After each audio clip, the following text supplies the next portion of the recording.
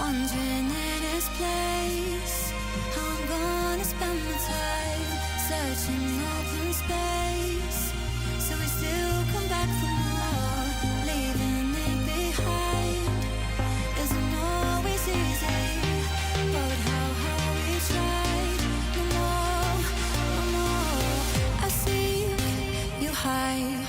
The stars aligned, and we had everything to heal us. No fear, no fight, as we decide to put the distance back between us. Take it away now. Take it away now. Are you letting this go? Take it away now. Take it away now. Are you letting this go?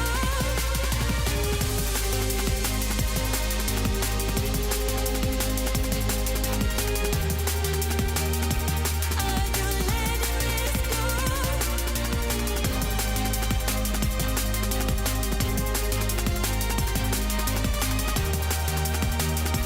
Are you letting this go?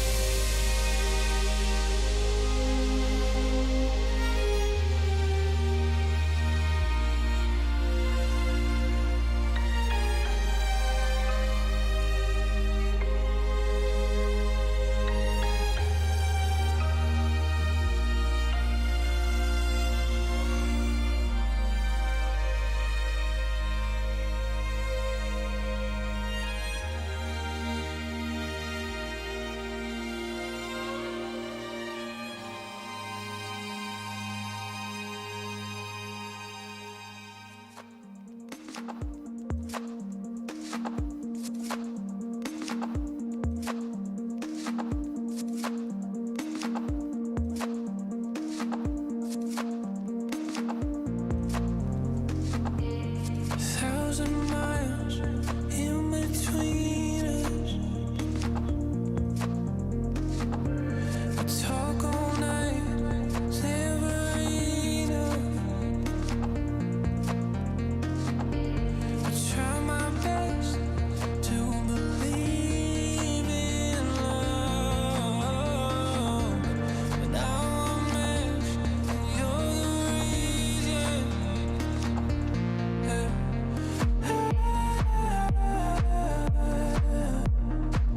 I won't feel your magic.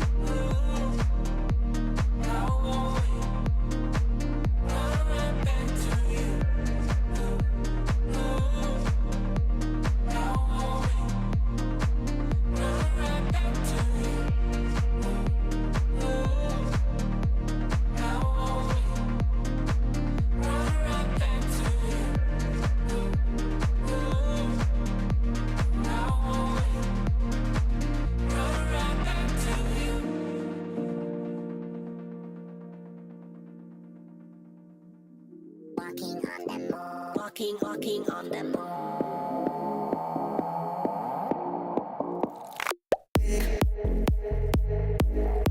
One moment to escape.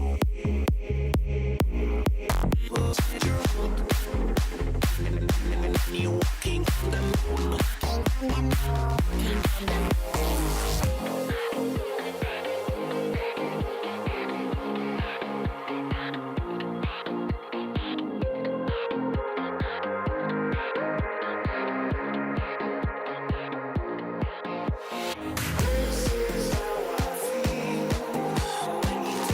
Some places that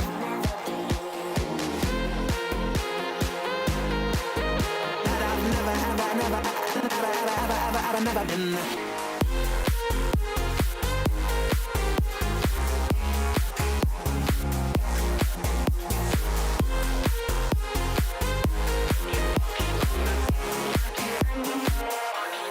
Dance again.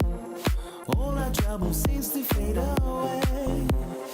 This is how I feel when you take me to some levels that I've never been.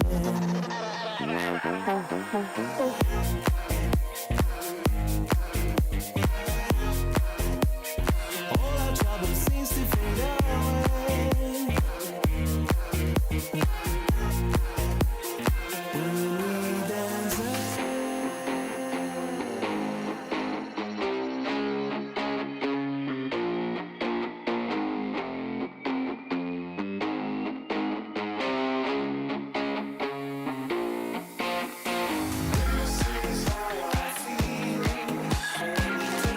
Some places that I've never been.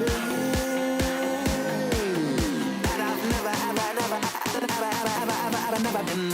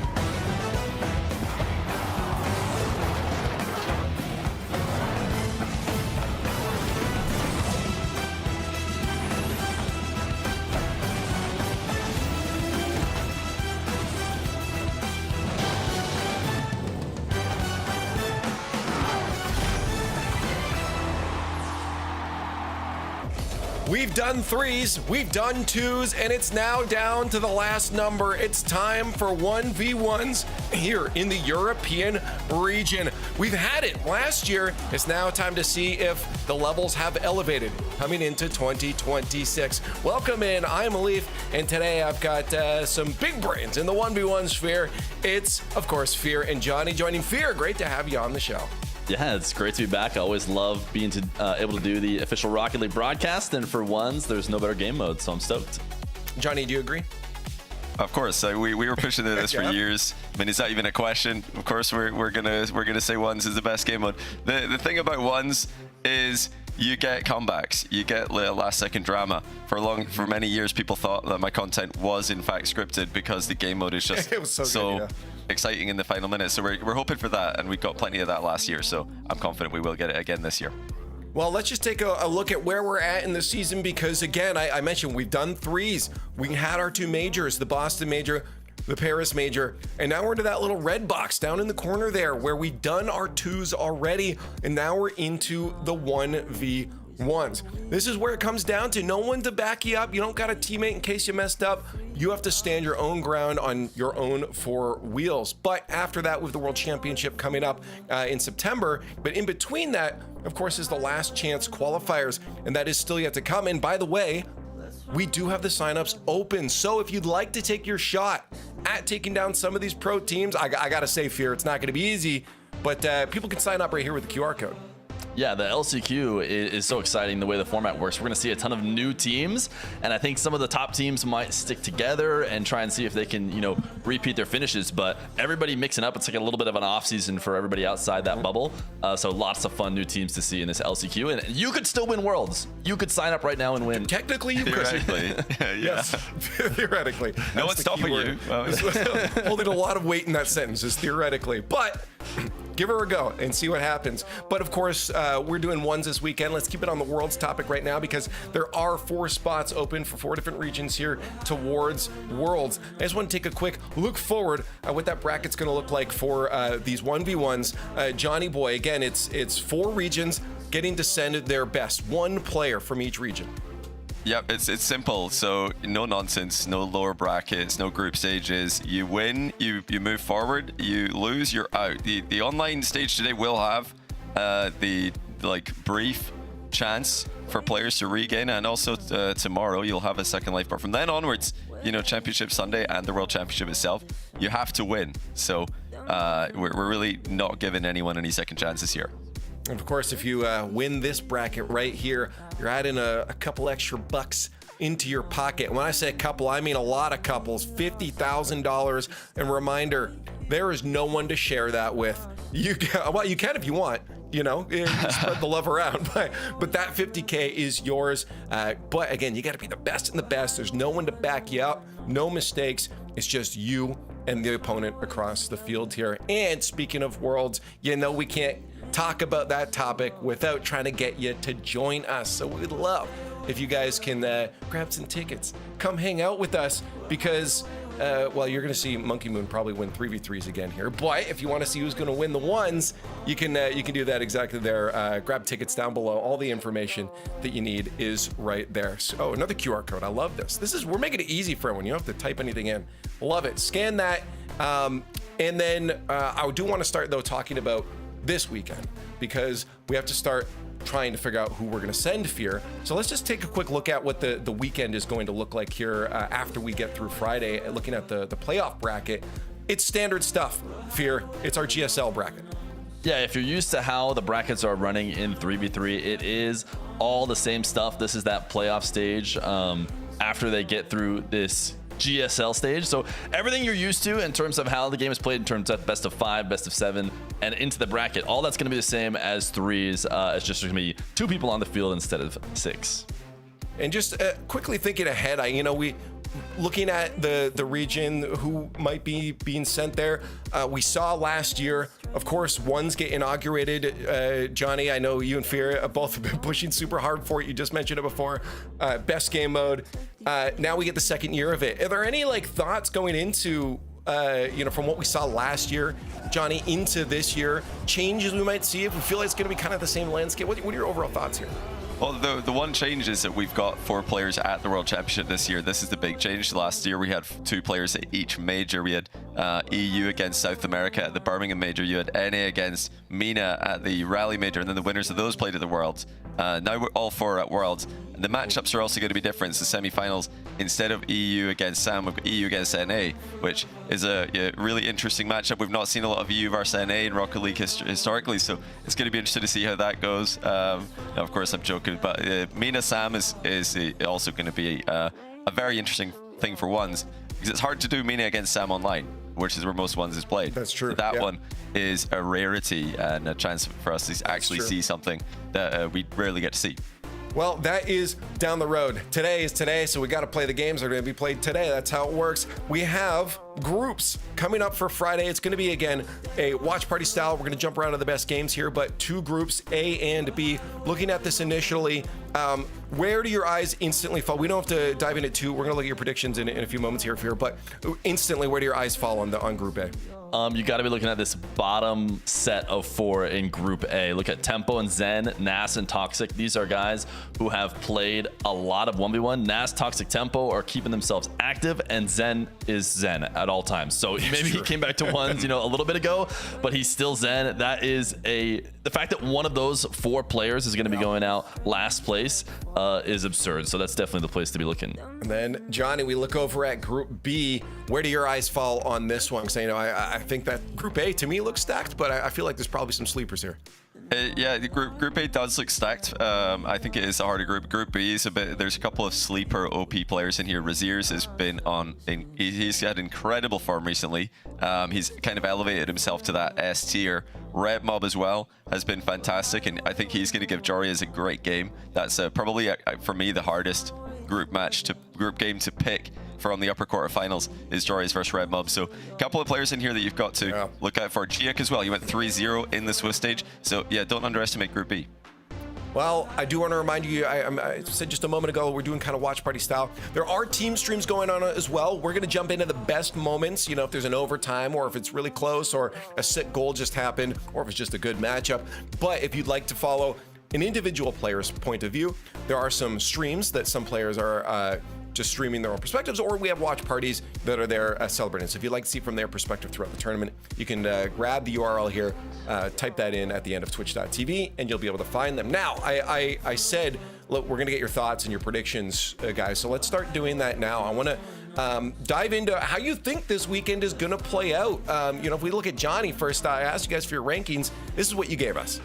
Yeah, I've gone a bit more historical, I guess, rather than recent, because Zen he's not really active in the one scene regularly, and players like Red Mob, he's been putting up way more results recently. Raziers has put up way more results, but I still think that just the name itself merits being a top 3, and Jack and Jorias, these guys, they know how to play ones tournaments well. Tournaments are a different beast, but yeah, Red Mob, Giak, they're my picks for the dark horses making it into the top 8.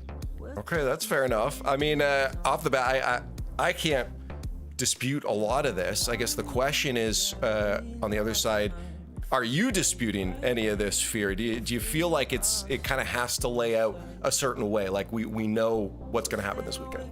I think we have a decent amount of data on how these guys play in ones. That was my first time seeing Johnny's rankings going into this, so I hadn't seen them before.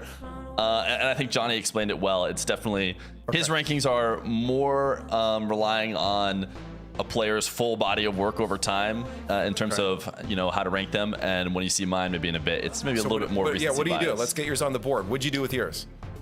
So I would say the big differences in mine, you're going to see Raziers up higher, up at 2, ahead of Nas Zen, as opposed to, I think, just Zen or Raziers at the end of that group. Raziers has been playing really, really well recently. In all the matches I've seen him playing, he has been getting only wins, only wins against all the top names. So I've decided to push him up and give him the credit for that going into this. I still have Moxie at number 1. The reigning champ. Tournament Moxie is just kind of something different. And then the other big difference is I have Red Mob probably a bit higher than I think Johnny did, because he's been playing really well in recent games. Still Jack Jorias next to each other in the same order. And then I went ahead and shouted out Tempo. Juke is actually probably what I would say is Johnny's only recency bias type pick. Juke has played really well through the bracket so far. Everything he's done in this bracket has been amazing. He got high and ranked right before playing, so I could see how you could believe in him, but I would say Tempo has more of a career-long status in ones, so that's why I have Tempo in there at number 8. Yeah, Johnny, I would say the only differences you guys had there was your number 8 between Juke and Tempo, I believe. So do you feel like it's those 2 players? Are there any others that could squeak in there? Or, it's close. Well, if you go complete history, Toxic is another name that maybe deserves a shout. But recently he's been losing to the guys who are losing to Giok and Tempo. So Tempo, I think it's a good shout. He's kind of struggled more in RLCS compared to outside of RLCS ones events, so that's why I decided to go for Giak. He's got a little bit of history in the other ones tournaments as well, so he's a player to watch out for. But overall, I think if we're gonna break the rankings into tiers, I think it's a clear top 4. and then you've got the Red Mob Jack Jorias. Yeah. Then you've got the guys who are just the honorable mention almost, making it in a number 8. So I pretty much agree with Fear's ranking as well. I mean, all I'm getting out of this is that Moxie's going to win. And, like, how far ahead, though, do you think, like, if I can get a quick percentage, like, ahead, do you think that Moxie is? It's close. What do you think, Fear? Yeah, it's tough. Percent ahead. I think there's just a big. So going into this tournament, up until like the last 2 weeks, I felt like Nas was going to even maybe be my favorite. Nas has struggled slightly, so I put Moxie back on top. So maybe that gives you an idea. I still have Moxie as my favorite, but Nas and Zen and these other guys are good enough to potentially take him down. I mean, that's fair. Yeah.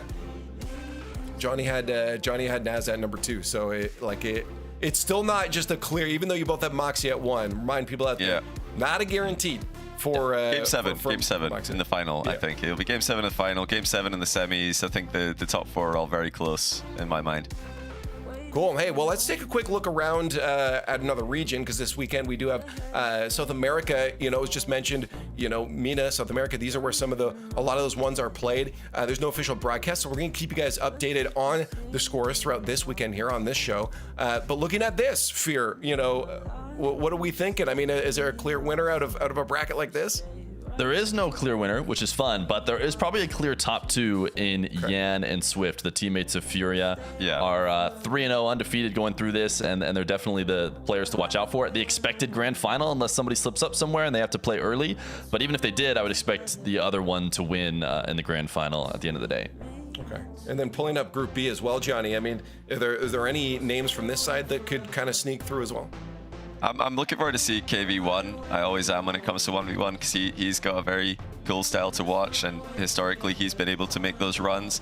But yeah, I think the Yan and Swift grand final would be my prediction as well. KV1 is my player to watch here, just because of his historical body of work in ones. But yeah, South America looking to be more clear cut for me. Not as many players able to battle at the Yan level. I mean, Yan is the bar in South America for winning tournaments. He's won the 2s. He was a 1v1 player last year. He's the most storied 3v3 player.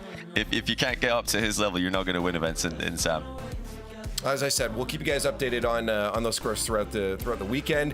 But on this show here, we'll be looking at the European games, Group A and Group B. Just we'll be starting through Group A and cleaning that up before moving on to Group B later on. But yeah, just talking about those groups again, I feel like Group A, Fear, definitely felt like the harder group to be thrown into. Maybe that's a benefit. These players, especially having a second life, will have a little bit extra, I guess, practice coming into the playoff bracket in the weekend. Yeah, I mean, there's just a lot of name brand value in Group A. There's a chance that at the end of the day, a Juke who's in Group B, who's been playing really well, can end up getting a really good result, and we'll look back and say maybe it wasn't as one-sided as we've seen in the past. But if you look through the long history of ones, you're going to recognize a ton of names in Group A. We say this, Vady maybe comes out and wins. Rebsy has been playing for a long time. We don't necessarily have him favored to come out of this, and neither with Vady. I actually haven't seen a lot from Vady. So if Vady were to make a huge run, it could be crazy in Group A, but there's so many good names. Specifically, that bottom quadrant Group A is just ridiculous. I also want to give players, Johnny, a bit of I guess, groundwork to stand on if they haven't watched a lot of ones, what they can maybe expect coming in is why ones is so significantly different. Obviously, you're missing 2 teammates, but what do we see, kickoffs being one of the main things in ones that's so different from 3s that players can or viewers can expect to see this weekend? I think for me, the main difference, apart from the obvious, like you mentioned, the amount of players, there's no teammates, and you can maybe use the wall as a teammate at times, but apart from that, you're all on your own. But it really highlights what players are able to challenge effectively, because some players are really good at challenging for their teammate in 2s and 3s. Right. They're good at forcing the play to go past them in awkward directions.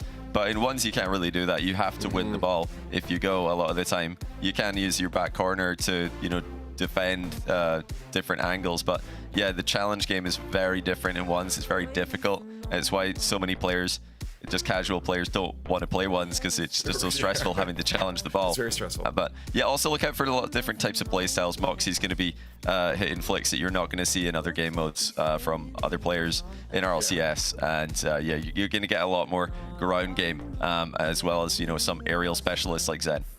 Well, as we move through this weekend, I expect the ones queue in ranked is probably going to peak a little bit as people start to see what these players can do. We'll try to replicate and fail miserably, but it'll be fun regardless. And hopefully you guys will gain some skills over the weekend. But as I mentioned before, we're going to be looking at Group A first, and then we'll move on to Group B later on. So we have 6 rounds of matches for you guys. And again, if there is an individual player you would like to check out, you can check some of these team streams going on around Twitch, twitch.tv/, and then whatever stream you'd like to follow there for the player you'd like to check out. But we are going to be jumping around to all of these different matches, watch party style. So I hope you guys can enjoy it with us and take along, give us your opinions in chat as we watch this. We'll be keeping an eye on those too. But these are the matchups coming your way.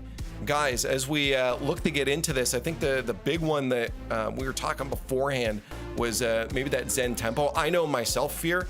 I think most of us are too. Zen stands. It'll be really fun to see what he can bring to ones. We saw what he's done in 3s, what he just did in 2s as well. So seeing how he can level that out in a ones environment, Fear, is going to be exciting, to at least to me. Yeah, and we know what Zen can do in ones. We've seen his insane streak before. We know he can rise to the level of a world champion. At the time, you know, it wasn't really a world championship going on, so now he's got an opportunity to prove that he can reach that highest level again. As we get started with these games, there's no question that's what we're going to be watching. Well, we got Game 1 brought to you by Progressive, starting in all 4 matches. And again, at Zen Temple 1 to keep an eye on, but I assume all of these are going to be fun as they start to play out. And again, one thing to mention that if you haven't watched ones before is forfeits are allowed, I believe, after the 2.5 minute mark. If a player is just so far behind, Johnny, it feels like ones is that place to allow that. Yeah, you sometimes have to just take risks when you're down by a significant margin, and that can result in even greater deficits being accumulated, which, yeah, just means you have to forfeit, basically. And I'm really glad that we've got that feature. It's been a part of one since the beginning. So, yeah, we'll look out for that. No danger of having forfeits, hopefully, in 3-goal, 4-goal deficits. In most cases, it's usually reserved for your 5, 6, 7 goal differences. We've already had some forfeits that we didn't necessarily agree with, though, Johnny. I was expecting to only have them happen with extreme leads, but people, players get frustrated. They like to forfeit early in this game mode. They do, yeah. And sometimes they're like not using their timeout as well. They're just saving it for, well, forever, and then never calling it. Okay, Tempo actually taking a 1-goal lead on Zen here. We've had goals in every game so far, something you are going to see in one. You want to go, why are they talking about the goals? Don't worry, there's going to be a lot of goals to talk about. Yeah. Tempo is going to be a real test for Zen in this first round. Tempo had a pretty rough Swiss. I remember going through it. I'll have it up right now. He played Jories and Nas. Those were his 2 losses to try and make it through Swiss. Those are very respectable losses. Zen is a nice fit. Oh my goodness! He's looking like me out there. He just boomed the bar for no reasons. Well, that's the other pressure in ones that we didn't discuss yet, is open nets. You can't hit the post, you can't hit the bar and have a teammate finish it off, or you have to score those. And Zen has missed his first open net of the tournament. I think he's going to be able to handle it pretty well. I was watching some of his games through Swiss. He has Fury doing his team stream over there, and he would talk to him in team chat during the matches when he would mess up. He seems to be, handling it fairly well, able to joke about it, able to mess around with himself. So he should be okay, even missing open nets, even if Tempo starts up with an early lead here. That was a nice little dodge there from Tempo, just dodging that bump that Zen was going for. And yeah, showing Zen how it won open net looks like successfully. Almost half the game gone, and Tempo's actually going to chip the ball past Zen, who's going for a delayed kick. Oh, Tempo's missed as well! What's going on? RLCS ones is just different, I guess, and I think Zen missed the flip on the kickoff too, or some strategy that was not very effective. I couldn't see if it was a strat or if he missed it, but he scored now. Okay, we're on the board. I mean, everybody getting used to it. We didn't really see this earlier. I guess main event, top 16 is a bit different. Everybody getting their wheels underneath them halfway through the game now. Hopefully we're going to start to see things clean up a little bit. You can afford to make mistakes here and there. It's not the worst thing ever in this game mode. Tons of goals, actually fairly lower scoring almost, I would say, for this first half minute. But Zen needs to get going, needs to get to his aerial game, needs to get to what works, and air dribble cringes their brakes. Yeah, he's really done well with that one. I mean, he put himself completely between the ball and Tempo. There was no access to it whatsoever. Tempo looks like he might have tried to bump Zen into his own shot because it wasn't more of a slow air dribble bump attempt. So it's not a bad idea, but Tempo didn't work this time. It looks like the contact he got on Zen's car was a bit flimsy. He's going to have a chance to retake the lead, though. So we take a quick glance at what's happening elsewhere. Looking like Jack is down 3-2 in his game. Nas is also tied with Toxic, and Moxie is winning 7-1, so that could be over pretty soon in the top right corner. Yeah, I want to call that out. Moxie, you guys' top favorite top right is already Brazilian. Messi on the other side.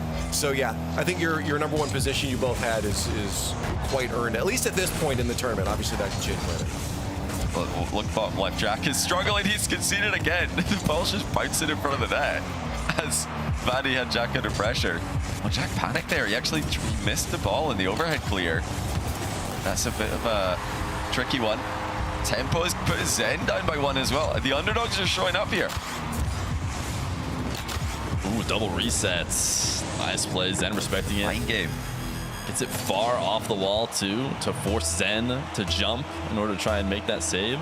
It's actually, Zen kind of did the opposite on his air dribble bump. He barely got it to the net on that post, but got his goal all the same. And Zen also had a bit of a struggle in Swiss. He went 3-0, but he did go Game 5 against Motion. He went Game 5 against Red Mob. These are players who are very, solid ones players, but players you'd think Zen could at least 3-1. And look at this, 4-2 Tempo with a low 50. He's managed to trick Zen twice now, faking high and going low instead. Really nice control by Tempo. Yeah, getting his wheels on the ball too, preparing for the 50, getting a reset, and the process of winning the 50 allows the recovery to be even faster. Not that he necessarily needed it on that one, I imagine, but sometimes those slim margins are really important. And kickoffs have been Zen's biggest problem. I noticed a couple kickoffs in a row go to Tempo's possession, and when you don't play as much ones as some of these other guys do, like a Tempo, you can put yourself behind. Zen is good enough to make up for that often, but if he doesn't clean up his kickoffs and get them at least equal, he's never going to be a 1v1 champion. Oh, Tempo bodies in for 5-2. Tempo winning this one from midfield. He has dominated the kickoffs, like you said, but he's not doing too shabby from just open play as well. Shutting down Zen's air dribble and then putting in a 5th goal. There's still plenty of time for Zen here, but he does need possession at a minimum off of this kickoff. Looks like he might get it. He will. This is what he needs. But he's got to score with the next attack. And he's going to try off his own backboard. We know that he can do this. The best is like the best players in the world, but that's not going to cut it. Tempo is on the home straight. Yeah, Tempo very likely. Oh my goodness, Oh. he didn't. With 3-goal lead, 30 seconds, he doesn't need to be taking shots from distance and trying to adding more, but he's not backing down. He's able to recover and at least make a save, so he didn't leave his net completely wide open, and that 50 dunk is probably good enough. I don't think we're going to see 3 straight goals for Zen, so Tempo going to start off this series early. Yep. Yeah, I reckon Energy Stream would have put the win on the overlay here already if they're watching. Oh, rip James White. That's a I can't believe they caught a stray here in 1v1. Ooh, that was a nice Double reset dunk by Tempo 6-2. Yeah. It looks like we're going to... Jack's lost as well, hasn't he? Yeah, I was going to say it didn't go well for Jack. He wasn't able to pull that back. Fatty was up 6-3, so he got at least one back there near the end of it. But we have a 9-2 in that top right there for Moxie. He continues his domination, and then you look 6-4 with 30 seconds left will be our closest match. You can see if anything changes down in the final 30 seconds here for Toxic and Naz. But yeah, Naz, you guys both had, I believe, each of you at least in top 4 for your, I can't remember where you had Naz. Yeah, for sure. I think I had him at 3. And 2. Johnny had him at 2, yeah. Yeah, he's looking good. These guys actually came up around about the same time in ones. Well, Toxic was a known name a little bit earlier than Nas, but I remember Saltmine 3. These guys were extremely close at the start of the tournament, and then by the end of the tournament, Nas had won it, and Toxic was still kind of the 8th to 9th best player. That was when Nas elevated his game, and Toxic was kind of a gatekeeper But yeah, they did start off around about the same level a few years ago. Well, we got round 1 done for all 4 of these games. We got 2 more starting now with Tempo already starting to lead on Zen down in the bottom right corner there. And then Vadi again. Looks like he might have Jack's number, at least. Well, Jack scored an open net, so that's a massive surprise. I haven't seen that in a while, but yeah, he's in a bit of trouble here. Zen is also in a bit of trouble, because like Fear mentioned in game 1, Zen lost most of the kickoffs. He got scored on by a kickoff goal 4 seconds into game 2. Yeah, and so often in ones, even if you don't lose the ball straight to the net and get a goal within 5 seconds, these players are so good at holding on to possession. You can get a kickoff possession and hold it for minutes and never give it back, and then eventually get your goal. Yeah, to keep putting the pressure on. That's really nicely done by Zen. Faking the high play with a ceiling shot, and good timing with the flip as well. But let's see what happens to the kickoff. This is a straight spawn, so it's less likely to result in an immediate goal than any other variation, and it will go to Zen. It's in his back corner, but he's got possession and boost, so this is definitely what he wants. Gotta be good at dodging air dribble bumps. Wow, goes underneath. No ways, he scored it as well. Tempo looking like prime Rawas there. That is a great save. Zen he didn't leave a big gap between himself and the ball. Tempo still found a way around it. Yeah, sometimes, the air dribble isn't executed well. You got to keep yourself basically glued right on the other side of the ball ahead. So there's no angles. But like you said, Rawas has shown everybody that basically any air dribble bump can be saved. This is what Rawas has taught us. Yeah. That's interesting. Is another kickoff the ball went back corner towards Zen's corner, but he did get the possession. Oh, what Tempo's hitting his own post, but it's favorable.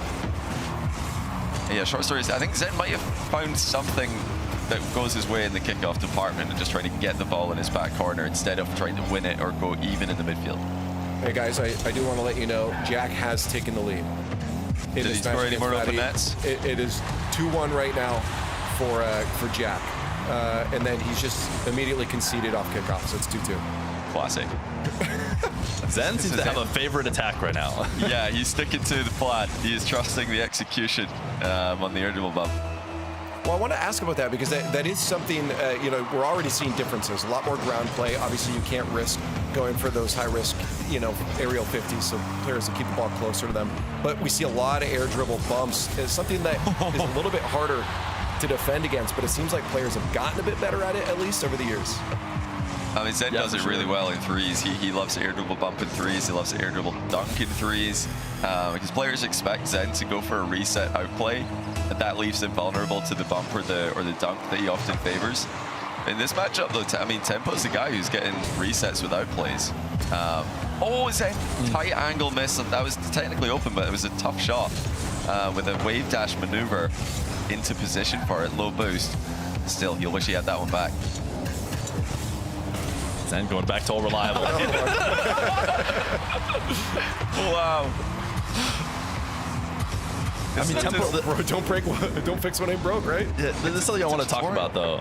It's like Tempo, there's a couple different ways. You talked about defending the air dribble bumps, and Rawas has shown that if you do wait on the goal line or you do wait for later, it is possible if you get up early, get around the bumps.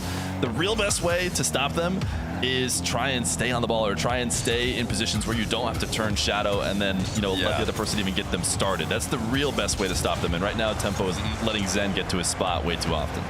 Yeah, usually, like Pierce said, usually if players see their opponent spamming these, they'll just challenge much earlier because you'd rather challenge early. And I mean, usually when players play against like Diaz in North America, you don't want to go up against his air dribbles, so you just challenge him before he can even take the ball up his own back wall. It's the same in any aerial play against these specialists. You can't let them get into the air, but that's becoming increasingly difficult when aerials are starting from the full length of the pitch, like Zen is here. Now, this time he does go for the reset, but is saved by Tempo, made to look easy as well as he scores. Yeah, it's just such a tough mechanic to do. Diaz does it so well that he makes it seem like it's free, but the finish needs to be perfect. You can't settle for anything less than perfect because these defenders are so good, and if you put on even, an okay shot, it's getting in your own net. It's not just getting saved, it's getting countered very quickly. And Zen shooting from too far out, too predictable, and Tempo punishes him. And Wow, top I right. just wanted to point out. 3, yeah. yeah, it was. Jack did get the lead back, and then immediately conceded 2 off kickoffs. It's now 6-3. So he had the lead in the top right there, but it has fallen apart quickly. Tempo as well. This is crazy. We're seeing the underdogs show up huge in the group we've already highlighted as potentially the group of death. There's still a long way to go in this game, but the game is not trending in Zen's favor. He is having to rely heavily on air dribble bumps. His resets have not resulted in goals for him as often as they've resulted in possessions and goals for Tempo. Now, I want to call it Fear. You had actually Tempo not even on your list, I believe. Or No, it was me. Or I no, was it the one that was Tempo. Johnny that That was did. me. Yeah, and are you surprised by this result? I'm very, I'll say I'm surprised and extremely impressed because Tempo is playing so well. Oh, never mind. Why does this always happen? I feel like I've seen this so many times.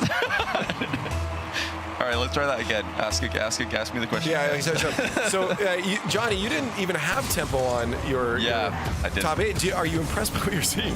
I'm very impressed by Tempo. He's been. There's no way.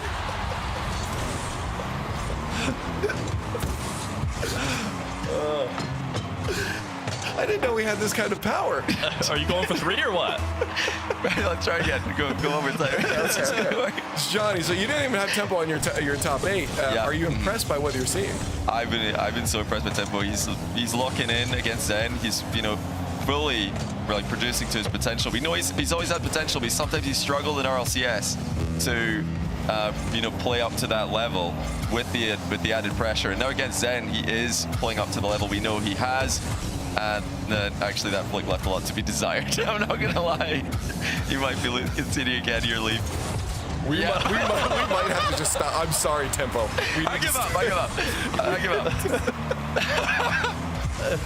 Oh my goodness. Well, if you look at the other matches going on right now, of course, in the bottom left there, Jack has lost game 2, 9-3, and then we do have Moxie finishing his in the top right there, 6-2 against Revzy. Moxie, of course, the favorite. And we just started, I believe, the Naz Toxic matchup there. Yeah. But neither of us put him in the top 8. I want to see. That's very interesting because he's been playing. I mean, that's a really good result so far. I mean, he's not just beating Jack; he's kind of crushing him. It looks like in those first couple games. You look at his Swiss. His Swiss was maybe like a little bit of an easier Swiss. He did lose to Osam. Beat Toxic though. Yeah, and One it's good great. He's result just clutching up. And wow, never ask me about Tempo ever again. Yeah, this has gone that's downhill. This has gone downhill. I've not seen it in too much of what he wanted since we started talking about how well he's playing. He can still win this though. He's had kickoff goals before.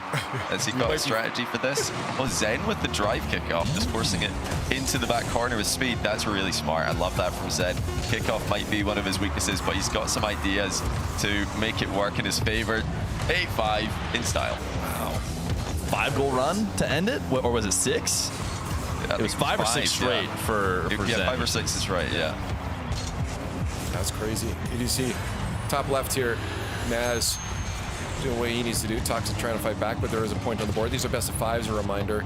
And I am worried though, guys. While I think James Bot is probably going to face a lawsuit from NRG for what he did, we may be facing a lawsuit from Tempo soon. We might be, yeah. Given what just happened in that one here. Naz, though, is one of those favorites, Fear, in this tournament, so expected results for sure. Yeah, and he has a tougher matchup here with Toxic. Oh my goodness. His matchup is tough, but clearly when Nas is playing his game, he can't be beat. What a shot. How did he get around in time? He's leaned back fake to flick and then hit a wave dash half volley. I don't know how he managed to get his car around in time to catch that on the bounce, but huge acceleration. Nas 4-1. That was clean. And, this is what you get from ones these days. It's more like it really looks like a freestyle showcase at times. Because you have more space, more time on the ball. You can be creative. You can flex the mechanics. You don't have somebody immediately challenging you every time, like in 3v3. That favors the hyper mechanical players, the guys like Nas, who can do pretty much everything. He's a jack of all trades in the game. Yeah, my eyes are up here in top taking the right. lead again. Let's see how long this lasts for, because historically in this series, not lasted more than about 10 seconds in the lead. But we haven't been watching him before. Now we're watching. That's true. Maybe we have the reverse caster curse for him. He did let lose to what team was it that Vaddie was on when they beat GK to eliminate them, I believe, from 3v3. And this guy was a problem. I mean, he is really starting to level up. Oh, careful. He's starting to level up in every game mode in RLCS. And Portugal's got a star player coming through here, 2-2. He is looking really good in the matchup here against Jack, who's not been too shabby. Jack took Moxie to 5 in Swiss last week, which is a pretty impressive loss. And now here we have the worst possible start to the day. Oh, you missed the pitch. Yeah, Jack's Swiss looks better for sure. I mean, you know, close game against Moxie and then handle business against everybody else. And Vaddie's best win Toxic, but yeah, I mean, he's about to change that. He keeps playing. I just like the way, I haven't really seen any gameplay from him at all. So even watching in the few moments, you know, I can already tell this is a guy who definitely can compete. He's moving the right way. Let's test and see how his full field air dribbles are. Is he capable? No way. Oh, he didn't get the second flip, so that's not going to work out. But Jack's parked. Okay, interesting strategy there. I'm not sure. I'm not sure with that. Oh, okay, looks like you're disconnected. Oh, yeah. That's an odd strat. For a moment there, it looked like he might be trying to bait in a challenge, but no, he is in fact just doing circles. He's circumnavigating the back corner boost. He's looking for a parking space. This is a pitch, mate. It's not a car park.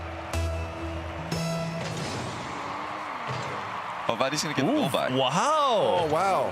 What, so Does does Jack Jack not want it? it or something? He might not want it. Yeah, this is an interesting Or they're waiting.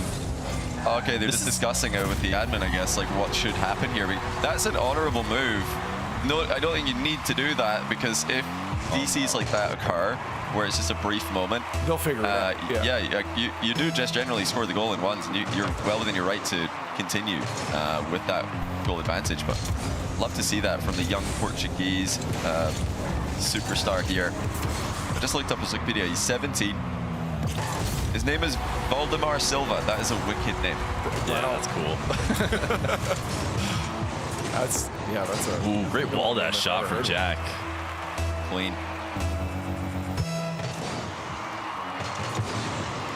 How are we looking across the board, Leaf, with Jack's resurgence well underway? Yeah, so Any other results? Nice shot. where we see, again, Naz going into a match point on his matchup there. And we're just starting into the other one in our top right there. Zen has the lead. Obviously, it's still close. That series has been close. It's tied 1-1 apiece here in the best of 5 overall. But Zen does hold the lead, so that's the biggest update I have. Okay, Looking in the top right. Yeah, it might be going back Revsy has managed to keep normality. Moxie scoreless. Impressive for a whole minute. For a full minute. Oh, he might go one better. Never mind. Moxie's scoring a ceiling pitch, or a crossbar pitch, I should say. Yeah, can we call him Lord Valdemar from now on? Valdemar? Lord Valdemar? Yeah. I'm not sure. I'm really sorry. I don't know how to say his name in Portuguese, but can we call him Lord Valdemar? Is he that scary? I mean, he is scary enough. I think if he wins this. Yeah. If he wins it, he earns it right now. He earns it, yeah. That's a decent shot by Zen. Forced a boost steal. Tempo in a bit of trouble. Like a good fake challenge, though. Very convincing. That's what we were talking about earlier. The challenge game in one's very different. You need to be so precise with your fake challenges, your actual challenges. And yeah, even Zen here not flipping into this one. He wants to keep his recovery so he can get the in and out save. Unbelievable. Yeah, this is round 1, remember. Has he scored this? It's over. Respecting it. He's booped the bar. Can he hit that hard enough? That's an interesting challenge. I guess you force him corner, but yeah, what if do you really want to challenge with like in the air like that, like Zen just did? The defensive alternative game, scary as well. Yeah. I guess, yeah. So it's changed over time, but there's no question that now in the ones game, the aerial attack is so good that you'll see pre-jumps, you'll see floating in the air off the ceiling to challenge aerial. You'll definitely see lots of aerial challenges because players are so good that if you just let them go to work, they're just going to cook you. Yeah, it's almost just trying to be annoying, just giving them something to look at. Like when somebody's starting their full pitch air dribble, you'll see players like Pearson just jumping off the ceiling for a second. It's just to have a distraction to look at. Tempus hit the post here. Nice recovery though. Oh, he fakes the mid boost run instead of playing low boost. Zen's low boost game is very good though, so I think he's going to be fine here. Dodge a demo. Oh, wow. Race play. Yeah. Sorry. I'm just so curious because you almost saw a demo here, and I am now with the new demo changes. I wanted to ask if we've seen any changes in how people approach demos because the defending player can pick what side they're on. Then there's less, I guess maybe more risk in getting a demo in certain parts of the field. It's I think it's more intentional now. Like, we haven't seen any huge moments where it's been, this read of the century, prediction exactly where somebody's going to spawn. Oh, good try there by Tempo. Has he still got this? He does. Game on. But yeah, Fear, have you seen any instances yet where the demo spawn has influenced the outcome of a... not really. Or spawn demo, I should say. What it did make me realize is I was wrong about just how close both spots are. I was thinking they were farther away than they were. I saw a spawn that I thought was maybe not close enough, and then we went back and looked at it and it was, oh no, they correctly picked the close spawn. They were a couple pixels away from a save, but it didn't work out. So the thing is, the margins are so thin on those respawns anyways. There's going to be times when it becomes relevant, and it may be at a huge moment, but as of right now, I haven't seen a choice changing too much. It's mostly people just picking the spawn wherever the boost is available, if there's space. Yeah. I did want to point out, it might be worth watching here. 9 seconds left. Jack just lost the lead down in the bottom left. Oh my goodness. Yeah, so the chance here for Lord Valdemar to take this away off the kickoff. Looks like Jack was not the chosen one to defeat Lord Valdemar. 5 seconds left, and it's a just simple kickoff goal from the Portuguese player. Now, can he get another one? It looks like Jack might have a chance to respond. Big mistake by the youngster. It's wide open, and Jack buries it. Yeah, Lord Valdemar jumping up when he just needed to start heading back to net because he was in a tough spot. I mean, after that jump, he's all but guaranteed to get scored on. 8-8 OT. Most important kickoff coming up right here on a diagonal, very volatile. Diagonal as well. Yeah, this could go absolutely anywhere. There's so many strategies, and it's going to be just a complete fake, but not an effective one. Jack saw that one coming. First play to force game 4, and a save towards the top corner. Still a good position for Jack though. Almost no boost in defense here. Somehow gets a great challenge in though. He's done so well. He's really under a lot of pressure though. In such a tough spot. Jack is great at converting these. He keeps trying to go high. Another great save. That's it. Game. Oh boy. I can't believe it's that. Match. I can't believe Jack glued himself to the ball. I thought for sure he was just going to take more pot shots, but huge upset in round 1 in the group of death. Jack has been swept by a new star coming out of Portugal, Lord Valdemar. Valdemar Silva. What a player, what a game. Moxie up 9-2, I see. Didn't last very long, that tie game. He's going to get Moxie has double figures. He did very well could. I think he has the best matchup against, non-favorites, if that makes any sense. Like, maybe the least likely to get upset because he has so many games played against, this kind of level of ones. And he's such a safe, smart player in ones. It's just not very likely for him to get beat early by, a non-great. Mm-hmm. Yeah, he's just a brutal player to go up against. He's so efficient. And he's got so many different tricks at his disposal. Moxie's aerial game's underrated, to be honest. He's obviously known for the flicks, and he's known for the ground game. He's going to try going for 10. Can he flick to the right now? He's been practicing it. He's just going to delay it. He's trying to go for a tap in. Wow, I mean, he waited till the last second, and then he just flicks it over for 10. Look at this. The back flick. He's styling on him. He even flick cancel to land a little bit further back there. That's so smart by Moxie. That is Moxie completing his win there. He'll need one more to make it into the playoff bracket tomorrow. Naz doing work up in that top right, so we don't need to watch that.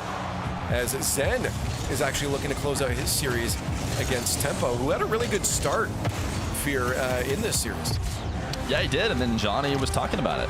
I was prompted. I just answered the questions, Your Honor. Yeah, it's kind of He wild. is. It seems like it's completely turned around for him. Zen's woken up. He has really leveled up, and I think he's showing everybody that this is not like the raw Zen who first burst onto the one scene, who had no idea what a kickoff was, and he was just winning off pure mechanical ability.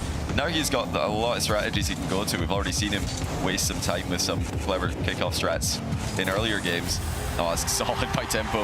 If you're going to try and bump the attacker into their own shot, you need more momentum than that. Zen, yeah, didn't have a lot of boost to play with here, so it's hard to generate any kind of power. I expect to see Zen doing a lot of adapting. I mean, it's kind of what happened here. He comes in, I think, with less matches played than some of these other guys, but with each new game, you know, his experience in the current meta, the current ones game is going to rise more and more, and so I think he might, you know, improve over the course of series more than somebody else. Yeah, he's a natural when it comes to the game. I mean, he's already considered the best threes player, the best twos player, and ones is the only game mode that's evaded him. He was right at the precipice of being the best ones player back at the end of the streak that Rawas beat him in.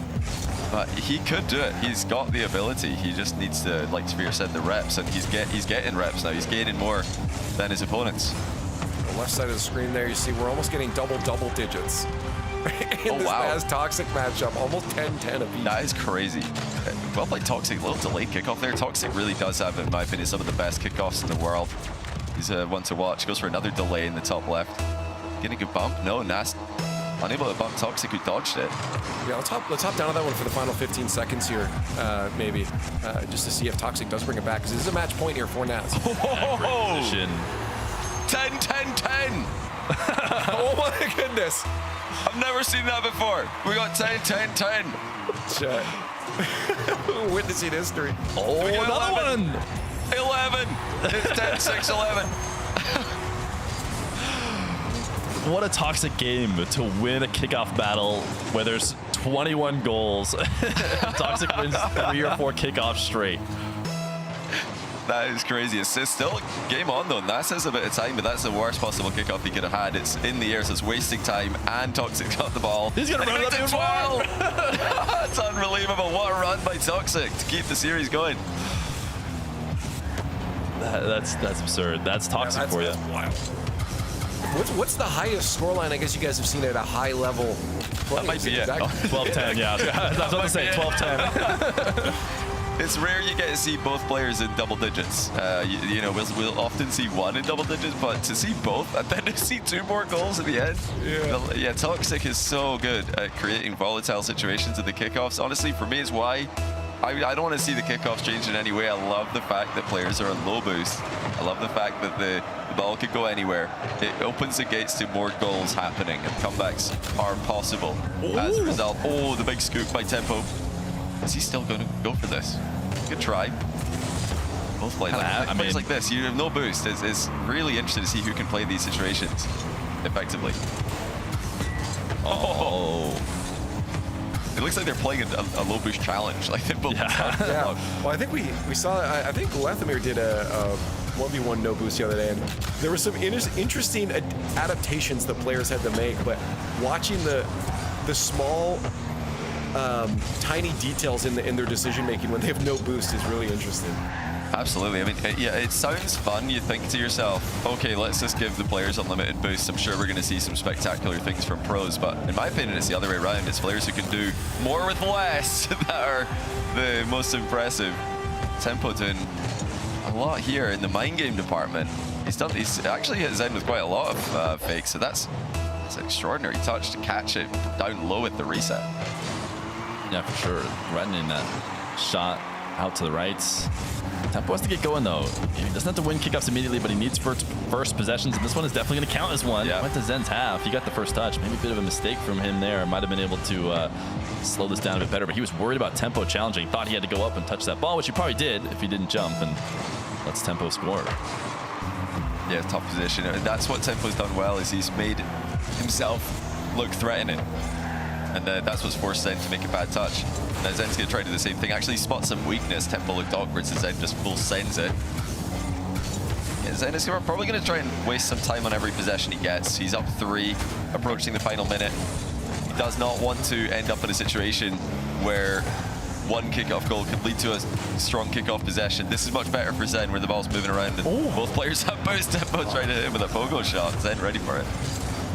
And big clear too. Tempo not able to keep the ball contained, getting forced back. It's a big deal. Zen able to get 100 because of this. He has boost advantage, and now taking the ball to the side wall. I mean, this is just good time stalling. Good challenge from Tempo. He has to go all in. Nice. Take it away. Missed this, and the ball bounces too high. That's so unlucky. It was the worst bounce possible. Now Zen's going to turtle in the 7th goal. Good try there by Tempo at the end to almost score off a Zen aerial play, but yeah, Zen is here, guys. He is producing some great play. We saw Tempo is playing well as also. I actually prefer this for Zen, the fact that he's been tested and he's passed the test rather than just winning outright. But look, looks like we're going to go to the VAR for something here. Is Zen? No, I think that was a forfeit. Turtle was a legal forfeit. move. Okay. Wow. Okay. I'm actually a little bit surprised by that because there was still time. I was expecting maybe this is. I want your take on this, Fear. I would rather see Tempo play out the kickoff and then maybe if the kickoff goes badly, you forfeit. Well, if you get a kickoff goal, like it's game on. So I'd like to see him go for the kickoff at least. It's interesting. I mean, Zen just clearly had a huge mental edge on him. The fact that you give up, normally you don't even see forfeits almost ever if it's going to decide the series. You know, sometimes you want to go next get into the next game, but he forfeited the series there instead of trying to see if he could win a few kickoffs in a row, which considering I'm pretty sure he won a ton of them in game 1, like it is possible, but maybe just not the adjustments were too good. Don't necessarily it's unlikely. Like, of course, it's unlikely. You know, it might sound ridiculous. Ends up by 4, 36 seconds left. It might sound insane to talk about a comeback, but this is 1v1. Like, that is the same as a 2-goal lead in 3s with 36 seconds. You can basically, wherever the goal lead is in 1s, half it. Would a 3v3 team forfeit down 2 goals with 36 seconds left? I don't think so. So I think that was probably a bad forfeit to forfeit before the kickoff.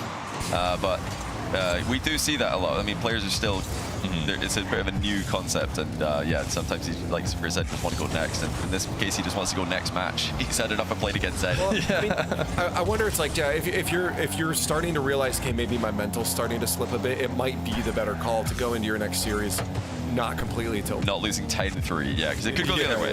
It could go the other way. Zen could win some kickoffs. Oh my goodness. Sorry, the Toxics just deleted the ball. What happened? I was literally 0 to 100 right there. Yeah. Oh my word. Goodness. He just sweet spotted it right on that opposite side of his car. I mean, that could have ended up anywhere and then just boomed into the net. If Toxic's going to pair that with his kickoffs, I mean, he's a threat here. He really is. Yeah, Nas, I'd say Nas, like Moxie, is one of the players who's less likely to be upset. But he has to be extra careful going up against Toxic. But I do like that from Toxic, little drive challenge. Nas with the wave dash on target, though, completely catches him by surprise. It's a huge play. Yeah, landing, he's popping the ball and using it as a dash, like you said, at the same time, multi-purpose, and runs ahead on Toxic. Just good patience from Nas, recognizing Toxic's diving for a challenge. Is this delayed kickoff gonna work? It should be okay. I don't know if Nas is necessarily gonna win it. Toxic is probably coming out. Wait, they're trading boosts here. Toxic taking midfield. Good challenge. See, that's what I'm talking about, stealing challenges. You were talking earlier, Leaf. Like, right there, Toxic knows what Nas can do from that position, so it's just worth the risk to try and challenge him from the ceiling, even if it may mean that he gets possession again like he did and scores. Nas is also going to score if you don't try and challenge him. Right, yeah, I guess a lot of it comes down to the confidence in recovery as well. I mean, before I'd be worried about going up for a challenge and then just having no way to recover, but players have gotten so good at being able to manage that risk that I guess it has become valuable to do that. Yeah, Nas like gonna try like Zen did to waste some time here. Yeah, Toxic has to go, so that's probably gonna be another one. It is gonna be another one for Nas. But I think it's probably a bit early for Toxic to go all in there. You do see these kind of plays, just completely all-in challenges when large goal deficits appear, but there is so long left in the game. I think Toxic didn't need to, you know, go for it that soon. Maybe a couple more normal challenges. But yeah, just like Tempo before, it's a lot easier to say that when we're watching the games than it is when you're playing. When you're playing, the heart's racing. Every single play is full tension, full pressure. It's harder to execute in the moment. and I think it's tough because we haven't been watching this whole series, but there's a chance that during this series, Nas's, sidewall air dribbles have just been converting at 95% rate, and so Toxic says, I have to do something different. It's something has to change or I'm just going to get scored on again. Yeah, I just don't want to defend against this guy in the air, so I'm just going to go, stuff this. I've had enough of, sitting on the goal while he hits another reset on me. But, Toxic's not far from here, so it looks like he is going to try and get some more time in the game, which is important when you're going on to play more matches later today. This is great practice against one of the best ones players in the world, one of the best players in the world. It is getting ugly now. Yeah, I mean, Nas has the best air dribble off the walls in the front half, in the attacking half. Diaz gets to hold the back wall dribbles and maybe longer distance ones. But if Nas can get started in your half, you're just going to have a really tough time, as he proved right there. Do you so for you guys, I mean, is it okay, he's just gonna chase him down. Toxic here. I was gonna ask about the forfeits. Is this do you guys forfeit or do you Do I forfeit or should they forfeit? Big difference. or do you try to just get more practice in a scenario? This is not practice anymore. This is definitely This is Toxic. Just letting Nas know that you are stuck in here with me. I'm not stuck in here with you. You're in here with me. This is like when the opponent in ranked is telling you to FF because they've clearly won the game, and you say, I don't think I will. I think I'm just gonna make you play this one out and just waste your time. So you've taken my MMR. I'm gonna take your time. Tell me what's more valuable. That's funny. Yeah, no, we had a little psycho contest at the end there for the squad. No, I mean, I guess it was practice, right? It did kind of fall into what I was asking, but yeah. Do you try and just take those last 45 seconds when you're being beat that hard to say, okay, I've got, as you mentioned, the best player, one of the best players in the world across from me. I'm going to get a little bit more practice in right now before I go to my next opponent. If you got good mental fear, is that a good idea to try and do? Yeah, I think it comes down to the mental of each individual player. As I joked about before, the mental of me as an individual player would not want to play out and keep getting lose. I would be the one to tilt into oblivion for sure. I would absolutely tilt into oblivion. But you don't make it to this level without being able to, resist that level of tilt. So assuming they've got stronger mentals than me, which all of them do, it can be worth it to try and see what else Definitely you can get going. Kickoffs could be a good thing to practice, I think. Yeah. You want to test some things. Yeah, it looks like, as you predicted, Nas was extremely successful with his air dribbles in Toxic's half. Toxic, as we saw earlier, he actually won this. Yeah, look at the scoreline, just dropped up to 10. Yeah, he won that from behind. Nas was leading in game 3. Toxic came back and won it. So really good stuff by Toxic at the end of the game. Unfortunately, Nas proved to be too much for him, though, and ran away with the next game. Toxic got a clip, though. I mean, he had his moments in this series. This is the one we probably got to see the least amount. Moxie is handling business. The Moxie fans. Top left. Never seen that before. Big surprise. And Moxie destroying. I mean, I don't know if I'm surprised or not with the level of destruction. What was all the 3 games I'm looking at right now? 9-2, 6-2, only 6 in game number 2. 6. Moxie falling off. It looks like Revsy decided to take a more passive, defensive strategy in that matchup, which generally doesn't do very well against Moxie, who can just flick the ball past you if you decide to watch and wait for him. Yeah, critical moment here. Jack had the boost advantage. He probably didn't feel like he did, though. He was under the ball, couldn't really see, misses. And yeah, I think the kickoffs from Lord Valdemar combined with his aerial play, and he's just like absolutely clipping on Jack. Oh my goodness, with a triple reset. Was that game 2? I gotta write that one down. Yeah, game 2. 0 seconds? Yeah, okay. Yeah, I mean, it's interesting. I haven't watched a ton of Vadi, and everything I see from him is he's got the whole package. Sometimes players will sneak in because they have a especially good, ground game or kickoff or something. They sneak away and would get a series. But everything I've seen from him is he's got the entire package there. So it'll be exciting to see what else he's got in store. Yeah, I mean, 3-0ing Jack is and pretty informed Jack as well. If the Swiss run that he had last week is anything to go by, very impressive result. So, yeah, this group of death just got a little bit harder. Revsy is going to be up against Jack in the lower bracket. You probably didn't expect that, and the other side, we already knew that was going to be hard. Tempo versus Toxic. We're going to have to say goodbye to some extremely good players in round 1. Well, again, this was a chance. Teams had their second life here, but after the break, we'll have that. You'll see in the bracket now, those teams in the bottom there don't have a second life. Jack, RevC, Tempo, Toxic, they have to win from here on out if they want to make it into playoffs tomorrow, because you don't have the second life. And then there in the upper bracket, Moxie, Vadi, Lord Valdemar, and Naz and Zen, they do got that second life still. They could drop to that lower semis there, but they want to get it done right now and move themselves into those playoffs, because again, just having the best streak you can, only one player gets to move out of both these groups and the playoff bracket to go and play at Worlds. So yeah, why not get it done right then and there?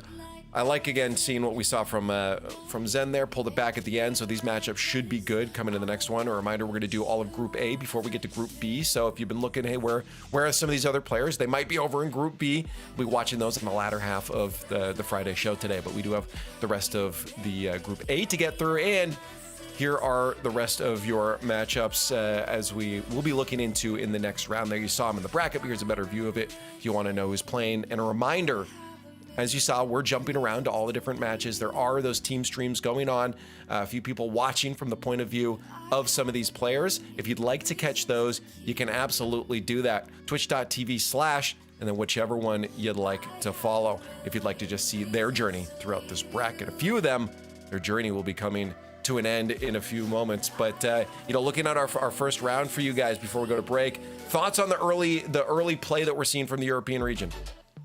I think NAS is going to be cinema based on what I'm seeing so far. I think they're both looking good today. And yeah, lower bracket, Tempo, Toxic should be a great match as well. They both took a game off NAS and Zen respectively. So we've got a couple of great games coming up. I mean, we'll see if Vadi and Moxie, that shouldn't be too entertaining, but with the way Vadi played, I mean, Jack took Moxie to game 5, so yeah, it obviously doesn't work this way. It's a little bit more of a rock, paper, scissors type playstyle matchup between players, but I mean, Vadi beat Jack by more than Moxie did. So maybe they're about to be an interesting matchup that we didn't think was going to be interesting there in the other upper semi. We'll find out if the number one favorite in Moxie can shut down Lord Valdemar's run here in the upper bracket. We'll have to find in a few moments, though, on the other side of the break. We'll see you in a few. Keith, I want to try an experiment. All right. To help you unbecome your parents, I want you to try a game called Rocket League. Ooh, is it a puzzle like my crossword? No, picture soccer Okay. with a car. What do I hang my feet outside the window? No, not your car. But you said think of... It's a video game.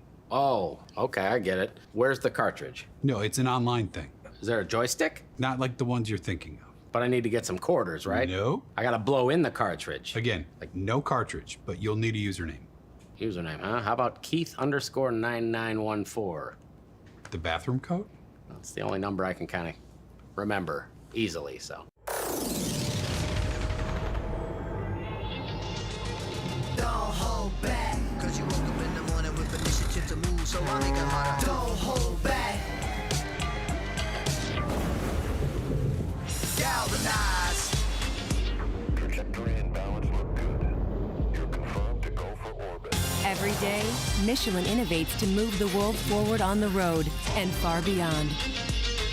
Michelin, motion for life.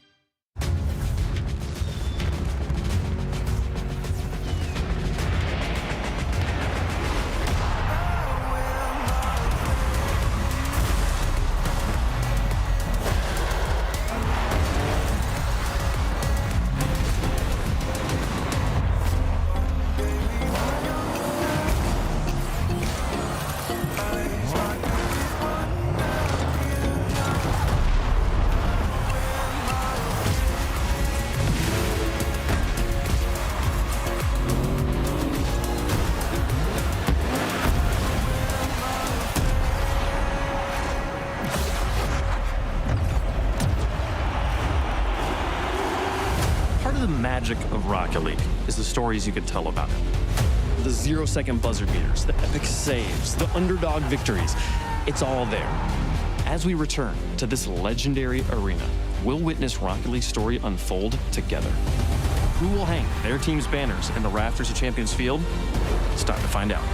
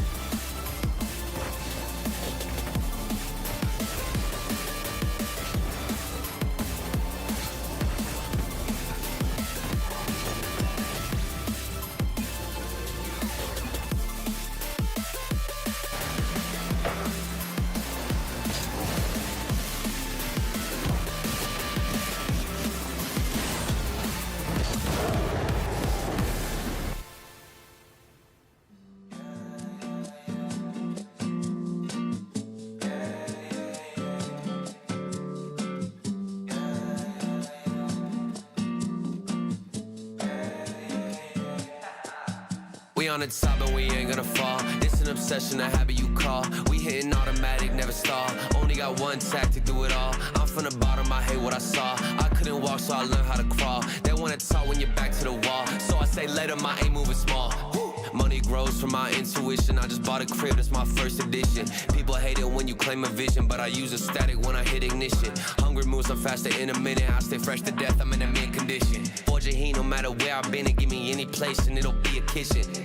This how we flow to the top. I'm on a wave and it never gon' stop. I hit a 3, now we running the clock. 24 seconds, I still block your shot. I'm making this an eternal spot. Permanent stain in the flow, ink blot. Don't step to me when I get too hot. I'ma end your life and it's all you got. We on the top and we ain't gonna fall. It's an obsession, a habit you call. We hitting automatic, never stall. Only got one tactic, do it all. I'm from the bottom, I hate what I saw. I couldn't walk, so I learned how to crawl. They wanna talk when you're back to the wall. So I say let 'em, I ain't moving small. Homemade flow, I'm a PVC. There ain't one player out doing just like me. Heart rate froze, check the EKG. I hate wasting time, no eventually. Routine work when nobody see it, but I ain't feel the stress, I know it's meant to be. 30 beats, I'm on a killing spree. I made every song in my discography. Yeah, that's every cent, every dollar. I ain't tryna listen to a broke scholar. Making moves to make the money taller. To the cash topping on the Eiffel Tower. Labels calling, I won't wear their collar. With my own drive, I can take it farther. Do it myself, don't ever bother. Been self-made now, shout out to my father. We on the top and we ain't gonna fall. It's an obsession, a habit you call. We hitting automatic, never stall. Only got one tactic, do it all. I'm from the bottom, I hate what I saw. I couldn't walk, so I learned how to crawl. They wanna talk when you're back to the wall. So I say let 'em, I ain't moving small.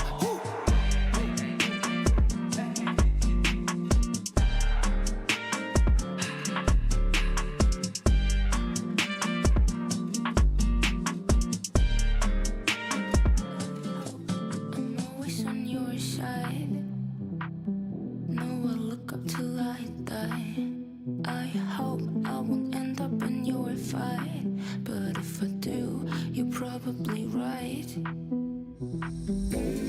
My surrender, you act like you don't remember me. You're cold as December and explosive when you look at me. I'm sick with excitement. You can seem so violent. It's fire in your eyes. I feel like you ain't right here. Nothing that you like here. I know you were keen to cut the ties. It's fire in your eyes. Fire in your eyes. Fire in your eyes. Fire in your eyes. Fire in your eyes. Fire in your eyes. Fire in your eyes. Fire in your eyes. Fire in your eyes. I hope you will get at me, but you indifferently. You talk so impassioned around here. When will you put me? My surrender. You act like you don't remember me. You're cold as December and explosive when you look at me. I'm sick with excitement. You can seem so violent. Fire in your eyes. I feel like you ain't right here. Nothing that you like here. I know you were keen to cut the ties. There's fire in your eyes. Fire in your eyes. Fire in your eyes. Fire in your eyes. Fire in your eyes. Fire in your eyes. Fire in your eyes. Fire in your eyes.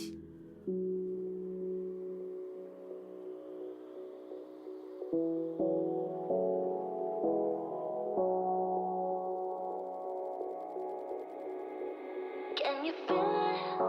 The fire in your soul, leaping at the chance for love. Can you feel it? Haunting your senses, letting all your feelings go. But I can feel it rushing through my veins. Your love's the only drug I know. But we've been playing the hand now we're dead, but we can light it up.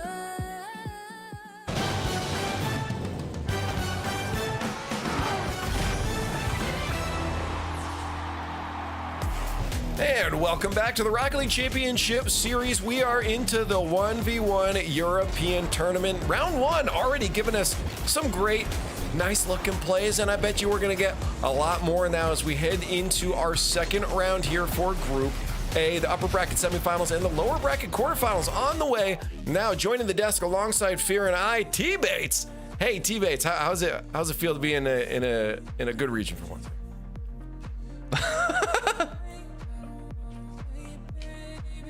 Anyways, very excited to be here. For my first Friday stream, usually I can't work Friday streams, so that's why I'm on the European 1v1 show. Yeah. Here, of course, you heard Fear and Giant, the two experts. But I will say, as the only one of two talent that actually has reached SSL in ones and actually has. Okay. I don't know if I have the capability to still hit SSL ones anymore. I'm just saying that. I can bring a little bit of perspective here that some people can't, and I think that's valuable. They'll give you the expertise on everything. I might give you a little bit of expertise on the challenge. So. All right. Well, we'll hear that expertise come out here as we move through Group A. Again, we started off that round 1, a couple 3-0s in there, but a couple at least good fights along the way. We saw some close matches. You know that. Vadi Jack match, it was in overtime for that game 3 there. We saw Rev C, keep it maybe sort of close to one of them there, but of course we do have the strongest players on through to the next round. I want to let everyone watching at home know these are best of 5s in the upper semifinals there. The 2 players that make it through those will be qualified in. The 2 that don't will drop down to lower semifinals, but anyone that loses here in the lower quarterfinals, those are elimination matches. You lose this, your journey is done, and only one player gets to walk away or walk towards the World Championships by the end of this weekend. So just taking a look at the schedule so you guys know what we're doing. We're going to cruise through Group A. Once we're done that, we've got 3 rounds for Group B. We've only done the upper quarterfinals so far, so we got a lot more 1v1 Rocket League for you coming your way. And if you want to follow a specific player, you can go watch some of the team streams that are going on. We're going to be jumping in watch party style to the different matches. If there's good overtimes, if there's close matchups or fun storylines, we'll be jumping around to the 4 matches that are playing. And here are your 4 matches that are coming up into the next round. I already said it before. We've got our uppers and lower. Some are elimination, some are not. Fear. When we look at this one, I think just before we were talking, Naz Zen obviously be a good one. I think some of us might want to see, can Lord Valdemar take on Moxie, one of the favorites. You both, Johnny, had him as Moxie as that number 1. Yeah, for sure. But Nas and Zen ultimately is a potential grand final in this tournament. It kind of comes down to what Zen can do. Nas has been a grand final capable player. He was last year as well. There was a little bit of news about him potentially being under the weather last time around. And with ones, you can't afford to be sick during one weekend and then you don't get 2 more opens to fix it. You got to be able to clutch up in the right moment. Nas has been the top player for a long time. So we'll see how he does today against Zen, who seems to be getting into form. Yeah. Bates, looking at that matchup, the Zen matchup, do you feel like Zen coming in with a less experience in this kind of format this will be close, or do you feel like we're actually just going to see Nas kind of walk away with this, blow it out? No, I'm gonna throw it back at you. Was that a rhetorical question? No. Sort of. We saw him now playing round 1. Do you think Zen coming in with less experience? But it doesn't matter because his name is Zen for a reason. 44-1 in the 2v2. Hey, you know me. Took a RLCS world champion. And then, of course, he's just honestly the best player in the game. So it doesn't matter if he has less experience competing in 1v1. He is Zen for a reason. I do expect this to be a matchup. He can go up against anybody, toe-to-toe.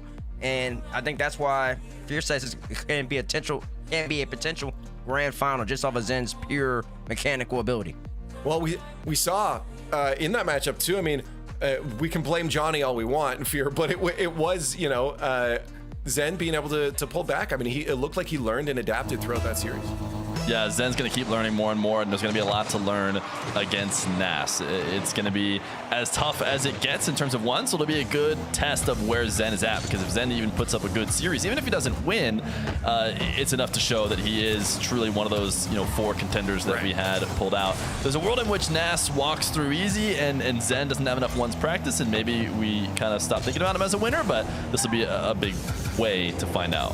Well, we do dive into game 1. Presented by Progressive.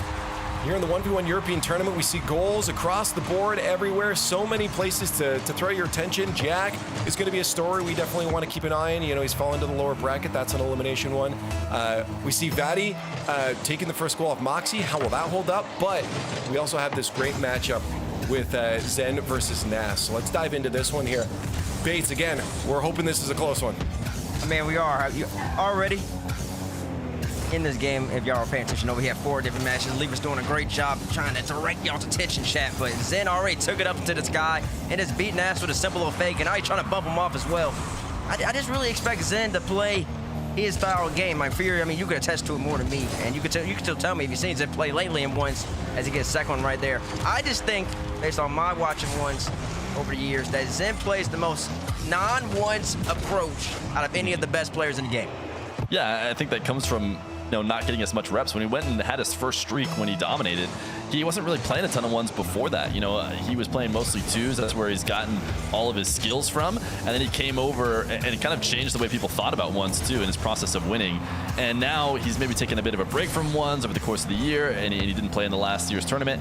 And so he's back again, and there's definitely, less refining. To some degree, every player is kind of forced into a mold if they want to win against the top players. And Zen gets to break that mold because he's Zen. So he's definitely special in that way, which is why I think so many people are interested to see how his tournament run goes. Exactly. So many people, including me. So that's a great point. And also, I just have to say, well, firstly, we talked about it in the 2v2 stream. You see Zen in the sky blue influencer. Can we get a Zen POV for a second, just so we can really show it off after the kickoff? There we go. Yeah, you see Zen in the sky blue and Fluenter. Listen, you can get that if you watch the Jinx stream. It's coming up.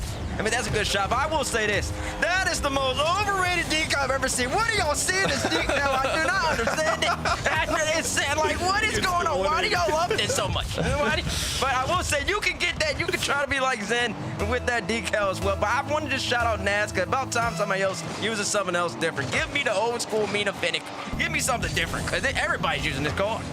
I like decals over no decals. I like taking risks here, and you really don't need to sell it more than the fact that Zen has it on. What decal could Zen not sell? Is there anything that if Zen used it consistently over the course of a season, people wouldn't pick it up and start using it? I mean, he's got to be able to sell anything. Does Vitality have their own decal? In the new yeah. Do they have one? He should be using that. I wouldn't mind looking at that, but listen, he's in Sky Blue form. But Fear, looking at the matchup, man, I just want to ask you. So like you're the expert. I'm always going to come to you and Johnny on these. What should the people expect to see between these two?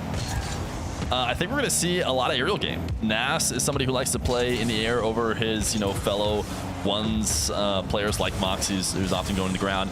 Zen, as a player who just has maybe the best mechanics in the game, is always going to be better when the game is flying high in the air like this. And so I think we've seen a ton of aerial goals. We're going to expect aerial goals. We're going to expect speed too. Maybe not quite to the levels that Mina plays some of their games. Interesting decision from Nas to just leave that. Almost felt like he could have gotten out to the ball instead of quitting on it. But lots of aerial gameplay, maybe a little bit faster than you're used to seeing in ones, and a lot of excitement. Looking at quick update just for you guys. While Zen does have the lead here across the board, Moxie, of course, doing what he does. We were wondering if Vadi was going to be able to maybe keep some momentum off his last series. That's not the story so far. Jack down in the bottom left-hand corner there. Does have the lead. He was up 5-2 at one point here, but it's goal for Revsy, as you're seeing on your screen. And a close series in the other side, or down in the bottom there for Tempo and Toxic. That could be a series to keep an eye on going forward. Yeah, I think looking across the board at these 4, everything is going, well, actually not everything is going to according to plan. I would actually say Nas is the favorite in the Zen matchup, Nas for Zen, but Jack probably should be beating Revsy. Moxie, of course, should be handling just about everybody. And then Tempo and Toxic, there is no clear favorite. Maybe I'd say it's Tempo. I had him rated higher, but I could see that one going either way. So things going according to the script, which is very good of them. For now, Nas delaying his kickoff. I saw Zen kind of adopt the delay kickoff when it was used on him a bunch through his Swiss run. But man, great save. And he's going to be able to switch possession. Oh, map reset. I mean, there's always just so talented just bring the ball back and forth, especially in year 2026. That's what really separates them from everybody else. Even that's just top left flick. But back in the day, they used to be a bucket. Nowadays, it's just too easy for Zen. And then he closes the space as well. it's just in playing it once, it's just way too risky, I think. These type of days to just really kind of commit too far. And you saw it in the, who did Jack play last map? Well, yeah, he played Lord Vadi. And he had him on the ropes. Vadi had no boots. And he just went for the air drill bump. It was just simply too much. He got counterattacked and he lost that game in overtime. Both of these two players, they got to be very smart in their approaches. We got a Brazil in the top left there. Anyone keeping track of that? And Jack down in the bottom, or sorry, top right, and the bottom left there. We have Jack holding on to it as you were saying his name there, Bates, but the series not over. And the toxic tempo in the bottom right, it was 3-3 when we last checked in. Now it's up to 4-4, so that definitely is going to be a series to keep an eye on outside the Naz Zen one here. Zen took the lead though in this top left game. That's definitely where my eyes are at right now. Can Nas bring it back? He has possession. Right now, these guys haven't been able to hold on to possession as long as I, normally expect them to. Usually ones is a bit of an extended possession game. Possessions can last upwards of 30 seconds, 45 seconds, where one player is clearly controlling. Right now, their defense has been good enough to end them. Like Nas right now gets forced all the way back, but it's still his possession. He's right back in a scoring position. Maybe set this a bit too high, but the follow-up equalizes. I mean, it's a clean play from Nas right there. Pops it up, barely gets it by Zen, bumps him up as well, slows down Zen's recovery just enough where Zen can't just immediately get back down and put up another hand. 5-5, 32 seconds left. Kickoff incoming. Really important kickoff. Zen wanted the wave dash. Nas is going to have big advantage though. And the question is, he's in no rush. He could even waste time in the process. He's going to go straight to his air dribble. And you see Zen meeting him at ceiling height, but it's not going to connect. Nas going to take the lead. Oh, Zen kind of had a little bodacious challenge right here. Not even a challenge. I think he expected Nas not to touch it one more time just with speed. He wasn't expecting triple tap. Wait, production, what are we doing? Big screen, 18 seconds left. Say Nas. No, we don't care about the other 4 matches. Let's get back to the big boy. Zen's delaying for a reason. Come on now. There we go. That's what we want to see. Oh, gosh. Now all of a sudden, Nas at the ball. It's a production cheese. Oh, good save, Zen. 8 seconds and the left. boost grab. The ball. Hold on now. Oh, Nas is up too quickly. Last chance for Zen coming. Nas is going to stick it in the corner, but Zen keeps it up. Hold on. Nas is still there. He should bump him. He does, but Zen recovers. Yeah, it's just too tough. This could be game right there. Come on. Yeah. Zen had boost advantage. Okay. So now if you could have kept it going.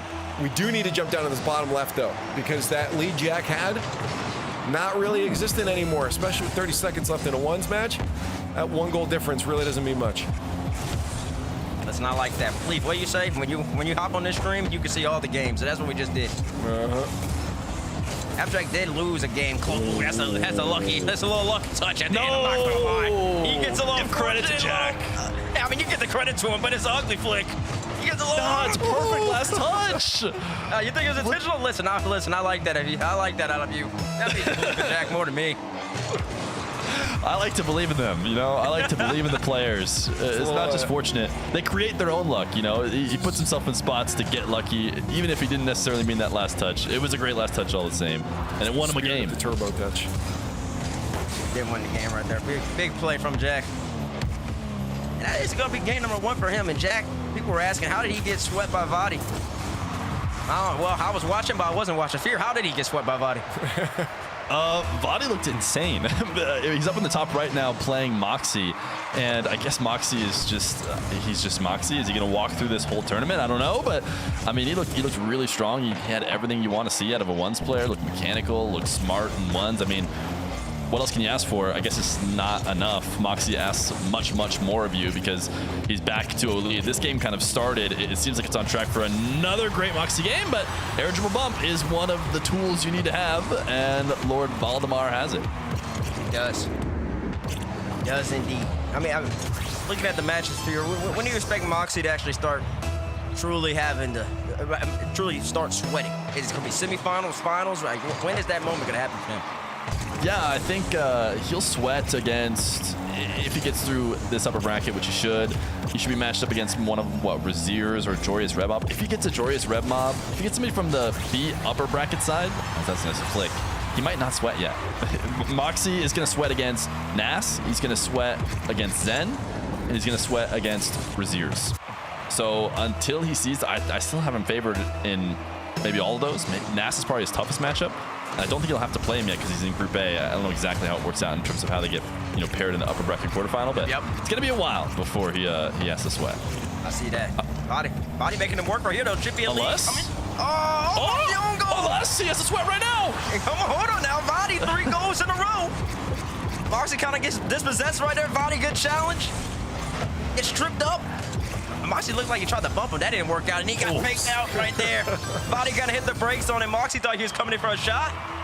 320 now. We're talking later on. Body might be here to play.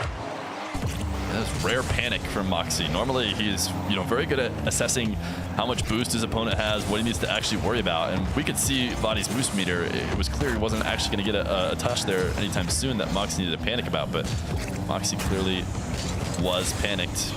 Maybe I've cursed him slightly, but I think he's going to be fine here. He's going to get this 3rd goal. I expect him to figure it out here and probably not drop a game. All right, what you're saying is you're not going to pull a Johnny. My bad, Leaf. No. I was about to say a similar thing. It's like you started saying something nice about Moxie and you started losing. I'm like, I think Johnny passed that curse off to you from what he did earlier, but it doesn't seem to be the case. Yeah. Maybe Appjack wasn't the chosen one and Johnny Boy was. Body missed this wave dash kickoff. Yeah, well, right now this will be one of the most interesting ones. Jack's match just started. 4 minutes in, he's up 2-0 on Revsy right now. If you can win this one, I'll put him at match point. You can see his match down in the bottom left there. And then we again, close series for that Toxic Tempo match in the bottom right series. That's another one we'll probably end up on if that keeps going to a game 5 later. And the Zen Naz match in the top left, another highlight series where Naz took game 1, is close again. So we expected that, and we're getting what we expected. Do you guys have a series? We're up 2-0 for Moxie here. We may as well jump to another one. Do you guys want the Tempo Toxic, or we want to go back Naz Zen? I want to go Naz Zen. Yeah. No hesitation. Yeah. Give me Naz Zen. This is a potential grand final. I think this is certainly the most interesting matchup, especially as long as these two stay close with each other. This battle is going to be the most interesting. I mean, he just keeps this ball so tight. Naz fake jumps just to try to make Zen think about something, but it ultimately just isn't enough. And Naz challenge is, again, just too late. And chat, who do you have winning this chat? Usually we do the progressive fan vote, but we didn't have it this time. Yeah, we didn't have it this time. 1's in the chat if you got Zen, 2's in the chat if you got Naz. And Zen does double up his lead. All of a sudden, we go full screen. It looks tight 2-2, and Zen just takes the lead quickly. Yeah, but it's a long time on the clock. Zen's probably gonna get a couple extra votes here after getting a bit of a lead, but Naz can easily turn this around. I mean, or Zen can keep running. Nice save. But Naz needs to try and get out of these situations, and I think he's going to. They've both been very good at actually not allowing the other to have long possessions. Here's another early pre-jump, and Zen gets a reset.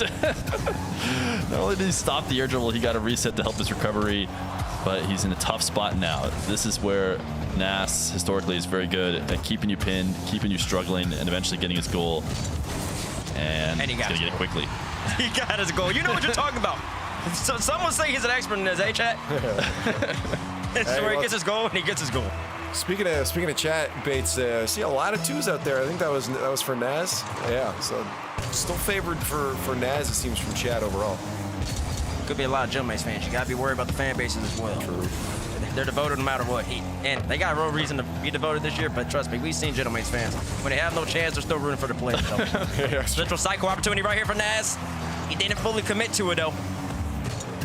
I mean, he might have even wanted to put it to the ceiling. I mean, he could try, but we see players, pin it right in their control. They don't want to put it out too far so they get next touch. Naz got undercut. We'll see if Zen is as good at converting possessions. Naz is doing good just hanging out close to him, making him feel worried, making him react to that, and not letting him take his clean setup. Both these guys are too good in that situation, and again, Zen gonna challenge right away as well. Shot! Ooh, just barely got out of the way. I think of that orange trail, right? He did. And just saved it ever so slightly. Zen also. Go ahead.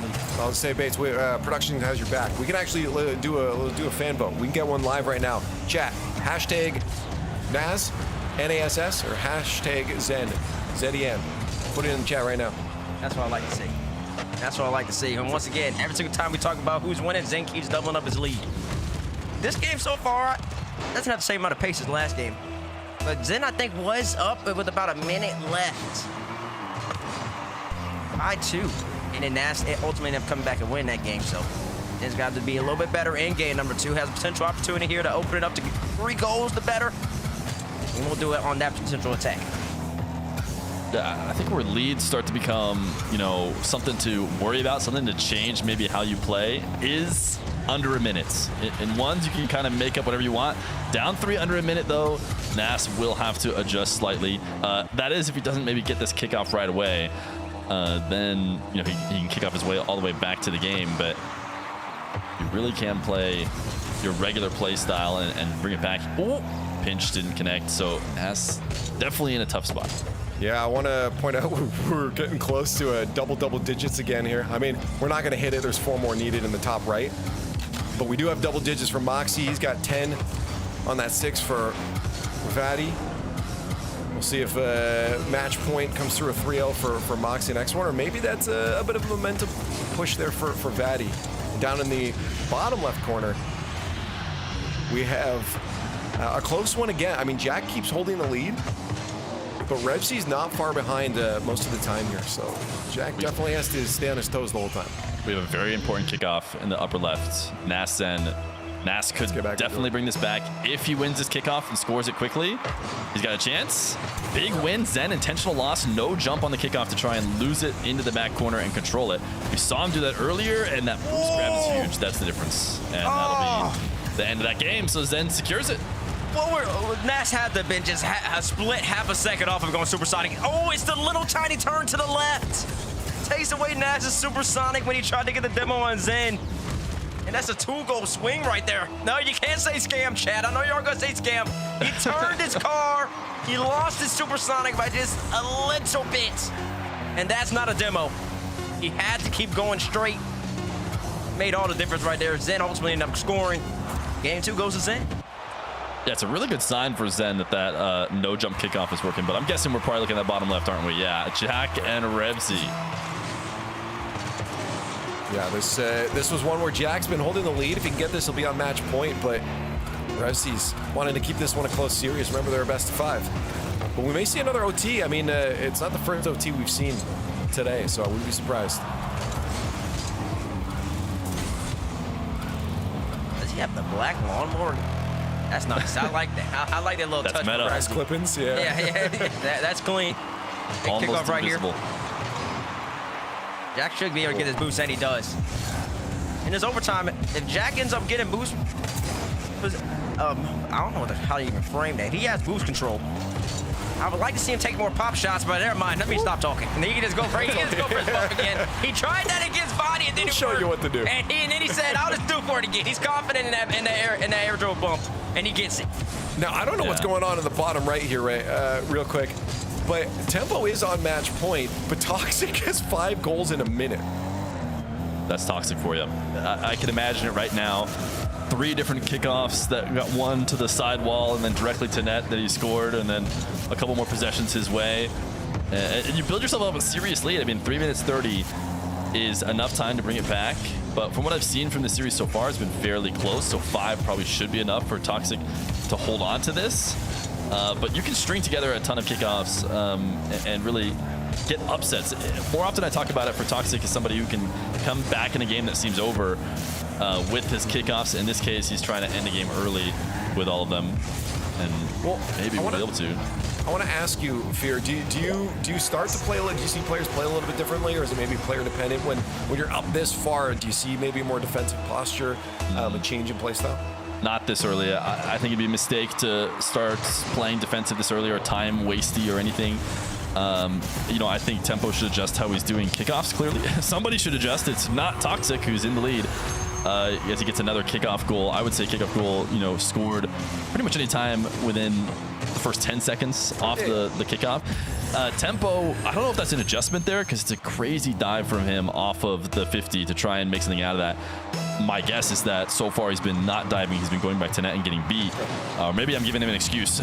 Maybe he just lost 6 kickoff goals by diving in immediately after, which he should just stop doing. Yeah.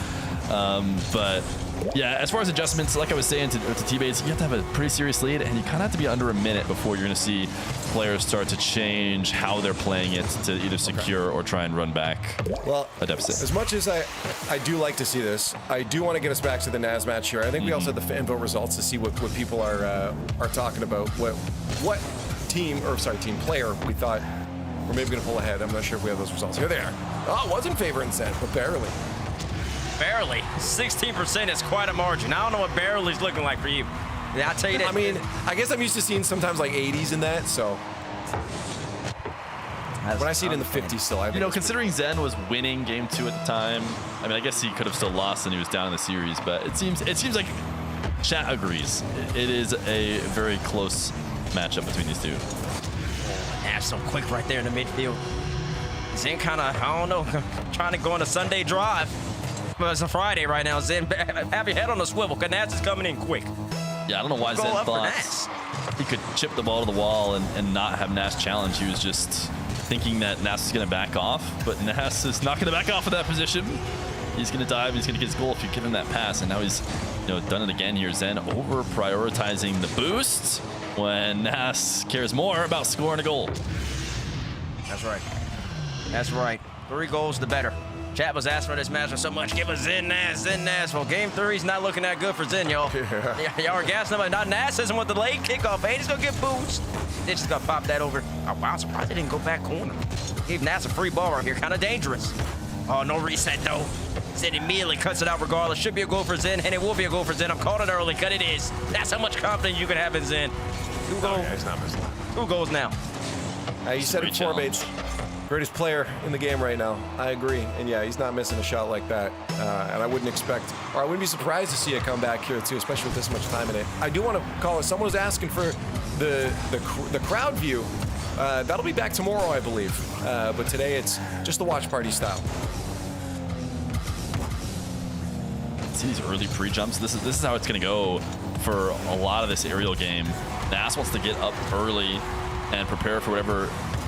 Zen wants to get up early for whatever Nass is going to do. You're actually going to see a lot of kind of mind games in the air dribbles back and forth where players are oftentimes pre-jumping not to contact the ball, but to just try and convince the other player to stop air dribbling. Because, right there we see Nass gets his air dribble dunked and then sent the other way. So a way to counter those early jumps is to just go back down to the ground. And sometimes that's a win. In fact, that's often a win. If you can convince Nass to stop going for his aerials, there's a good chance you're going to be better off for it. So Zen getting up early. We saw him challenge off the ceiling earlier to try and dunk one, and then pre-jumping this last dribble from him. He does not want to let Nass get moving in the air.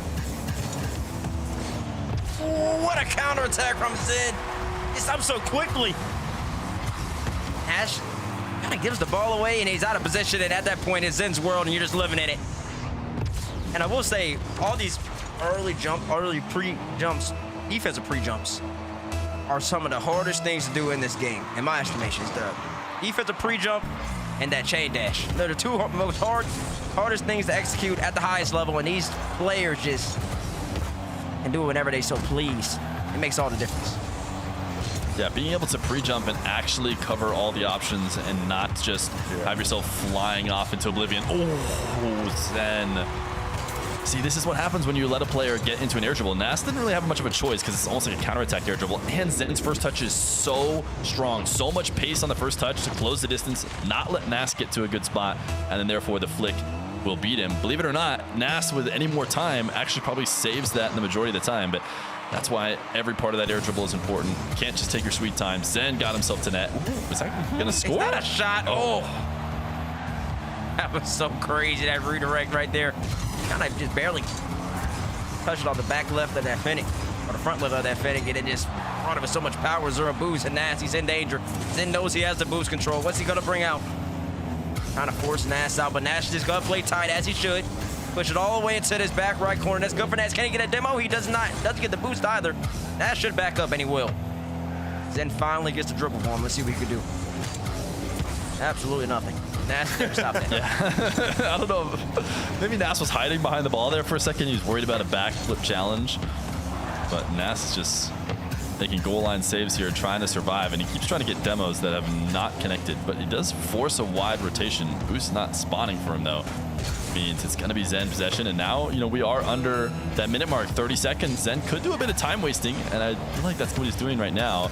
It's just going back to his own half. He shouldn't use all his boost. He should be very safe like he's doing right now. But even then, might have still allowed an opportunity. Nas going to take possession in the final moments. Touch heavy. Zen's been so good at figuring out when those times are to poke and prod at Nas. Fortunately, kind of on defense, low boost here. But yeah, you've seen that from Zen a lot. Just shutting down the momentum of Nas, and I feel like that has been a key to his success here. But you see Nas kind of countering it with some of those, you know, looks for demos as well when he's on the attack. Good kick off. Oh, what a save! Way to get back, Nas, but he's not out the woodworks just yet. Zen 0 seconds off the ceiling, brings it back down. The pop goes away. Nas does keep it up for some reason. I don't know why he did that. Now Zen has full boost. Nas just gonna play tight, but he can't. Nas can't jump with Zen. He's got to get pad. Zen all the way goes to. Ooh, it's a goal for Zen at 0 seconds. I don't like the way Nas played it. He should have killed the ball. Yeah, I have to go back and see why he didn't just send that down to the ground. He was hoping to stay close. He's maybe trying to force an early flick out of Zen, get him panicked. Zen did not panic. Knew that his advantage was going to be up high in the air with that boost advantage. Got to that spot on the air dribble and scores at 0 seconds. We're moving over to the Jack series here. 45 seconds left. He's on match point with 3 goals up. In a 3v3, that might be enough to secure the win here, but this is a ones, and we've seen how close this gets. Jack has struggled sometimes against Revsy, or maybe we'll say Revsy has been able to keep the series close regardless of Jack's lead in the past 2 games. Jack is going to extend it double digit. I think it's the first other series now, Fear, that we've seen hit double digits outside Moxie. Yeah, 10 goals is not completely unheard of. Both players getting 10 goals means somebody needs to fix their kickoff, almost assuredly. But 10-6 is definitely very high scoring. It means that either players are very good at converting, like we just saw Jack do, got a possession, kept his advantage, scored it, and both of them are doing that every time. Or maybe defense could improve slightly because it's still going even more. I know you said it was kind of close now. 22 seconds. 5 goals. I think Jack is probably getting a sweep and moving on here. Have you been seeing a lot of double-digit scorelines in your show matches lately? Oh, you don't get to hear very often. Yeah, this is very interesting. I didn't expect it to be like this. It wasn't like this last year, and it wasn't like the majority of show matches I've watched. It's been a lot of high-scoring games so far. I don't know what it is. And even like the 10-10-10, they ended up being 12-10 that y'all had last round. That was an anomaly. That had to have been the highest-scoring game. Ones at this type of level. Surely, I would have guessed, yeah. Well, this one is going to be for Jack. He'll stay alive in the lower bracket. A reminder, this was elimination here, and that will be sending Revsy home. His journey in the 1v1 bracket has ended. So GG in chat for him. You see down in the bottom screen right now, that's a match point as well for Tempo with 1:43 left. Toxic won that game too, I believe, with it was a forfeit. Tempo forfeited. It was 2-9 for the scoreline here. Tempo was trying to secure that series, but we do have the Zen and Nas matchup going on again. Maybe if it gets close, we'll pop back out to that box there and see the scoreline for the Tempo match, but here we're going to look at this series. Main card for a reason, both of these 2 players. Here's already talking about it could be a grand final. Zen doesn't even play the game mode. He's just that great. Nas is also really great and he plays the game mode. It's also a little bit of a grudge match between the 2 as Nas really pops and falls it back up, but the shot's just too high, but Nas does get the boost though. That is composure right there from Nas. 2 great shots, one a flick, one a shot. Those players right now, they don't recover right after that. Nas gets the boost, gives himself a little bit of time, but it still doesn't matter. Zen too much space. Ties up the game again. That's tough. Nas got a decent 50, but he still lost possession. He's able to pick up boost, but these guys not going to be doing a lot of saving each other's aerials when they get space. Nas maybe can get his lead back. Zen's in a tough spot here, 12 boost. This is where Nas is best. You see Zen picking up the best he possibly can, but Nas is so good at reading you. Great save, and actually Nas fell inside the net, so I think this is a counter. There should be a Zen goal and a Zen lead. And against most people in the world, I would say 99.99999% of people, that is a goal for Nas. It's a good shot. Zen didn't have much boost, less than 20, I think. And he had to go across the net without that much speed, without that much momentum, but it still doesn't matter. Nas fully goes in for the shot. His recovery is off. Zen brings it all the way back, walks it in. Did you say 99.9% of people will score that? I think you are overestimating the lower ranks. Well, maybe I misheard. It goes in. Okay. I think you're saying Zen goes in. is the only one Yeah, who can goes save in, it. goes in. Yeah. Trust me. Sorry, I misheard. Don't worry, I'm not scoring it. I know 99.999% of chat ain't scoring that either. So I don't have to worry about that either. Zen trips up Nash. You see the little frustration right there for you. I know you want to talk about it. Yeah, we're on NAS POV, so we get to see the camera shaking, which is, I mean, I could already tell he was frustrated based on the way he'd been playing. He's playing a little bit more chasey here in the corner. Feels like he probably deserved, or not deserved, but really wanted that goal and thought he had done enough. And now I'm seeing panic from him. That is not a good sign from Nas, who needs to stay composed if he wants to take down Zen. I mean, this is making me lean even more and more in Zen's favor. Nas should have a good possession here, though. This is a moment where he can get kind of all the momentum back. Oh, he caught Zen going in on an early challenge and just played it to the corner. Great read of the situation. Nas still right there. That's right. Kind of honestly, he does read the situation. A little bit of panic right there, though. I think it kind of played out for him. He landed a little off. And at that point, I think he just said, I'm just going to commit and slam the ball by. And he ultimately ends up going through. Tempo does win game number 4-8-7. You see it on the right-hand side. As ties it up over here on the left-hand side. Is this the last match still playing? This will be our last one. Oh, good. This is good. Now, everybody can sit back, relax, get your popcorn. We're not switching any more screens. 4-4-2, 21 left. That's it. Last couple kickoffs have been in Nas's favor. I felt like we were on the verge for potential tilt from Nas. Yeah, Zen won't be able to recover that one. So this is a 3-goal run at least. Yeah, it's 3 unanswered. For Nas. 3 unanswered for Nash. You're right about that. For your round of money. A+ maths. And it now has to respond. Oh, good. Little wave dash kickoff by both players right there. Nas is going to bring this back to his corner. He should. Zen's kind of hunting. Won't get a demo. Doesn't get the boost either. Yeah, interesting. That just felt like a risk worth taking. I thought he had the space to grab that boost, but he obviously disagrees. Nas, you got to stop doing this, man. Oh my goodness. That's being trying to be a little too perfect. You don't have to aim underneath the crossbar every single time, man. It's not crossbar challenge. I heard a second ago that, Zen is making saves that only 0.0001% of people can make. So maybe Nas does need to be perfect. I mean, maybe so. You're right about that. It might be in the back of his mind, but he does well right here. And once again, I was talking about that defensive pre-jump is one of the hardest things to do in the game. Yeah. If y'all try it back at home, you're going to realize how hard it is. And it's a level. These players are so successful at it, but right there's a little bit of a risk. Nasty brings it right underneath Zen. He does ultimately end up stretching his lead by 2. Zen hasn't scored in about at least 2 minutes, which is really unheard of for Zen. He's trying to go cross map, looking like Diaz. Does ultimately end up scoring right here, though. 6-5 now, 1:18 left. Yeah, this is a great 50. The fact that he can stick with the ball so well. And I wonder what happens if Nas tries to challenge that even later, ultimately play right into a 50 that Zen wanted. Just not an easy play to make. Kickoffs, though, and generally have been Nas' favorite, I would say, over the last minute and a half. He's been able to get first possessions. We'll see if he can convert this one into a good one. He doesn't want the ball to roll up the sidewall. Buys himself a couple seconds here. But ultimately, Zen can start an air dribble from anything. You can put the ball in the middle of the field, floating. He'll find a way to get a great first touch and still get something out of it. So he does so much. Oh, that's in. I thought that was bouncing off posts. Great shot on the counter right there, Nas. Zen doesn't expect it. He could have rotated in a little bit. He could have changed his line. And rather than going along the sidewall, he could have went across the diagonal immediately. He didn't expect Nas to just kind of take a pop shot from deep, but that's the little change-ups in one that make all the difference. 2-goal lead again for Nas. Now Zen has to go. Up in the sky again, looking for another 50. Nas is there to meet him. And the momentum, so much on Nas' side. He's just wasting time as well. Zen's probably gonna look for a bump. He gets a demo. Oh, we can't see where he spawns. That would be a nice little touch.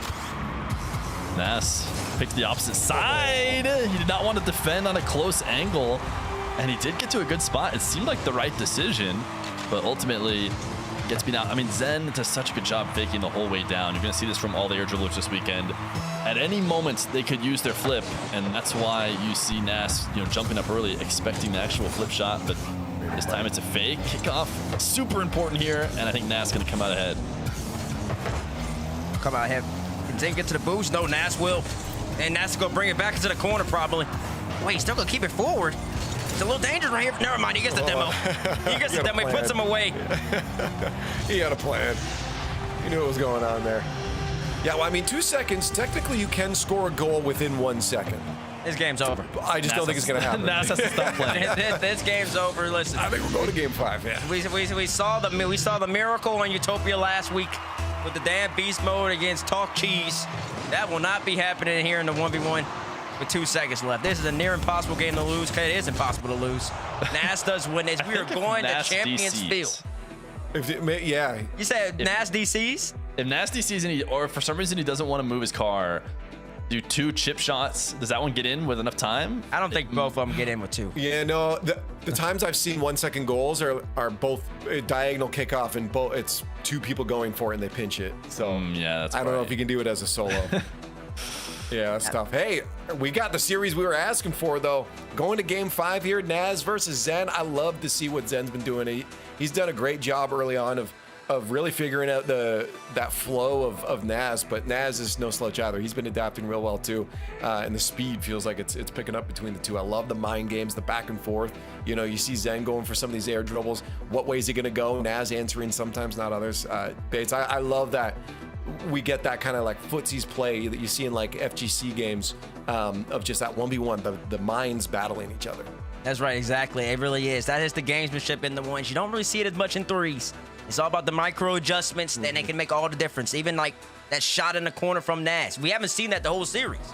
Nas busted out right there, and that changed a 1-goal lead for Nas into a 2-goal lead with about 40 seconds left. That puts even more pressure on Zen. Is this the first Champions Field we've seen today? About to come up? I think it might be. First Champs Field. Yeah, we've had game 4s, but no game 5s yet. This will be our first one. Yes.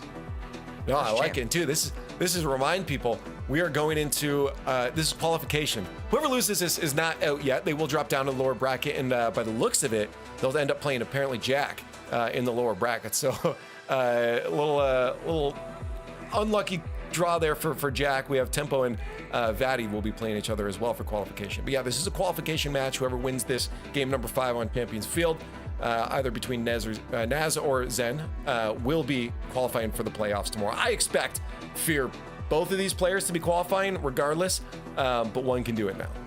Yeah, for sure. I mean, Group A is tough because Jack isn't a slouch. So whoever goes down to play him, it's not out of the realm of possibility that Jack beats them. But yeah, you really want to win this game 5 here. You get to go upper bracket. So often champions come from the upper bracket. I don't know if it's always from threes, without looking, but it's got to be a really high percentage. I think it is always. Ones, it's funny. The reason why I don't want to say it's for sure going to happen in ones is because the loser of this game could end up being a champion. They're going to get sent to lowers even if they advance, and they could end up being the one to kind of break the trend of all winners coming from uppers. But yeah, it's a battle. It's a battle in these long matches. It's our first game of 5, or first game 5 of a best of 5, and you see these back and forths over the course of long one series in terms of kind of training your opponents to expect certain things. Sometimes adjustments are made super late as a way to cash in. You're getting first touches and shots early all game long, and then you finally switch it in game 5 to try and throw them off. Or you're always going reset down to the ground for 90% of your shots, and then all of a sudden game 5 you switch that up to try and actually convert it and get wins. So it's just so fun to watch in a full series. Is this a tactical timeout? What's going on? Please tell me. Yeah, I'm not sure what's going on behind the scenes here, but we are getting the match ready for you guys. So for now, take a look at the matches as they've happened so far. Jack had a bit of trouble in that upper bracket with a 3-0 for Lord Valdemar, as Jack had to go to lower bracket, but he does get that 3-0 back in redemption over Revzy, and now he'll be waiting for the loser of Naz versus Zen. We see Moxie doing what he's supposed to do. Both Johnny and Jack had him at the number 1. I feel like, Bates, if you did a power ranking, you'd probably have him up there too, and he 6-0s his way into qualification. Should. He definitely should. He definitely is number 1 in the power ranking. He plays the most ones. He is the best ones player in Europe. Most We got maybe number 2 and maybe number 3 right here on our screen. Champions Field. This match is huge. I did say, and Fear, you're talking about it, upper bracket, CJ confirmed for me. Orlando, whoever's in upper bracket always wins. That isn't necessarily the case online in the 3v3 format, so there is a chance for somebody to win. Not an upper bracket here, but it's going to be tough. Both of these players, of course, want to be up there. Yeah, I think ones is maybe just different enough anyways that, you know, no matter how threes has gone, ooh, I could believe ones being a bit different, but still no goal. I mean, which is, you know, not unusual in threes, but you usually are seeing something go in, someone get an edge here in the first minute, as then interesting backflip. I'm not sure we've seen him look to lob this ball. We've seen a ton of air dribble bumps from him all series long. This time from a position where he maybe could have gone for that. Instead, launches it up high. Nass had a bunch of great saves, but eventually he's going to crack. Real aggressive challenge right here from Nash. You'll see it. He jumps up trying to meet Zen. I don't know what the benefit of that challenge would be. So I think Nass low boost, you know, doesn't want to have to try and defend an aerial. And so he decided, if I can pinch this ball right now, the ball's going to go somewhere else. It's definitely going to be Zen's possession still, but he maybe gets to stop an aerial and doesn't have to play a low boost defense against an aerial. It's the best argument I can make for what he did. What a shot. What a shot. We're talking about 99.999% of people would not score that. Yep. And then Zen gets it right by Zen right here. That's what it takes. A great air dribble, popping it up high, gets the reset, top right corner. Nass is nasty. That's an interesting kickoff. Okay. That's the type of mind games you'd like to see at one. Zen does get the better of it so far. Nass in an awkward position. Zen going for another 50-50, and he scores. 2-1 to Zen. That was amazing. For a moment, my brain thought, did someone call a timeout? Both players stopped before that ball. We talked about that back and forth, the mind game. Yeah, I love to see that. You can tell both these players on the same wavelength. Neither one of them delaying this time. They've had enough of that. Nass winning. Look at these mind games right here. Oh my goodness, such a ridiculous save. Nass is trying to put Hezzies to get Zen to commit and move a little bit deeper in net. And usually it leaves that top left spot of the net open. The fact that Zen covered that as well is absurd, and Nass maybe had a chance to score there, isn't going to. Can he keep this possession going is the question, and it seems like he has a plan. He's not in the best of spots, but he gets that boost out of the corner, and this might eventually be Nass possession still. We'll have to see. Yeah, Zen won't have much right here. Should be Zen ball, the Nass ball, and it is. And Nass speeds it up with a little bit of a flick, keeps it going, gets a bump on Zen. Where's the cringe out of chat there? I've been seeing a lot of cringes when Zen goes for him. But I don't know, I feel like I'm gonna see some W's in chat now that Nass gets his. 2-2. Nass ties it up. 2:50 left. Yeah, Zen was trying to surprise, came in from decently far away. Nass didn't even have to set up the full air dribble. He just got on the other side of the ball right as the challenge came in. Again, look at all these fakes. Every moment, all the way through, he is threatening to try and take a shot. He's trying to get Nass to position incorrectly. Demo, wait. Oh no, we're okay. It's not in, but he's trying to get Nass to move out of position, and the fact that neither one of these guys do is proof that they are playing at the highest level. That's a ridiculous save. Did he jump and preserve his second flip? Didn't flick it over the crossbar? Is that what I just saw from that? Yeah, I think also to hold like his ability to move wherever he needs to, right? Because sometimes you make the wrong play on the initial jump, and they're so good at using their second flip to correct for that. Zen a side flip. It's going to come back to bottom. Can Nass put it on? Oh, it's just off. Barely. That's one that Nass is going to be wishing he had back. Zen with a dribble. Zen with a top right flick. It's too easy, though. That might have worked in 2018. It's not going to work in 2026. Nass immediately up. Zen's there to meet him. Nass goes reverse. Zen gets around him. And he possesses the ball. This is what I'm talking about. The ones game is played up so high in the air. Back and forth. Ooh, Demo is going to buy him some time. Where does Nass pick the spawn? He's not going to pick up boost. I think he picked it close on that left side. Zen is really preferring these 50s right now, and Nass will not be able to recover. Zen wants to play it slow. He wants to play it slow, and he wants Nass to make a mistake he can punish, and this time Nass did. Yeah, Nass has got to be a little more composed. Zen is kind of feeling that little nerves out of Nass. Nass is playing too quickly. Every single time Zen has possession, he's kind of taking his time. Pop shot right here just to make sure he can secure the top left boost, and he will. Nas grabbing some small pads, bumps out Zen, give himself a little bit of time. Nas might have a shot potentially if he wants it. And he's gonna end up scoring, and you see the frustration from Zen. This is not an easy decision from Nas, because if you shoot that and Zen can get there, you are giving up possession as well. Zen is going to control that to the corner, and Zen, I mean, with a minute left to go, Zen's going to waste a lot of that time, might even score. So it would not surprise me if he had played what he might have thought was a safer option, to just slow it down and keep his advantage and score some other way, but he trusted his power shot and kept it out ahead of Zen. Just so impressive. But oh my goodness, such an early challenge. These guys Can't do much with it though. Yeah, not much there. The bounce was a little bit more away than Nas would have liked it. Then does get another chance for this spell. Does go for the bump, and it's gonna be a bump goal for Zen. Air dribble bump right back at you. Nas tied it up 2-2 apiece with it. Zen says, listen, I can do you one better. With less than a minute left, 35 seconds. And now it's on Nas to respond. Is Zen gonna make air dribble bumping cool? He's done it so much. Not according to Jay.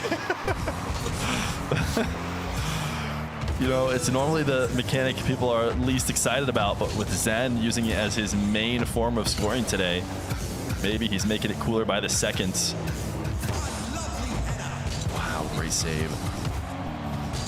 Oh, this is gonna be a good position for Nas, I think. Oh, Zen might have got too greedy right there, Fear. He wanted it. Nas kind of gave the ball away. I don't know if I necessarily like that. 6 seconds left. Early flick. Oh, That's it. That's it's it. game over. It's game over. Zen scores. Nas, well, I had to go back and see it again. Well, I don't know why he felt like that early flick on that possession was the right way to score. He launched it from way too far out. Zen saved it with ease, and 2 seconds is just not enough. It's not enough. Zen is going to win this. Nas is just letting it end. He didn't even go to the kickoff. So Zen in the upper bracket. Nas down to lowers. This is maybe not what I was expecting going into this, but Zen seems to be on form, which I'm not sure there's anything more exciting in the ones game than that. Well, that's huge for Zen. I mean, again, looking at the power rankings, here again is the why so early? Flick, so early. I don't know if he thought he was losing the ball. A corner too. Maybe Zen was got a challenge. It could be. Yeah, that's it. Like, he's just the mind games, right? He's already thinking that, okay, maybe that ball's there. He's trying to get ahead of it. He already did a few times, like, where he's called that out in the air and he's met Zen before him. Like, you saw a couple of those beats just a moment before. Maybe he just was one step too far ahead, and that's the balance. Is like, where are you on the steps? You on step 1, step 2, and it's that back and forth. I think for a while there, you saw Nas on step 2, but then they swapped places, and the call was the wrong thing. Sometimes it's rock, paper, scissors. But what a great series baits that was. I mean, it was a great series. It really was. And when all-way champions feel for a reason, both these players so evenly matched. And here, Nas was the favorite going into this match, right? I would have had him as a slight favorite. It's tough with Zen. You never really know. I had seen him play like one match really before getting into the RLCS. He kind of struggled a little bit. Nas struggled as well, lost to Raziers. So basically, from what we've seen and considering Nas's history, I think you had to give the edge to Nas. Both me and Johnny had him above Zen. But Zen is showing that, you know, he's here to play. He's one of the favorites, and he truly is definitely now with a win over Nas. That's a really strong win to have on your resume. So we got to be watching out for Zen on Championship Sunday. Exactly. And then we got the favorite right here in Moxie, who is, I feel, has scored 10 goals in at least 3 of the 6 games he's played so far. And he's doing it in his own way. Simple pops, simple flicks, a little bit of a slow play right here, because why not? We didn't see that type of stuff. We were focused on Zen versus Nas, man. You see it in the highlights. Moxie was in control the whole entire time. And listen, Vadi swept Appjack, so Vadi's not a screw-up now, chat. He's a really talented ones player, but Moxie just that much better at the moment. Jack and Revsy, though, this one also heavily in favor of Jack. We tuned in at times where it felt like Revsy was giving a good fight. I think Revsy, you know, can be pretty bummed about the Group A that he saw. When he queued into the games today, or he saw the groups come out, he's got to think, what is going on with my group? He got a tough draw, and Jack proved that. This was a close series here, too. Tempo, again, had a solid start, and Johnny set that all ablaze. He tried again down in the lower bracket there. to success as he closes out that series. A lot of goals scored in this one by the end too. Toxic just couldn't finish it off there, and Toxic will be sent home. So a GG there for Toxic's run as well. I think any of these players, as Fear was just saying, could have been, you know, a little upset with seeing the players they had to face, but at one point or another in this tournament, you're gonna have to face them anyways, right? Like if there's only one spot to go to the grand finals in this bracket, or to go to Worlds, sorry, you're gonna have to play one of those top 3 to 4 at some point. So whether your journey ends here or it ends later, you know, it was difficult. Can I say something? Abject Nast, Lures semifinals. Loser goes home. Yep. Yeah, that's not a favorite matchup, and especially from what we've seen earlier. I mean, I really have to put Bates the favor on Naz. Like if I'm putting a stamp beside someone's name, it's Naz, and I feel like most people are probably going to agree with that. Yeah, Nas coming from the lower bracket is what he had to do last year, and he wasn't able to make it all the way through, or at least did he have to do it last year? Actually, not even sure if that's true, but he did have to make some sort of lower run. He got pushed down there when losing to Atto. So we'll see if he can do it again. He's gonna have a long run ahead of him. He's one of the best ones players with tournament wins, you know, under his belt, so he can definitely do it.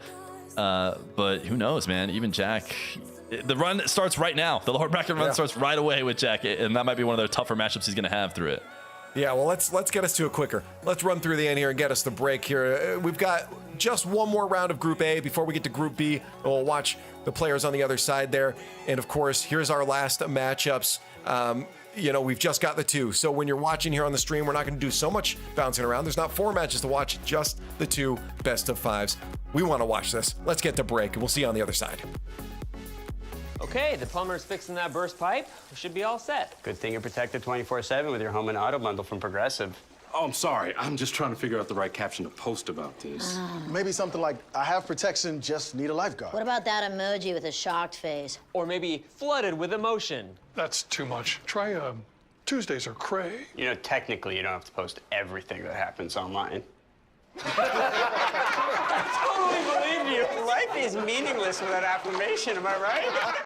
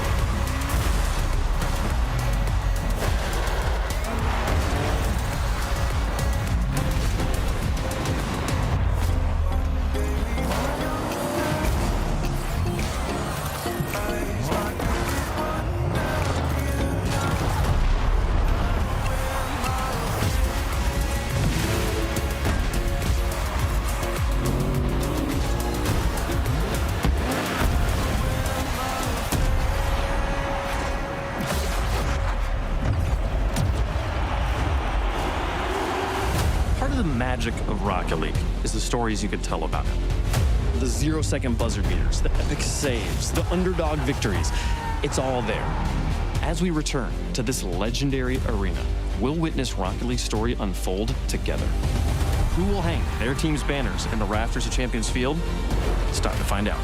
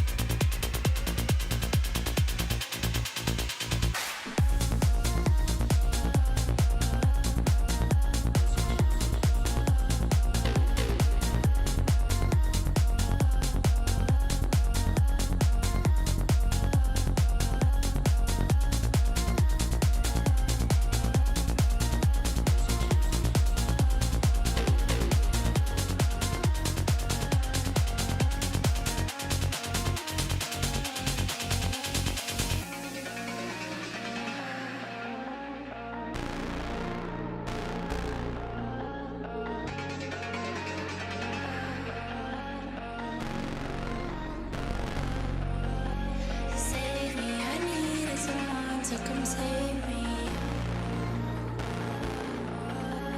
Help me, I needed someone to come help me. Take me, I needed someone to come take me.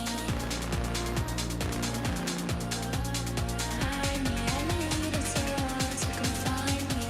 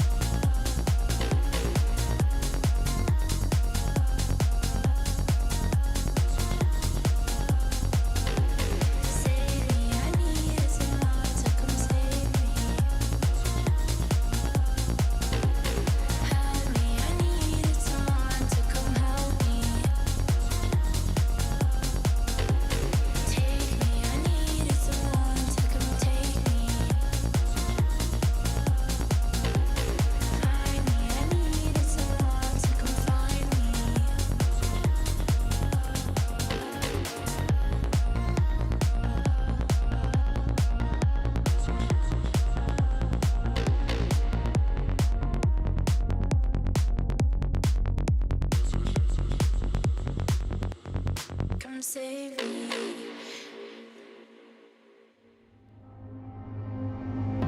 Turning love to dust, 'cause we know we can't change. Feeling what we lost, but we still come back for more. Running out of time, but the hands are missing. It's an uphill climb. No more, no more. I see you hide.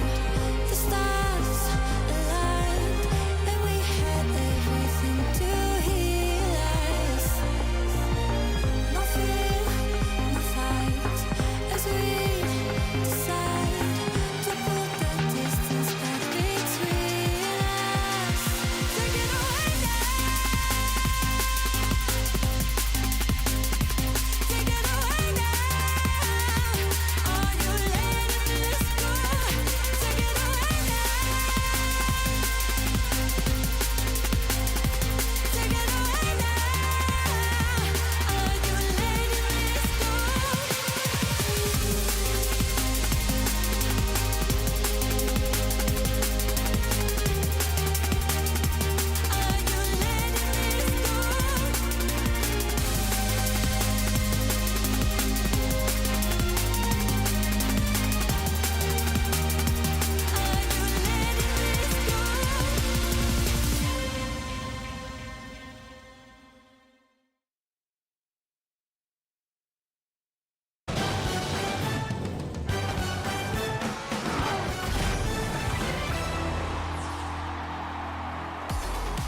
Some teams or players are relieved and some are sad as we sent a couple home and a couple through to top 8 here. And also a little bit of taste of the grand finals with that Zen versus Naz matchup. But Naz does fall down to that lower bracket. We'll see him facing off against Jack, and then Vatty Tempo down there as well. Welcome back. I'm Leaf.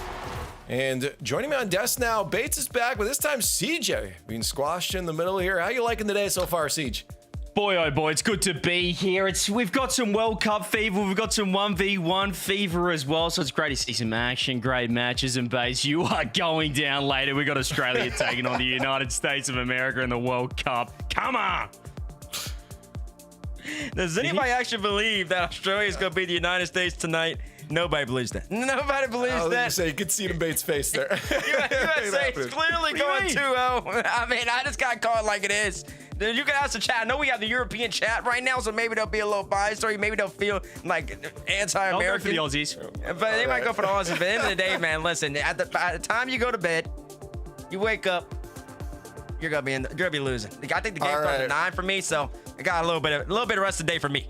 You guys can duke it out of the match here. We do have the players ready, so we're going to cruise through a couple of bits of info to share with you guys. The Group A is what we're cruising through. We are going to finish this off. Group B will be next after this. But for now, we just have 2 lower semifinals matches to go. A reminder, elimination for the losers. There's no more after this. If you don't win this, you're done in the 1v1 European bracket. No chance at Worlds. You win, you're just into top 8, and it gets harder and harder from there on out tomorrow in the weekend in the playoff bracket. Now, of course, you want to know what match we're going to play them all at the same time. There's no order. We're just playing them all at the same time. And if you want, you can, of course, look around to the team streams that are going on. If you did want to watch an individual matchup, you don't want to jump back and forth, we will be looking at both of them. You can do twitch.tv/ whichever one of these you'd like to follow here. Of course, some of them are already done, but here's our matchups. Let's start talking about it. Jack and Naz. I think that's the big one. Tempo and Vadi, of course. We've seen some good play out of both of these players. Tempo did make it onto one of the predictions from the other two analysts, from Johnny and Fear before. But Jack and Naz, CJ, has to be the match most people are going to have their eyes on. Yeah, it's the matchup that I wasn't really expecting coming into this event. We did the predictions with the Chalkcast boys, and we had Abjack versus Tempo as the final match. But just because Jack lost that first round against Vadi, it blew up the bracket, and now he's got to play Nas. We don't get the Jack Tempo grudge match baits, but I don't think Jack's going to be too happy with playing Nas at this stage of the tournament. He could be a grand finalist, and he might get knocked out by him. Well, listen, Jack will understand, though. He's a composed young man who's highly intelligent. He will tell you that if he wants to beat a champ, he's going to have to beat the best. So he has to play Nas early. But eventually, at some point, if you make it through the bracket, you'd have to play him more than likely. So in order to become the European 1v1 champion and represent Europe, you got to go through the best. And Jack does have to get the job done here. Yeah, I was going to say, at the end of the day, of course, there's still that extra prize pool that you're looking for in these tournaments. But if you want to win that coveted prize of going to Worlds, you got to beat everyone anyways, right? It doesn't matter if you face them down in the lower bracket of groups or if you face them in the grand finals. You got to win. There's only one champion by the end of this. So for Jack, this has to be that lock-in moment. He had a rough start there. Hopefully, we saw momentum in this second series that can carry through for him, and we have a good series. But these are best of 5s, and you can see again, both on your screen. Over on the right side is going to be that Tempo versus sort of Valdemar matchup there, but we are going to drop down into the Jack and Nas match because, of course, these are the two highly regarded names in this tournament. Yeah, I like that we're starting to use more of those first names as well. I might go with Jack for this one. I might like it. He might get the first goal as well against Nas Bates. That's what we'd like to see from Jack. Under pressure, under the pump, the underdog, and he gets the first goal. Hashtag cringe. Hashtag cringe. It's only cool when Zen does it. Only cool when Zen does it. Everybody else just keeps bumping. All this bumping in ones. How about you learn how to score a goal clean? I'm playing. That was a great play by Jack. Gives it right by Nas. Go ahead, CJ. I mean, the best of 5, you think, as Leaf said, might even suit Jack, but it hasn't suited him today, which is interesting to see. He got that game up. Hang on, it might suit him in this last match, though, at the group stage. This is a nice little start. Another, is this a cringe 50 coming through, or are you happy with this goal? No, I was happy with both goals. I'm happy with any type of goal. And they're playing to win. Great 50 by Jack right there. And it was an early challenge, too, on Nas. Is immediately closing the space between the two. Nas is the better aerial player, but I would say Jax has the more experience and he's a smarter player. So it's all going to come down to how does Jack adjust and how does he make it to where he can limit Nas's chances up in the sky. Jack has all the momentum so far. About what we didn't do a prediction. Can we get that going at some point, Lee? Yeah, I can see if we gotta set it live before I set and chat off with the hashtags here. But once I get the word, we'll get her going here. Jack and Naz. Yeah, it's a good start here though from Jack. I know Johnny's always on him about missing his open nets. He did have a bit of a clopen net with flicking the crossbar. He would love to be 3-0 up against Nas. You know how quick this guy can score as well. But I would say that Nas Bates, even though he is 2-0 down right now, he's got to be the favorite coming into this. I mean, he's got to be the favorite, but I will also say this. In last match, I talked about how you can get the Sky Blue Influencer by watching the Jinxie tournament. And now it's flipped, though, because Nas was using the Mina Finnick, and all of a sudden he loses to Zen, who had the Sky Blue Influencer, and now Nas has it on, too. This decode is not guaranteed wins, y'all. Jack's up by 3. Just going the old school with the... Is even the Cristianos, the Diechis as well? He's got the Cristianos on. So this is just an old school Fennec. This is what you want to see. This is pure set vibes back in the day from Jack. Anodize looking fantastic as well. And that's a great start. 3 goals. 2 minutes with Nas not scoring is fantastic effort, but he might be able to get the first. It's a great save from Jack. Doing it at both ends, Paige. He's doing it everywhere. He's not playing around, CJ. CJ, when's the last time you had SSL in ones? I don't know if I've... What is SSL in ones? What are we looking at? MMR. I couldn't even tell him. It's got to be different than... 1325, maybe? Geez, I hit that when I was about 11 years old, mate. Okay. Well, were you trying to claim that you're good at ones or something because you're SSL? Come on. No, I haven't had SSL. And listen, keep it perspective now, y'all. I haven't had SSL in a long time, okay? Bae's got a little old. The glory days. Bae's got a little old, okay, guys? Let's keep that You're in the glory days, and Jack's making some incredible saves. I know he's got 3 goals on the ball, but his defense has been a little bit questionable, particularly when you're looking at him, conceding 10 or 11 goals against Vadi earlier on in the tournament. So the fact that he's got a clean sheet right here against Nas, one of the best attackers in the world, is huge for him. You guys see the hashtags. There it is for your Bates chat. Start spamming away. Is Jack going to take this? I mean, we just saw what Nas can do. Hashtag Jack is the best hashtag we've had on RLCS. It's pretty good. That's a clean one. I love that. Yeah, hashtag Jack. Come on, baby. As Jack's will bring this right back to the back left corner. And he's just playing so well, utilizing all the time. Doing exactly what he needs to do. Another pop flick against Nas. Nas has played a lot of defense here, CJ. And so far, we haven't seen that illustrious Nas offense, even right here. Jack just puts him out the way. What a save. He was trying to get the demo, but he would take the absolute pit maneuver as well. And he's got to get a 4th goal because Nas is overcommitted. What? Apparently, Jack, 4-0 up. 3.5 minutes played of game 1. Do or die match. This is huge. He's not playing around, Jack, is he? He started off the day a little slow. Got swept by Vadi. Had to go to the lower bracket. Nash just with the chance filled against Zen. 14 seconds left. Oh, Nash will score right here, Jack. Okay. Didn't expect that little pop-up off the kickoff. But Jack still has all the momentum at the moment.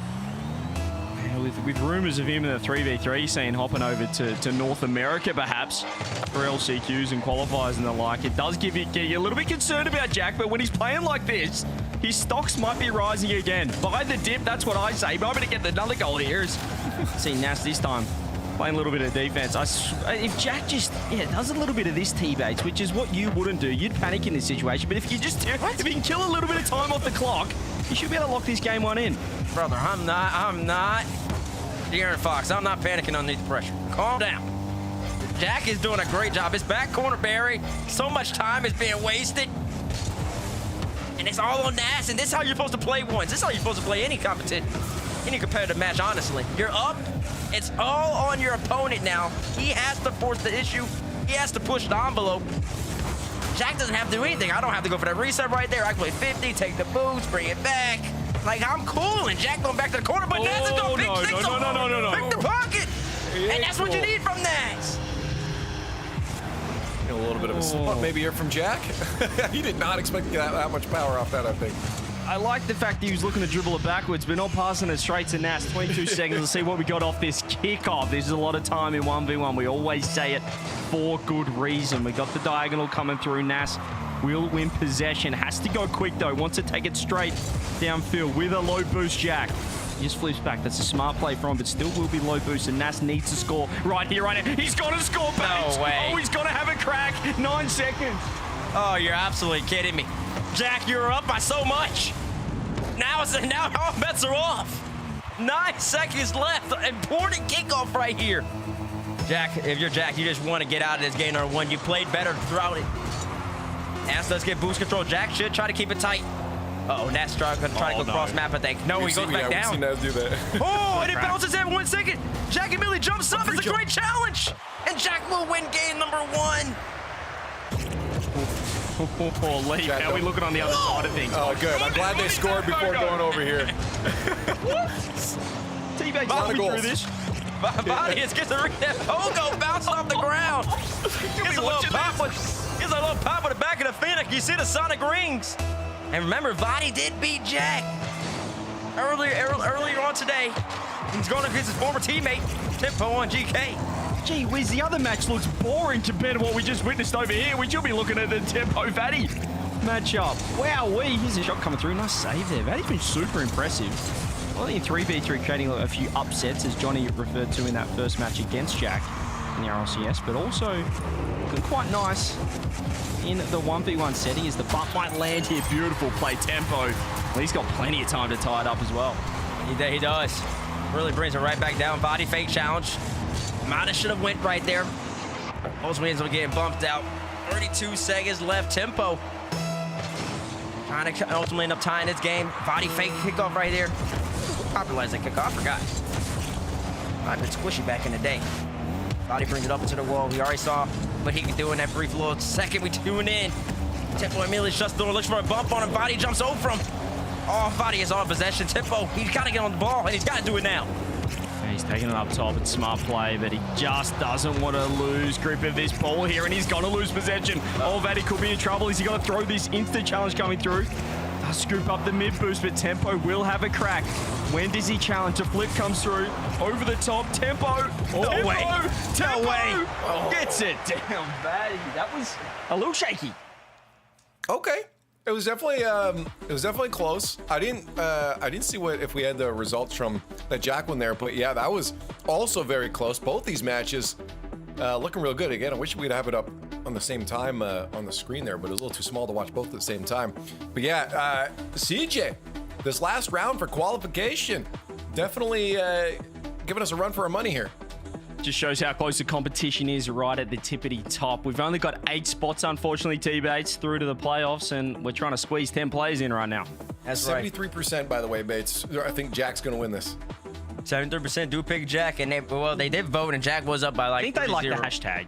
They like and the hashtag was nice. Yeah, I like, even if I didn't believe Jack was going to win, I still think I would vote Jack. Now, that's not saying I didn't think Jack was going to win, I'm just saying in hypothetical scenario. I was trying. Tempo. Why did I say Triumph? Tempo versus Body. Oh, they started before Jack and Nash. Yeah, the other one's not going yet. So, I mean, I'm fine with that if we can alter them just a little bit, because it lets us jump back and forth. And see most of the match. Yeah, I mean, if we can see some more pogos, some more plan Bs as well, as the people would love to call it, I'm all for it. Let's see some mechanics come out. Let's see some flair here in the final game. That's a nice early flick. Tempo with a great save.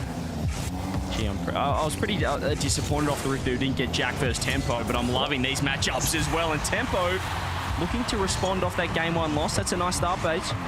Yeah, it's really just a bit of a little cut and dribble. Brings it right back around, right, left, back to the right. Kind of froze Body just enough. Had him turning. In basketball drills, you call that. You got to get him turn his hips around. Change of direction. That's what principal Tempo just used on that dribble. Good Body in awkward position. Now Tempo up in the sky. Body does have to kind of deal with this. I don't know. Tempo didn't get the reset. Unfortunate mechanical error from the young man. Yeah, it's easy for us to see, but obviously Vaddy just had to be cautious just in case he didn't get the reset. Tempo, his low boost. He's got to be worried about the recoveries here. He's looking for the bump. This is very well played by Vaddy. He's got to think that Tempo might instant challenge. He said he just throws a shot on net and misses. He's lost possession as well. And now he's in a bit of trouble. This is where Tempo gets to work. He says to reset again, Tempo. He cannot hit one to save himself, Bates. He sure can. He's not looking good right now. That's not what you want to see from a player of Tempo's caliber. We saw him in the first set. He was pulling off triple resets like it was nobody's business. And he ultimately ends up conceding against Body at the moment. 2 opportunities gone awry for Tempo on plays that he should definitely be able to hit every single time. Easy resets for a player of his caliber. Just not it's a long game. It's a long game. It is a long game. Leaf, I'm interested in the other game as well, just with how that game 1 did go with the underdog. Is Jack online yet? They are. And it's not looking good for him. Looks like it's off. That's why I didn't go over there yet. Okay. I didn't want chat to be heartbroken. Well, so far, we'll say, within Let's the last... hide that for now, I think. Last 4 minutes of gameplay of the Jack and Naz series. Naz has 6 goals. Jack has 0. Oh, he has 1. Never mind. There you go. There you go. All right, Jack finally on the board. I'll bring it back when things are looking a little bit better for Jack. How about that? It's looking a little bit better for sure with that first goal on the board. Tempo's going to get his second. Taking a little sneak peek at this replay over here. Just an open net. Vaddy overcommitting. Maybe get a little bit frustrated with a few chances he has had, but yeah, Tempo. I mean, the positive for him, Bates, is he's currently winning this game, and he can't even hit a flip reset at the moment. So he's certainly got a lot of improvement throughout this series to come. Sure does.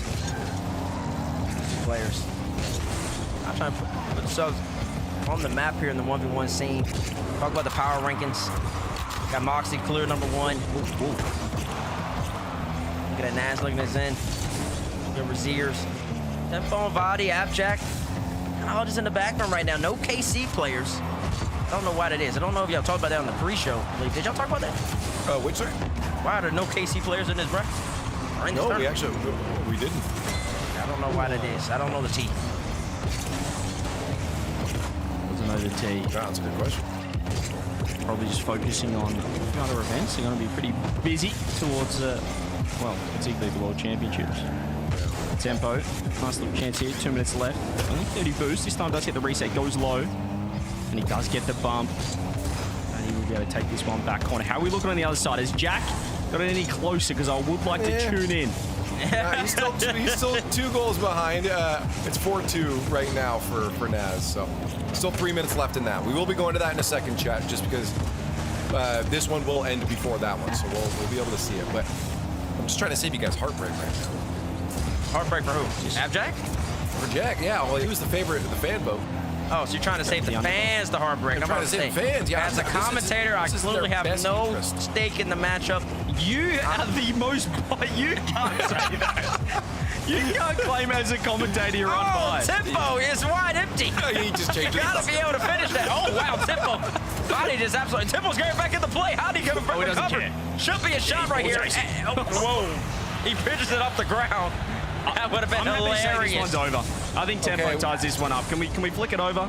Well, sure, but the other one might be over too. Well, CJ's been asking for the change. Production, just do the change, please. Yeah, we'll go. People want, give them what they want. Give them what they want. Well, they're not going to get what they want because it's 5-2 now. It's 6-2. It's 6-2. Let's go back to the other one. All right, get us back to the 3-1. Game 2 is over, y'all. Stop asking for that matchup. Body's clearly trying to go up 2-0 against Tempo at the moment. This is the better storyline. This is the better match. This is where we're going to stick. Yeah, I like it. It's a great call. I think you're silly if you want to switch over to that other game. That's nonsense over there, game 2. And Nas flying at the moment to tie that series up. Tempo delayed kickoff completely does Vaddy here. He's missed. It's missed. Oh, my God. 2-goal swing. Oh, my goodness. Tempo, what are you doing, baby? CJ, in the words of the great Chris Moon, give that guy a map. The net was wide open. The net was so open, actually. He had all day.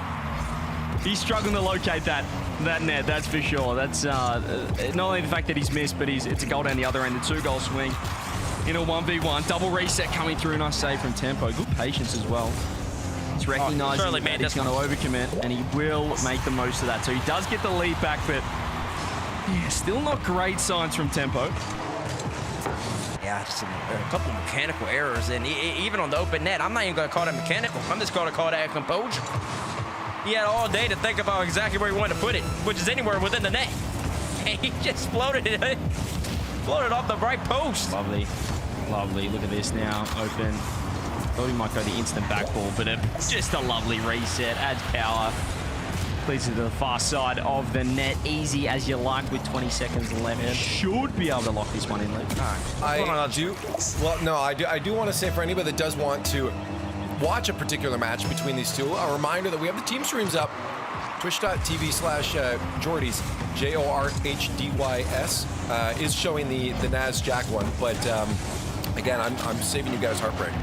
If you really want to go see that it's 8-2, sure, go for it. Oh, sorry, it's 8-3 now.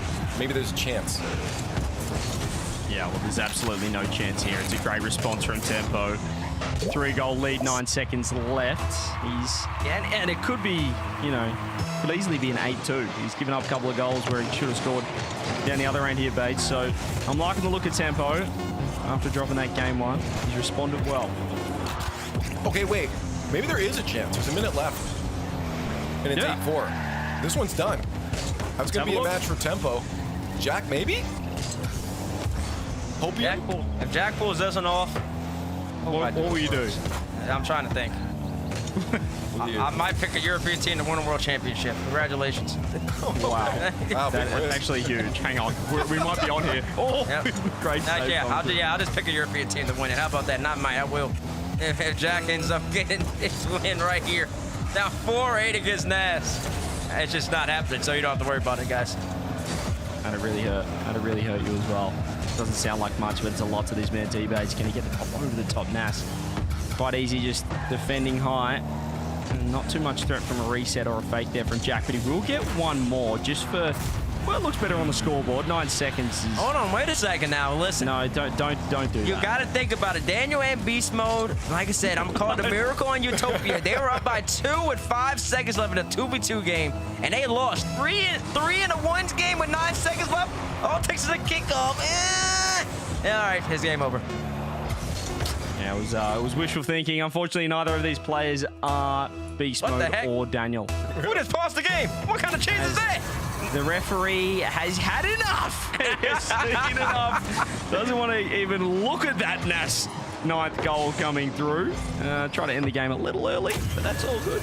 That's all good. A little toxic from the referee, if you ask me.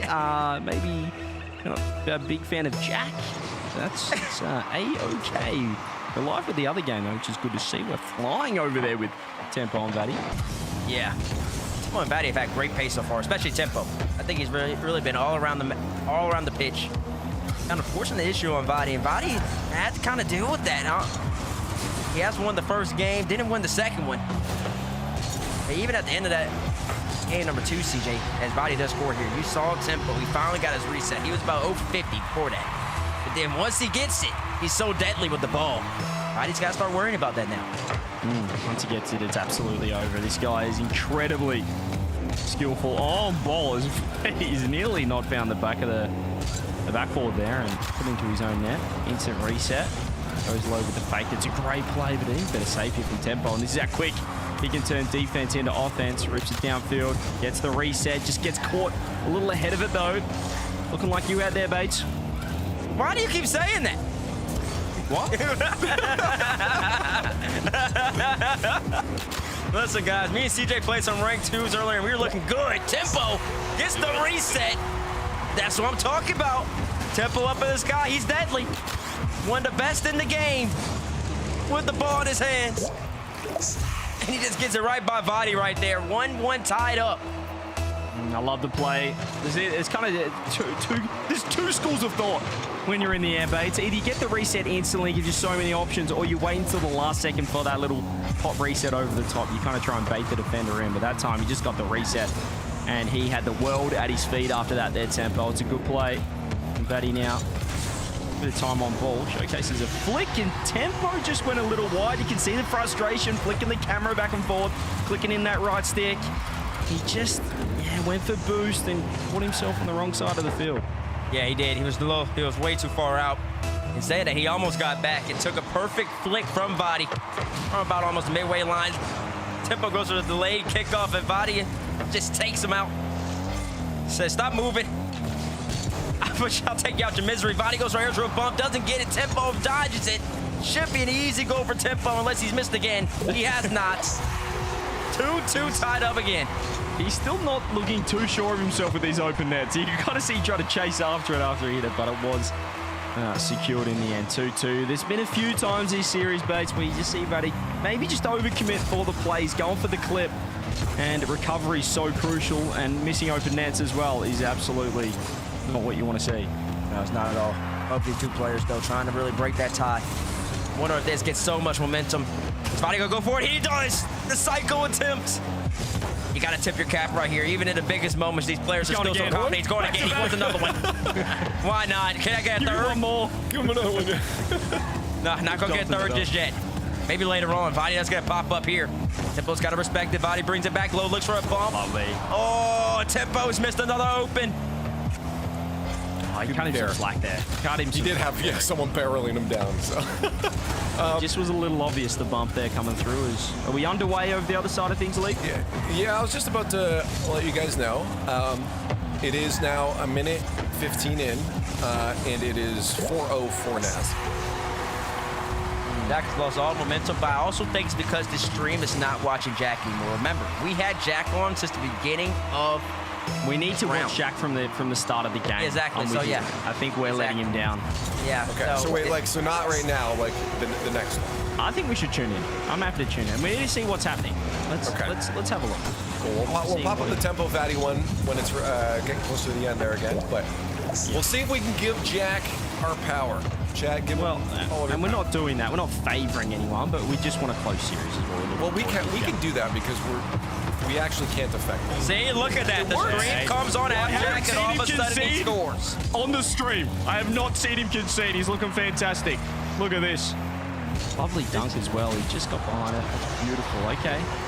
Okay, Jack, we see you. He just wants to be in the spotlight here, babe. He sure does. He likes the big lights, Jack. Hasn't really scored much since we last saw him. What was the last score of the last game? 8-2? He got 8-4. He did bring. Oh yeah, it was 8-5. Yeah, you're right. It was 8-5. He got a couple goals at the end just because Jack is up so early against Nas right there. And as we were talking about in game number 1, CJ, Jack's game plan should be to close the space, minimize the amount of chances that Nas can potentially get in the sky, but it's got to be better touches than that. Twice he's done that now. That's just too Gotta poor stop from Jack. passing the ball central on his little pop back. I mean, where's that going? And Nas just says thank you for the pass. I think he just didn't think Naz had the momentum, Bates. I don't know. Yeah, I mean, most players, they can't land immediately and utilize that momentum, then jump back up. But Nas is the most players. Jack knows this. Yes. So he's got to be way more wary about that. Potential flick coming. Nash is there. Jack just wastes a little too long to kind of start executing.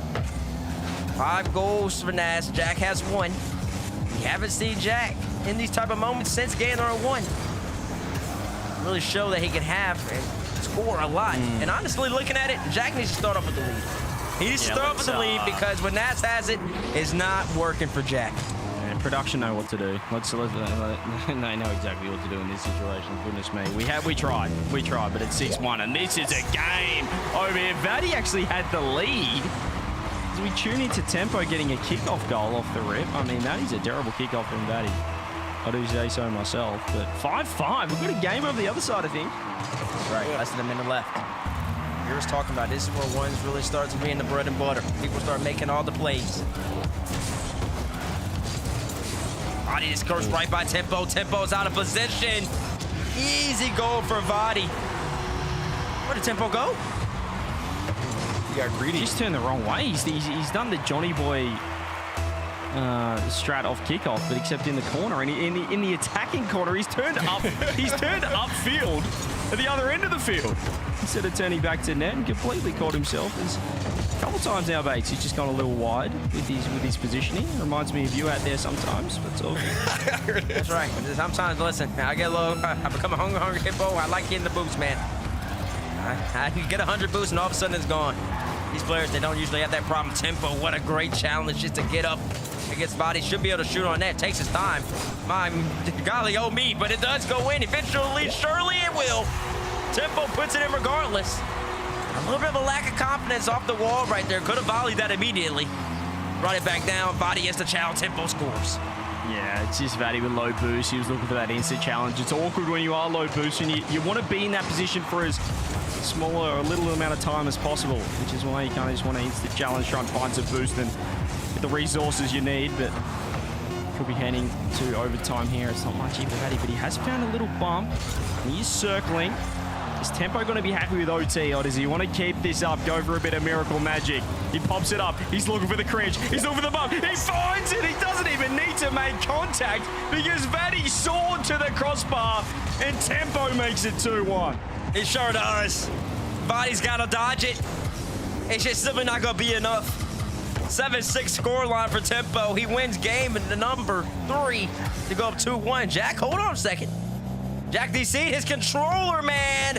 You can see Jack controller's out, but Nas respects him, though. Doesn't end up scoring right there, but that's just favorable for Nas. So much time taken off the clock, extra 3 seconds. Might make all the difference. It's a little unfortunate for Jack. We have seen it all day as well. He's had some little DC issues. Obviously, you don't love talking about it, but it is a big factor, obviously, for Jack. So it's tough to lock in as well, Bates, when you do have some, external issues happening. So we cut him some slack there, but this is, we don't really, we cut him some slack, but unfortunately this is a cutthroat tournament and we're not going to give him a free win because of it, and Nas is completely taken over this year. Sure has. All the momentum now on his side. The gentleman's man. 78% of people, or 73% of people vote for Jack. There keeps being these oh wait, that's what we were just getting ready to game. All right, that makes sense. Jack forfeited down. Yeah. Put down away. Tempo opens up the scoring on Utopia in the Vadi Tempo match. But like I said, when the Nas Jack game starts, let's watch down from the kickoff. I want to see it from the rip. I want to see it from the rip. 5 minutes left. Just want to put that in. Let production know. Let Leaf know. Yeah. That's what I want to see. Tempo looking for a triple reset. It was pretty, but it doesn't end up working out for him. He's never got in trouble there with the counter attack, but I love that from Tempo. They're the clips that put himself, in the spotlight and on top rosters. Got himself on GK with his individual ability. One of the next up players in Europe. And all right. The Jack Nas match is starting. All right, let's put it on. No, Tempo's, he's clearing. That's a great segue. He's starting to ascend.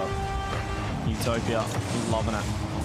Whenever that starts, Leaf, you just flick it over. You hit the buttons. We know you're controlling this whole thing. Yeah, I'm on control. I got the big mission board in front of me. I'm pressing the buttons now. We've got the Jack Nas one. We're gonna go watch that. I'm talking to my buttons that I can press. Yep. And everyone in chat, please tell Leaf. My buttons are broken. At Leaf, if you're not watching the game you want to watch, because Tempo is flying on Utopia Coliseum. Okay, my buttons are working again. All right. It didn't necessarily start at 5. Your buttons are a little slow. Yeah. Jack gets up, so it's fine. You said you got some ping? Yeah, I got some ping. That is funny. Jack's flying though. He's got the lead. And we know what he does when he gets the lead at the start of a game. He wins. What's comfortable in game number 1? I think that might have been the last time he's had the lead in the series. So already Utopia's looking better for Jack so far. Jack tries to get a bump on Nas right there. To no avail. He's got to continue with the Nas reset. Nas goes low. Tied up 1-1 apiece. Such a hard shot to cover right there. Do you go high? Do you go low? You feel like if he does go for the fake, he's just going to pop it over the top there, Nas. And Jack's kind of just hoping that a 50 will go to the corner rather than in the back of the net. Nas ties it up, minute gone. Here in game 4, and he does win the kickoff again. Nas looking to absolutely cook. Instant reset. He's probably going to look for one more. He whips into the backboard, finds the double. That's a lovely play, T-Bates. Looking like you out there. That's right, exactly. Looking like me. Just pop, gets the reset. Flip, crossbar.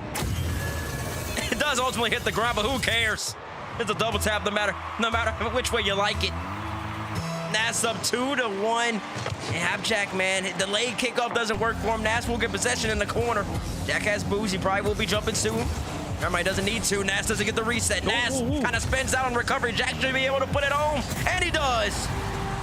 Here we go. Here we go. Apparently, Jack, you can see Nas just do a 180. He forgot to hold the drift when he tried to wave dash there and completely caught himself in all sorts on the recovery. 2-2.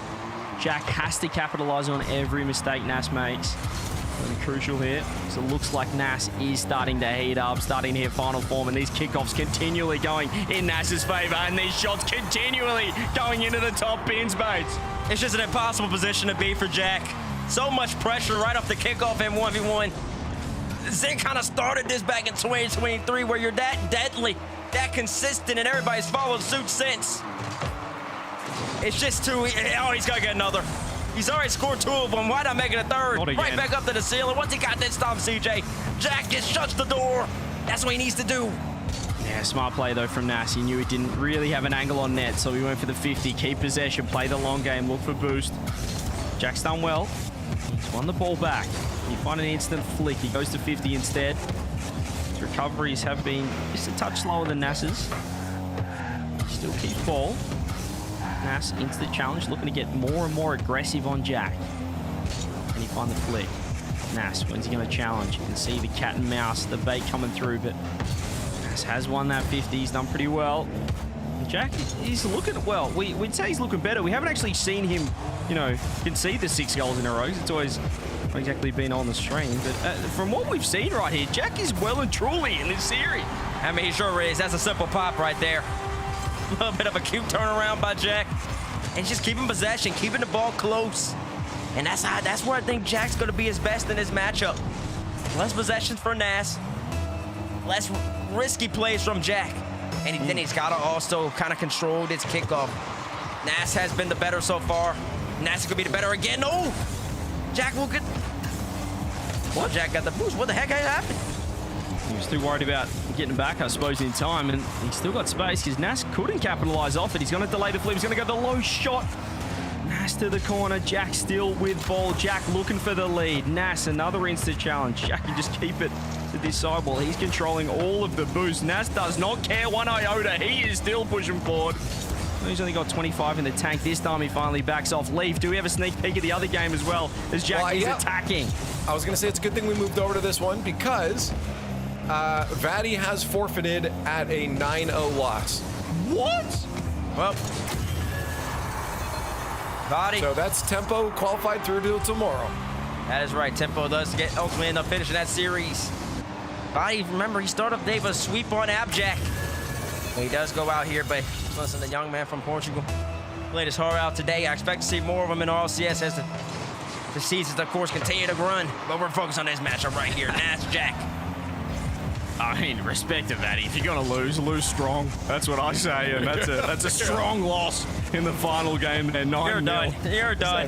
You're finished. You're finished. None of this overtime, 1-goal nonsense. If you're going to lose. Just get the forfeit out. Is that how the Australia-US game is going to go? Well, that's what we've seen for the United States of America a little bit later. He ain't getting his words out no more. He ain't getting his words out no more. That got him good, Leaf. Well done. Jack with the reset right here. Trying to get it by, and he does. Lovely. Absolutely lovely play from Jack. He just beat Nas on the wall and then instant reset. Finds the pop, gets the beat, the 4-4. Can we get Champ Field? That's the question. Nas doesn't have a good record on Champs Field today. He is 0-1. He wants to finish it on Utopia. Nas once again just wins off the kickoff, gets so much possession, kind of let the ball go away from him right there. Not the touch he wanted. Going down to be just kissed right off the finish to give himself an ability to go for a reset. Less than a minute remaining right now. Jack once again on the ball. Nas jumps up high. Jack goes with a bump. He does get the bump. Can Nas get back down to it? He whiffs! Look at Jack. Oh! It was a great attempt. It was a great recovery attempt from Nas. He gets bumped up to the ceiling. Oh, and he just barely misses the ball. Yeah, I think he was nearly too casual in the end. He could have easily jumped off the crossbar, but off the backboard, he just thought he had the touch without even needing to jump. He's whiffed it. He tried to recover, and he's made a meal of it. 50 seconds left. He has won this kickoff with possession. We've seen this before. Same wall, same situation. Exact same play with a reset. Nas, does he go the top? He goes the right side again. It's 5-5. Nas has scored 3 of these goals so far in this matchup. And once again, it's just simply too much pressure put on Jack. He's got to get the ball off of Nas off the kickoff. He has to neutralize this in some form or fashion. Nas is simply too comfortable in these type of matters. Oh my Lord, it's happening again. Here we go again. Yeah, this is why Banana Head puts his controller through a wall. You just work so hard to score a goal and then you lose a kickoff goal back to back to back to back. But he's done well, Jack. He's got out of trouble. 30 seconds. Can he steal this? Can he force 5? He's looking for the edge of a bump. Nas, huge save, recovery by Jack. Will mean he gets one more crack as well, and he has beaten Nas, who continues to challenge Bates. What do we got right here? 16 seconds left. Jack has the ball, goes for a flick. Nas is there to meet it. Is Jack over the demo? No, he doesn't want it. He doesn't want it. Instead, he opts for the boost. Nas at 0. Jack should know that. Nas does shut the... Nas keeps it close. Oh, Nas dangerous game. Jack's popped it high. Should be an opportunity here for Jack. Fake. Brings it back low. Nas keeps it up. No. 0 seconds. And now we're on overtime. Gee, I'd love to see Jack just take that to the skies there, maybe go for the quick double. He knew Nas was low boost, but he kind of just went for the safe play. Doesn't mean he does concede a huge counter attack, but he's going to concede freeway. He's pitched it off his own bonnet, off the hood, 10 seconds in, and Nas knocks Jack out of the European 1v1. He sure does. Jack I feel brings like it to overtime, and he just lets it bounce off the top of his hood. I feel like that's the way it would have ended, though. Given the fact that we've seen Jack kind of toss a couple up to Naz before, the fact that it ends with them working together on the goal again feels kind of prophetic from what we saw before. Unfortunately, that is apparently Jack out of the tournament. His 1v1 run is now done, and Naz has cleared on through into the playoff bracket, which, Bates, we did have Naz as a favorite. Like, we had to have expected Naz being in the top 8. Yeah, but I mean, the way Jack was playing, especially in game number 1, it gave you a lot of hope if you're a Jack fan. You're like, hold on now. Jack's kind of in form at the moment. But then games 2 and games 3, I know we didn't see much of them over here on the mainstream, but they kind of got out of hand. And even in that game number 4, right when Jack still had some chances, kind of just sees like a little bit, well, I'm not gonna say a little bit. The big difference between these two players up in the sky mechanically. Every single time Naz gets the kickoff win, as you see on your screen right here, so much pressure. Naz scores 3 of these in game number 4. That made all the difference. And ultimately, Naz keeps on moving on. Yeah, obviously the kickoffs were a factor, but Jack just, these kind of plays, when he's ahead of the ball, he just finds a way to just basically pass it straight to Naz. And we saw it 3 or 4 times in that game. He's going to find a safer way to track the ball back, get boost and reset, because Nas was just sniping him every time he wanted to take the ball back. Vaddy looked fantastic to kick off our other series, final one coming through of Group A, and it was a hot start, but then tempo started to get to work. Yeah. We saw that huge 0-second play coming through in game 3 as well. We tuned in for Leaf, which I think that one might have broke the spirits of Vaddy. I think that's the thing. You said he looked fantastic. As long as you watch the first half of it. I mean, it was close in this game 3 as well, but yeah, it kind of fell apart. 0 in that latter half. seconds. We saw, yeah, this is probably the breaking point. We saw Vaddy starting to go for some unrealistic plays. You know, he started just going for some of those fancy free play moments, and it just wasn't cutting it. We saw a forfeit at the end there for Vaddy with a total score of 9-0, and that was Vaddy's end of his journey. As we do have tempo moving into the top 8. So overall, I think we got most of who we thought we would see.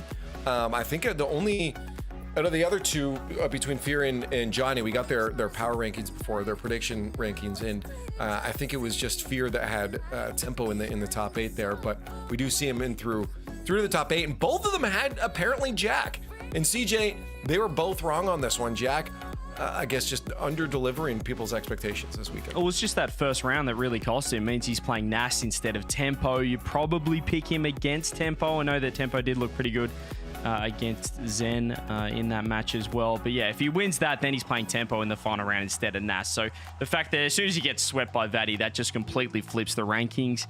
And unfortunately for Jack, won't be able to make it out of that Group A. That's true.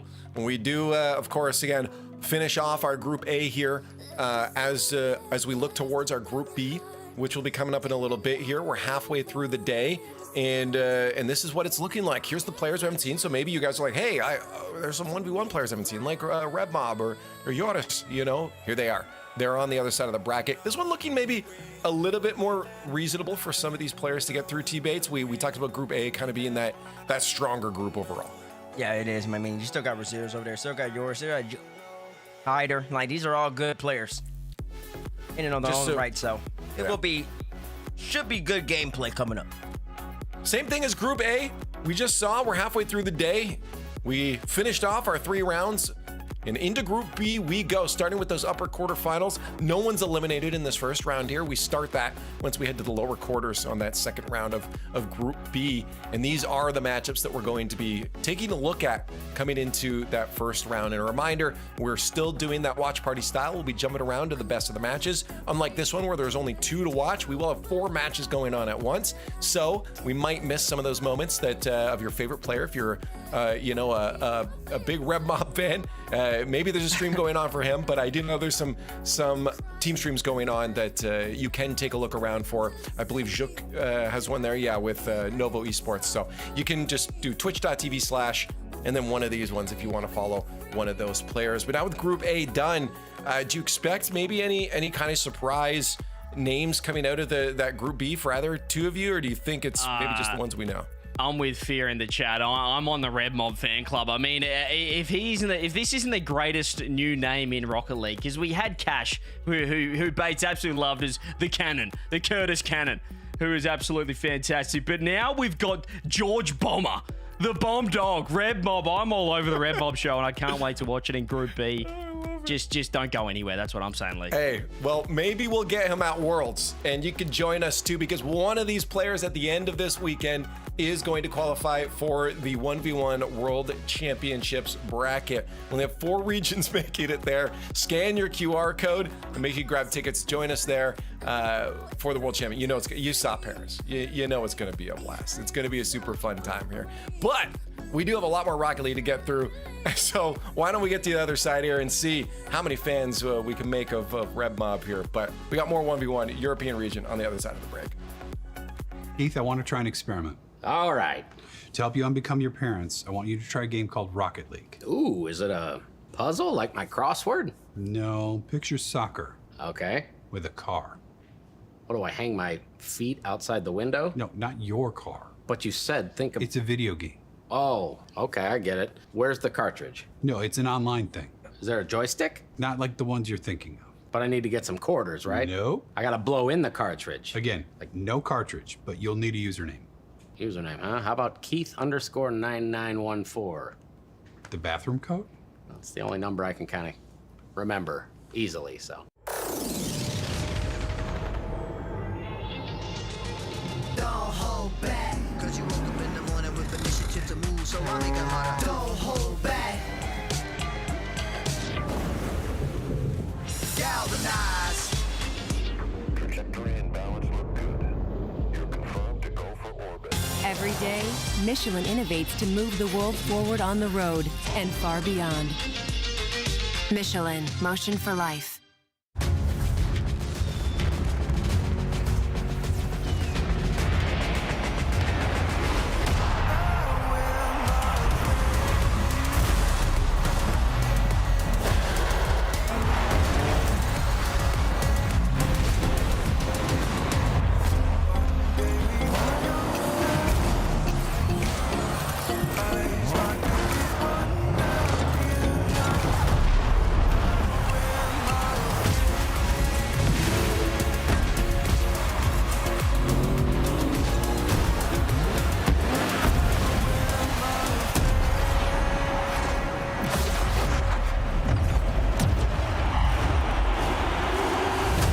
Magic of Rocket League is the stories you could tell about it.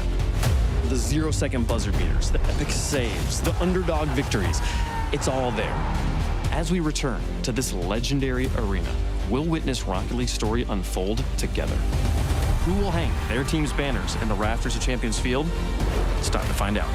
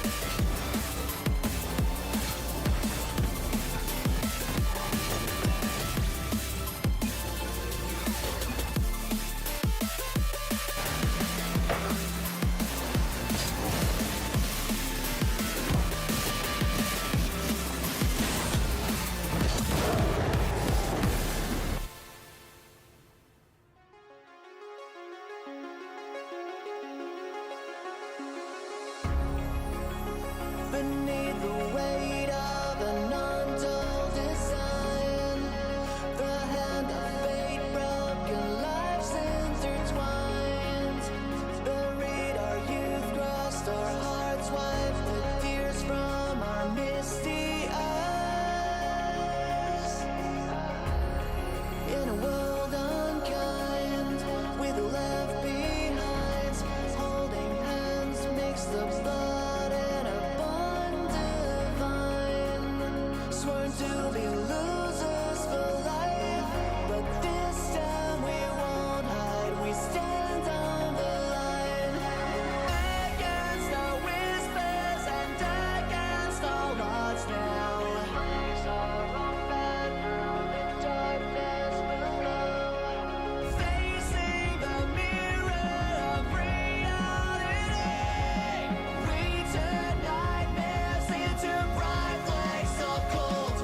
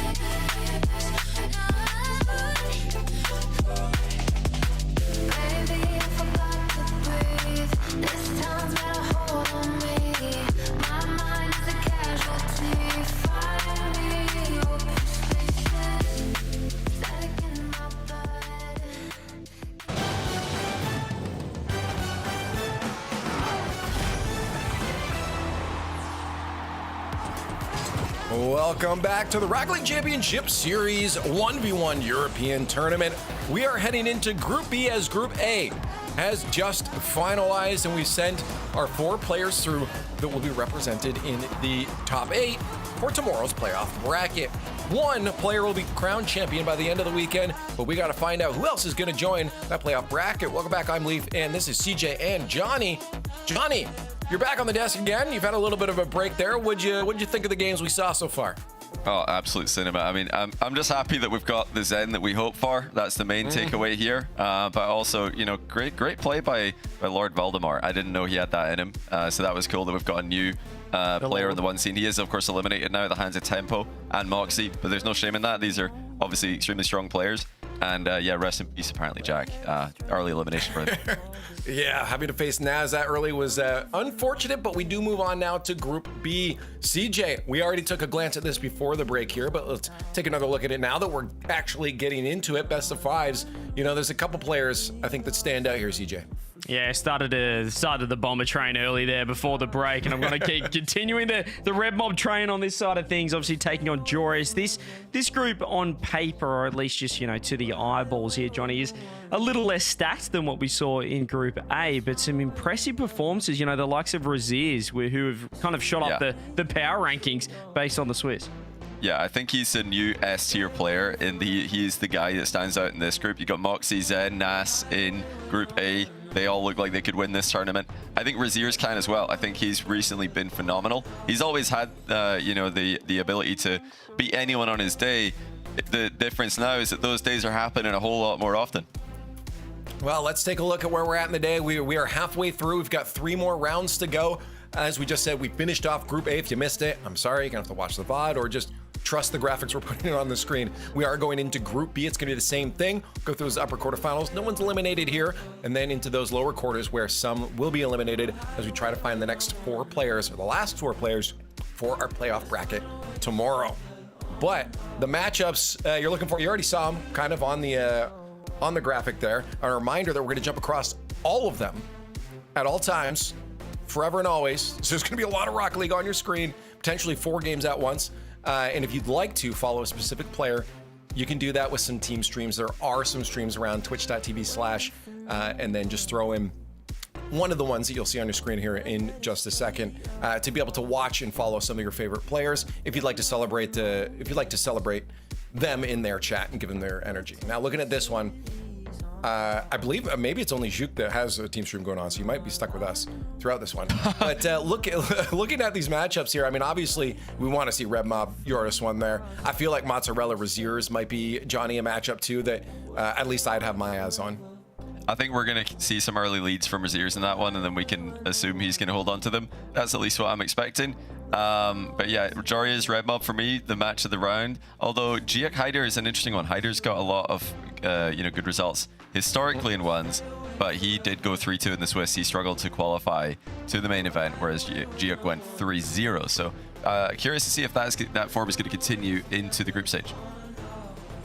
I guess overall, is there a dark horse player that we might see as the matches get started here for you guys? I mean, Hyder maybe might have been your pick there, Johnny. Is there any here for you, CJ, that you could see maybe squeaking through as the fourth player? Yeah, I think Johnny had Red Mob and Duke, and I think Fear had them as well. So it's tough to go against the 1v1 masters on that side of things. So I'm going to back them in. Duke 3-0 in the Swiss. Why not have him go through to the top 8 as well? Fair enough. Well, we got game 1 presented by Progressive going underway in all 4 matches. As I'm sure a lot of goals will be scored right off the bat here because it is ones. And a reminder, there is a forfeit rule in place that if you fall too far behind, you want to forfeit, you can just move on to the next game. GG, go next. I'm sure we won't see it this early on. I don't think we can either until the halfway mark anyways. Can you imagine 1 goal in? Yeah, I mean, it's like on my rank. It's a bit early to announce the forfeit rule as we're 10 seconds into either game. Pukas has had enough. 1-0, go next. Osaf is also, he's a player that we need to keep an eye on. He's favored in his match, which obviously is a good chance to, then you get 2 chances to go through. He's playing against Pukas there in the bottom right. Yeah, Osaf, I think, is going to win that one. And then he will most likely run into his countryman Raziers, so that's where it gets difficult for the German. Yeah, well, We can dive into a specific match here, CJ. Oh, you know where I'm going. The man that's 2-0 The up. Red Mob is Show me pulling the ahead. poncho. The Look at the absolute kickoff. bombshell. Did you see the kickoff there? I absolutely love that. It's something I first saw from Dark coming out of the Middle Eastern region. He's inverted half flipped from the slight offset spawn. It really does look like you're going for the ball when you do that. And fortunately for Red Mob, Joris didn't see it. Gave the ball to him and he scored it. Now here he goes again. He's dropping bombs on Joris. And he's blowing up Group B with an upset early the way this is going. Goodness me. An explosive start from the bomber. And Joris, obviously, he's got the experience. He's been in these situations before, but you can bet he's smashing his desk right now. He gets emotional, Joris. I think he uses it to fuel him in a positive way, but he's not going to be happy with the first minute here. What a start. Joris, yeah, we're a little excited, Johnny, at the thought of Joris playing a bit of 1v1. Just, a little jokingly in the fact that he can get a little bit frustrated, and we like seeing players have emotion, and some players show it a little bit more than others. Joris is one of those, so it can fuel him and make him play better, but he can get frustrated if you are playing him. That's a good shot by Joris, but he has got it in. I thought maybe he'd hit the bar just a touch, but it's dipped in time. And that means that, okay, first ground to air dribble from Joris.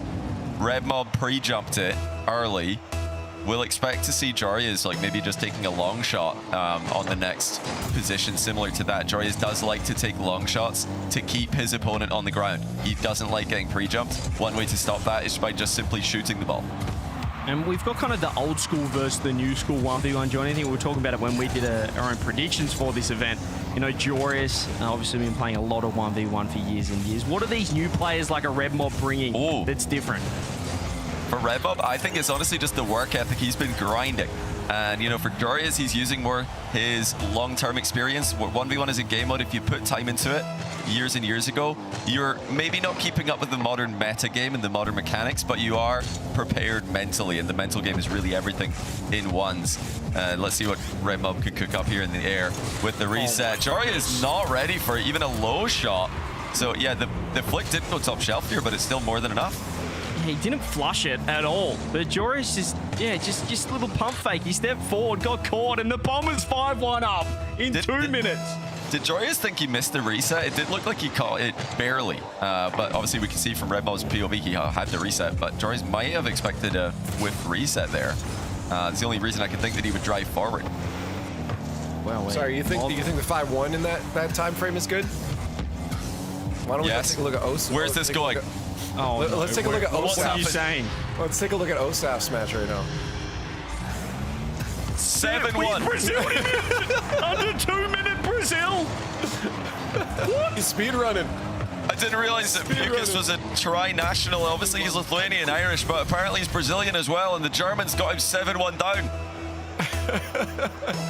in a minute 52. It's going to be 8, is it? as well. That's great. That's good recovery, actually. Could be 7-2. Little double bump. That's even better than a demo in this situation. Oh, never mind. He's missed. Yeah, he's missed the open net. We don't have to stay here. I just want to let you know that. That was a more impressive score, I guess. Razier's actually tied. Mozzarella keeping Razier's to a tie game. Can we have a look at that? Very impressive. Over there. Bottom left. Yeah. I like this. Razier's might be nice. Oh, that mozzarella. Yeah, this is different. Razier's, as you said, maybe he's not that guy that just creates upsets. He's in that S tier, but he's got to do it in front of the big lights. That was timid. That was really timid from Razier's with the reset. He just went for a very, very safe wave dash shot. But we've seen him, be much more confident than that in the past with his aerial game. Hopefully he can get back to his stride. Again, very simple from his ears, and I'm not really impressed with the early shots he's been taking. Mozzarella easily stops the last 2 chances, and now he scored to make it 5-4. Yeah, the big cheese, the French cheese, looking fantastic right here. 5-4 Razier's.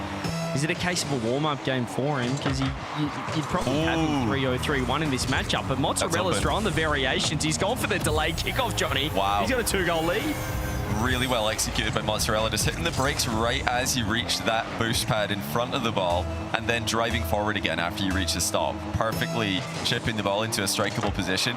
You know, it looks easy, but that's actually a lot more precise than you'd think. I encourage all of you to go and try it in your own games. You can do that, of course, in other game modes, not just 1v1. Oh, nice play by Mozzarella. He actually threatened the bump with a half flip. Yeah, and he's completely over. What are we doing, Raziz? That's a rookie play. He's thrown it off the sidewall, kind of thinking maybe Mozzarella overcommits. Not to be. It's an easy goal down the other end, an easy counter-attack, and a 3-goal lead. Raziers with the delayed kickoff. This one, though, he didn't accelerate quite in time, so it's bounced directly over his head. They see the difference there. He can't shoot the ball, so he does have possession here, but time is being wasted. Yeah, he should be. Oh, no, he can't turn the corner on this. And there's another say, oh, the counter-attack. This could be a 4th goal. This is GG for game 1. And this might just be, insult to injury. It's a good save there from Raziz. Look top left as well. Jory is 1 goal down now against Red Mob. He's starting to come back, but Red Mob has the ball. Does he have another goal here? Jory has got to be careful. Is he own goal? Oh, he has! He's demoed Red Mob, but he's own goaled in the process. How's he... Hang on a minute. How's he not got this out once he finds the... Oh, he didn't really own goal. Yeah, he couldn't get around it. It was way too quick in the end, but still time here for the Joe if he can get the goal off kickoff. 19 seconds. He's going to get possession here. Red goes for boost instead. Just needs to delay. Can he find the bump on Joris? He does have boost to work with. And that's a beautiful first touch. Just the delay. He's done well there, the bomber, but Joris brought it back a little bit. Perhaps caught out by the explosive start. Yeah, this is a great start for Red Mob. We wondered, could he do it in RLCS? Because obviously we've seen Jarius be himself and produce magic in so many ones tournaments over the years. Red Mob is now playing the highest pressure matches of his entire career. You know, Jari is a guy who's been in major finals, and he's been deep in many, many lands. Great stuff from the underdog, George Bomber. Couple things here. One, Hyder did win game number 1, so they're into game number 2 in the top right-hand side there. Down to the bottom right side, you see the same thing going on, double digits for OSAFT. That's still game number 1 because they keep scoring goals. And we do have a game number oh my goodness, game number 2 down on the bottom Triple left. reset, by the way, from OSAFT right there, just quietly. Just for his 10th goal. That might be the longest series in history if that keeps up over there. 10-4. It's not the 12-10 we saw over in Group A earlier on today, but still, it's been very high scoring this European Open. Have we forgotten how to play defense, Johnny, or is the offense too good? I think offense just beats defense in ones. It's just better to be the attacker. OSAF just put in an 11th before we cut back to Hyder, who is really testing Giak. How did Giak not get back to this? Wait, did he think? He must have thought that was post. It was, but it was posted in. And Hyder, the Italian, who's, like I said, got multiple successful tournaments in the past. He's always been kind of a gatekeeper level player, maybe like a high B tier 1s player. Giak similar, but you know, the Swiss run that he had is being exposed right now as maybe a Mickey bracket. Oh, nice finish though, fair play, 1-1. Pretty rare you go 3-0 in the Swiss Leaf and you don't play one of kind of the top 4-5 seeds. He did beat OSAFT, which is looking pretty impressive considering he's scoring about 3,000 goals and did sweep Toxic. So that's some decent wins, but not a NASA, Zen, a Moxie sort of caliber win over there. No, their run tomorrow is going to be a little bit of a shock once they have to start playing some of those teams from Group A. And I do want to just like side mention, maybe you already said this, I only just realized about a minute ago that Red Mob backwards is Bomber, and that's why. Yeah, that's what his name is. It's his real name. It's a great name to hide. None of us noticed it until we checked his Wikipedia. We're like, wait a minute, his name's George Bomber. That's a great name. He's got a good name in game and a good name out of game as well. But he went for the Rettle strategy there, just the real name backwards. Quite close to Rettles as well. He's got the first 2 letters right. The rest gets a little bit lost in the weeds. There's a nice shot on net for Giuk. He's going to get the lead. He's going to get the lead. Oh my goodness. Finally finished game 1.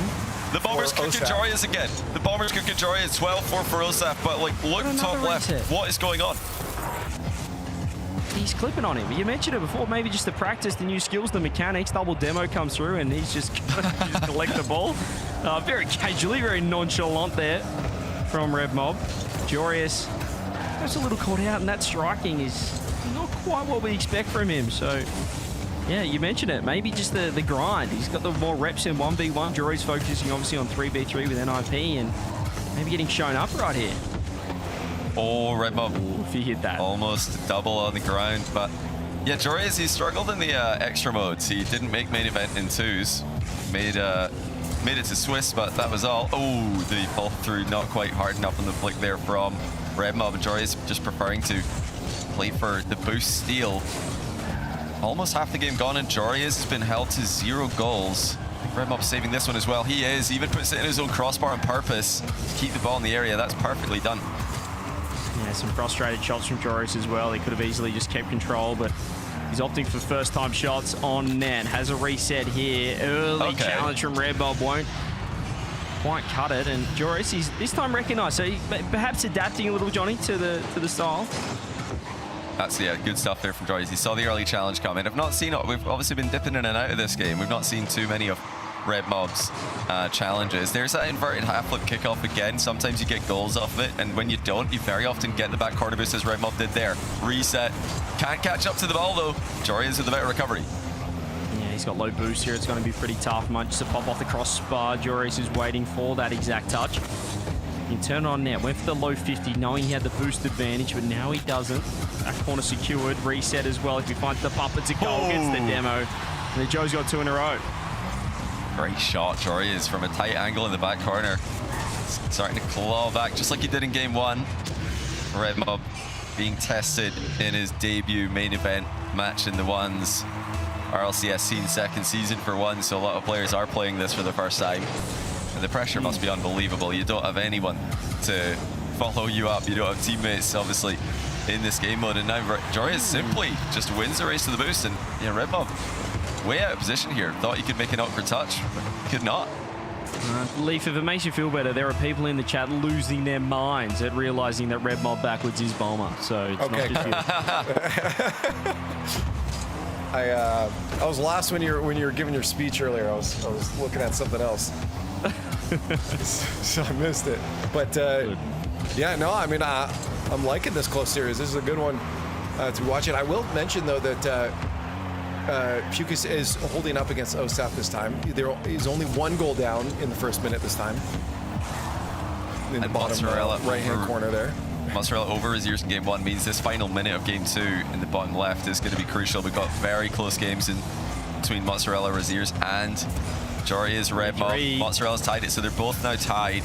We have to just keep this as is so we can see what's going to happen next. But yeah, it's a confirmation that GX tied the series against Hyder, so that's going to be 1-1. This group turning out to be very close across the board. Yeah, nice seeding coming through from Group B. Group A, absolute chaos, and Group B looking like it's going to go down to the wire here. We got 2 games finishing at the same time, and that's a nice 50 coming through. Jory's has scored 4 goals in a row now, 4 unanswered. Yeah, that was too easy. Red Mob's not going to be happy with this. You should have seen this one coming. You know, he's kind of just boosted past where he wanted to be. He hasn't gone for the middle of the ball there at all. Just kind of getting a glancing blow. Delayed kickoff will give him a chance here. He's going for the direct shot instead of the boost grab. At least going for the direct shot on goal, I should say. Yeah, Jory, as I said, has the momentum at the moment and just continuing to play for hard clears. Something he's always liked to do. Just keep his opponent at bay. Yeah, just keep popping it away. There's a double for him, and this is the complete counter strat from Red Mob. He says, if you're going to give me the ball, I'll do something with it. Rips it off the backboard, finds the bottom right corner. That's shot of the game. That's George Bomber with the airstrike onto Jory's net. 32 seconds left. He could go 2 up here. It's going to be a wave dash recovery for Red Mob on the kickoff. He'll get back to this first, but Jory's just lets him touch it. Wait, does he have a shot at goal here? He does. Jory's got to get up for that. Does well to land outside the net, but he's been dusted. That's in the back corner, but still a chance. He wanted a piece of that. Does get some now. Jory's looking for any touch. He gets something, but this is a really bad position for it. Thought the Mob could have scored that. He'd get one last crack. Here he is up in the air. Reset. The bomb goes bang. Oh, he doesn't have altitude sickness. He's dropping bombs from 50,000 feet, JB, and Jory's has no answer. Oh, he's just so tricky. Jory's didn't want to overcommit to that far post side of the net, but that's where the ball's ended up. Now Jorias needs to kick off possession. 4 seconds means he doesn't need to score directly. He tries to delay this, but he's been completely barreled through by Red Mob. Red Mob's going to stay in the area, but yeah, that'll do. Jorias needed to get that over him and also get his car past him as well. So Red Mob 2-0. And meanwhile, Raziers is tied it by the looks of things. Yeah, I was going to say, you got Juk winning that second game and now in the lead up in the top right there. And then in the bottom left, as you just mentioned, Raziers grabbing a game over Mozzarella. And we do have Osaft keeping it or being much closer here against Pukas. This is not the blowout. We saw, I think, 12 goals to finalize game number 1 there for Osaft before. So this is definitely a much more ideal match, I'd say, for Pukas. I think that game 1 was a bit of a spiritual awakening. I think the Pukas are Pookies. I feel like Pukas is not a very pleasant thing to say. I don't know if any way you can say his name is pleasant at all. It is an unpleasant name. Oh, how's it bounce? Good stuff for Pukas as he just projectiles all over Osaft's net. Yeah, that's direct as well. That's no mucking around there. 4-3, so it's looking a little closer, as you said, Leaf, which is good to see. Pretty much every game now is right in the balance. Yeah, no, again, this was the only one that we saw kind of be a bit of a blowout in that early round. And now that it's closer, you're absolutely right that this feels like a balanced first round. Oftentimes we'll see those 3-0s in the first round, but I'm liking that we're getting these back and forth between all these players. Yeah, just discipline from Osaft here. He's letting the clock work for him a little bit. He doesn't want to take any unnecessary risks. Just leading by 1. Small boost pads coming into play. Great pathing out of Osaft there. He's got to be careful for the demo. Looks like he was going very wide to avoid that, but he's conceded possession and boosted in doing so. He's on the long game. Look at this, just corner to corner. This is classics of old. I love it. Just stealing all the boost he possibly can. A little bit more coming through as well. Osaf scoops up that back corner 100. Now it's a bit of cat and mouse. The quick flick. Doesn't have the power on it, but look how close Osaf is stealing underneath the ball. And that's a huge one. Oh, he's got to completely go in the wrong way. Yep, just pit maneuvered him in that attacking corner, and easy as you like on the counter. Yeah, it looked like, so Pukas was trying to put the ball over Osaft's head and make it awkward for Osaft. Osaft managed to trip him up on one of those flips though, so winning out on that close quarters exchange. These kind of exchanges, you don't see this in 3s and 2s. It's really interesting to see who can win those little mind games. This time Osaft holding his nerve. Oh, it's going to be a kickoff goal though for Pukas. 26 seconds to go. It's a classic, just inside wall win against Osaft. Sounds like you just really emphasize the first half of his name. Yeah, I'm trying to avoid saying the name. It just like he's really going for it. Good call in John, if you like that name, Johnny. Could also work as well. It's not a bad name, I've heard. What about the last name as well? Here we go, 20 seconds left, popping up off the roof. Here we go, here we go. It's a big mistake from Osaf, but he recovers, finds the redirect, and that'll secure his second game on the bounce, but it got a lot closer than game 1, Lee. Well, speaking of, yeah, a lot closer. I think he's got to be happy with this. But I will call out the Juk matchup there. That is not as close as Hyder probably wants it, as he took game number 1. This will be a match point if Hyder can't take this back on that top right game there. Down in the bottom left side, my rights and lefts get mixed up all the time. Bottom left, we do have Mozzarella going up now as they're tied 1 apiece in their series. And Red Mob in the top left is actually on match point right now. Oh, he's nearly scored twice in a row here. He's 3 times. He's hit the left post, the right post, and the crossbar in quick succession. Only 1-1. That is an incredibly low score for a 1v1 between Jorias and Red Mob. Now 2-1. Just a simple long shot from Jorias. If you're interested, guys, I know you don't like the name Pukas. You can use his real name. I might be saying this wrong. Adomas Lukosius. Adomas Lukosius. Pretty cool name. Adomas is nice. Should have gone with that. Sounds very strong, doesn't it? It does. I like it. It's like Latin. Adomas. Very nice. The Adonis the Great. 8-3 on the top right as well. Duke is getting to work after dropping that first game against Hyder. 3-0 in the Swiss and backing it up. We had questions around him. He's done well. And then we've got 2 tie ball games, Johnny. Well, the question is, which one do we dive into on the left top side? Left. Top left. It's got to be Charge Bomber. Let's go Charge Bomber. Watch the huge sweep here. Let's get the bomber. Huge chance. Lean back reset. Jarius sees it coming. It looks like the boost is going to be won by Red Mob, though. He's trying to get rid of Jarius in this position. He knows Jarius is low in boost. Jarius with the boost steal, though, evens it out. Jarius, will he play this aggressively? He does. That concedes possession.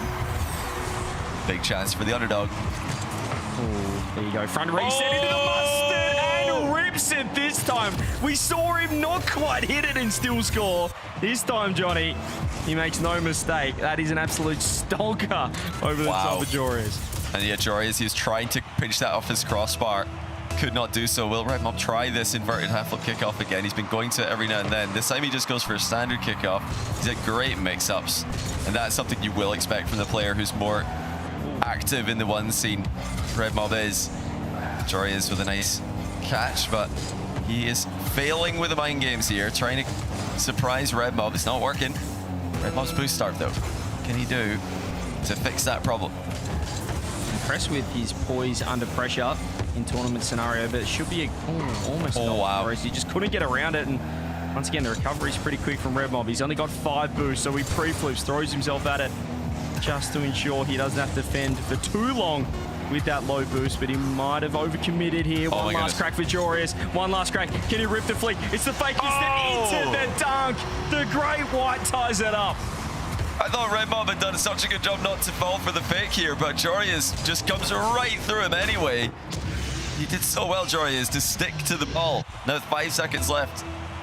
I'm favoring Red Mob slightly. I've liked his kickoffs better of the 2 players so far. This one's going to go to Jarius, though, by the looks of things. Shoots it first time. It's into the post. Red Mob's got to go for this. He has to respect the rebound. That concedes possession. And Jarius couldn't get the mid boost and grab it in time. Here we go. Traditional kickoff here in Rock. And it's going to go the way of Red Mob. Jarius back corner looking to keep possession. Red Mob underneath. What boost does he go for? He fakes the jump into the back corner. Jarius wants to take that boost away from him. You can see the cat and mouse. Do we go for the back corner? Does he leave it? He wants a boost. Jarius can turn it on net. He's got 0 though. He's going to back off. Instant shot. Well read by the bomber. Yeah, well read Mob there. And now Jarius is giving it away completely. What's he doing? Great pass. Red Mob. What's he doing?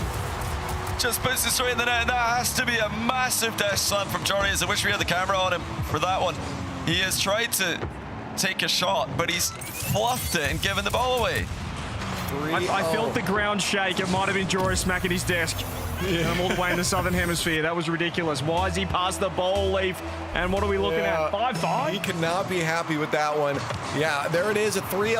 Wow. Red Mob moving on to the next round. Juk with game number 3, 11-4. We talked about those double digits not being as common. I mean, more so in ones, but here they are today.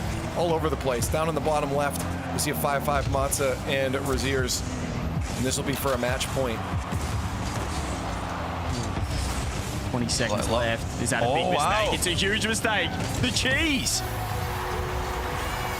Yeah, this is interesting. I really thought Raziers would be more than enough for Mozzarella in his recent form, but he is not playing up to his level we've seen recently. He looks nervous. He's making unnecessary mistakes. Earlier when we tuned into the first game of the series, he was pulling his punches. You can't be doing that. You need to be confident if you're going to be successful in 1v1. And he's not. It doesn't look like he's found aspects of his game that he's confident in. Mozzarella's running the clock down here.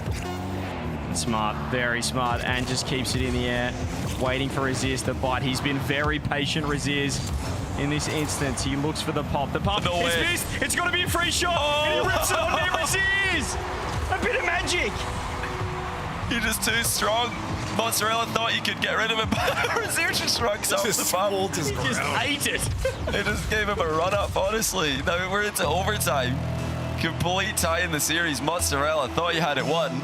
He's got to do it again. The top seed out of Germany wins the kickoff.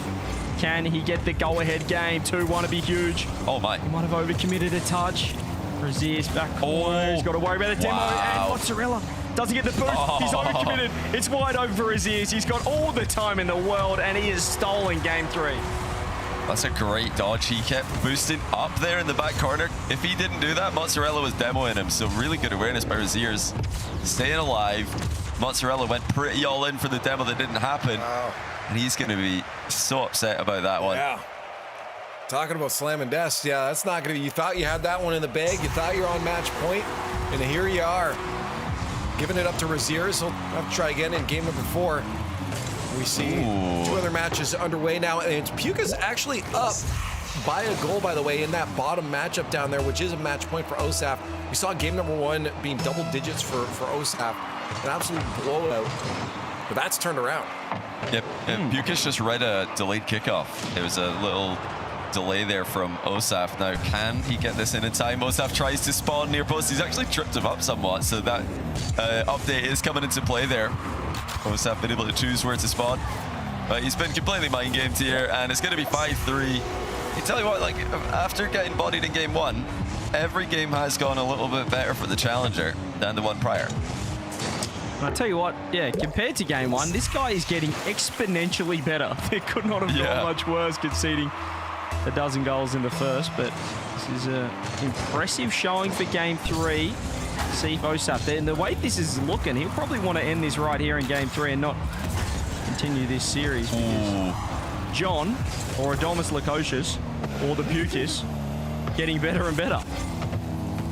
He is. It's not, by the looks of things, anything to do with OSAF. It looks to me like all the goals we're seeing, they're coming off of Pukis' own plays. He is dictating the game at the moment. OSAF's got to up his possession if he's going to stop the comeback from happening, or at least stop the start of the comeback. This is just the beginning of a potential reverse sweep. 2 minutes ago, so plenty of time, and OSAF didn't really rush the game to ending, so I expect to see him exercise patience here as well. Ooh, I like the little fake coming through. If he does find the demo, you can see Yuki's trying to read it, but he has been bumped. It's not a strong flick. He tried to fake him as well, and he's hit all sorts in the net. Absolute headache hitting the post. He goes for a couple of pads. Too slow there from OSAF. Surely would have had a chance to shoot, but still, he's got to eventually score, you'd think, with the pressure that he's got. There's the flick, and there's the 4th goal.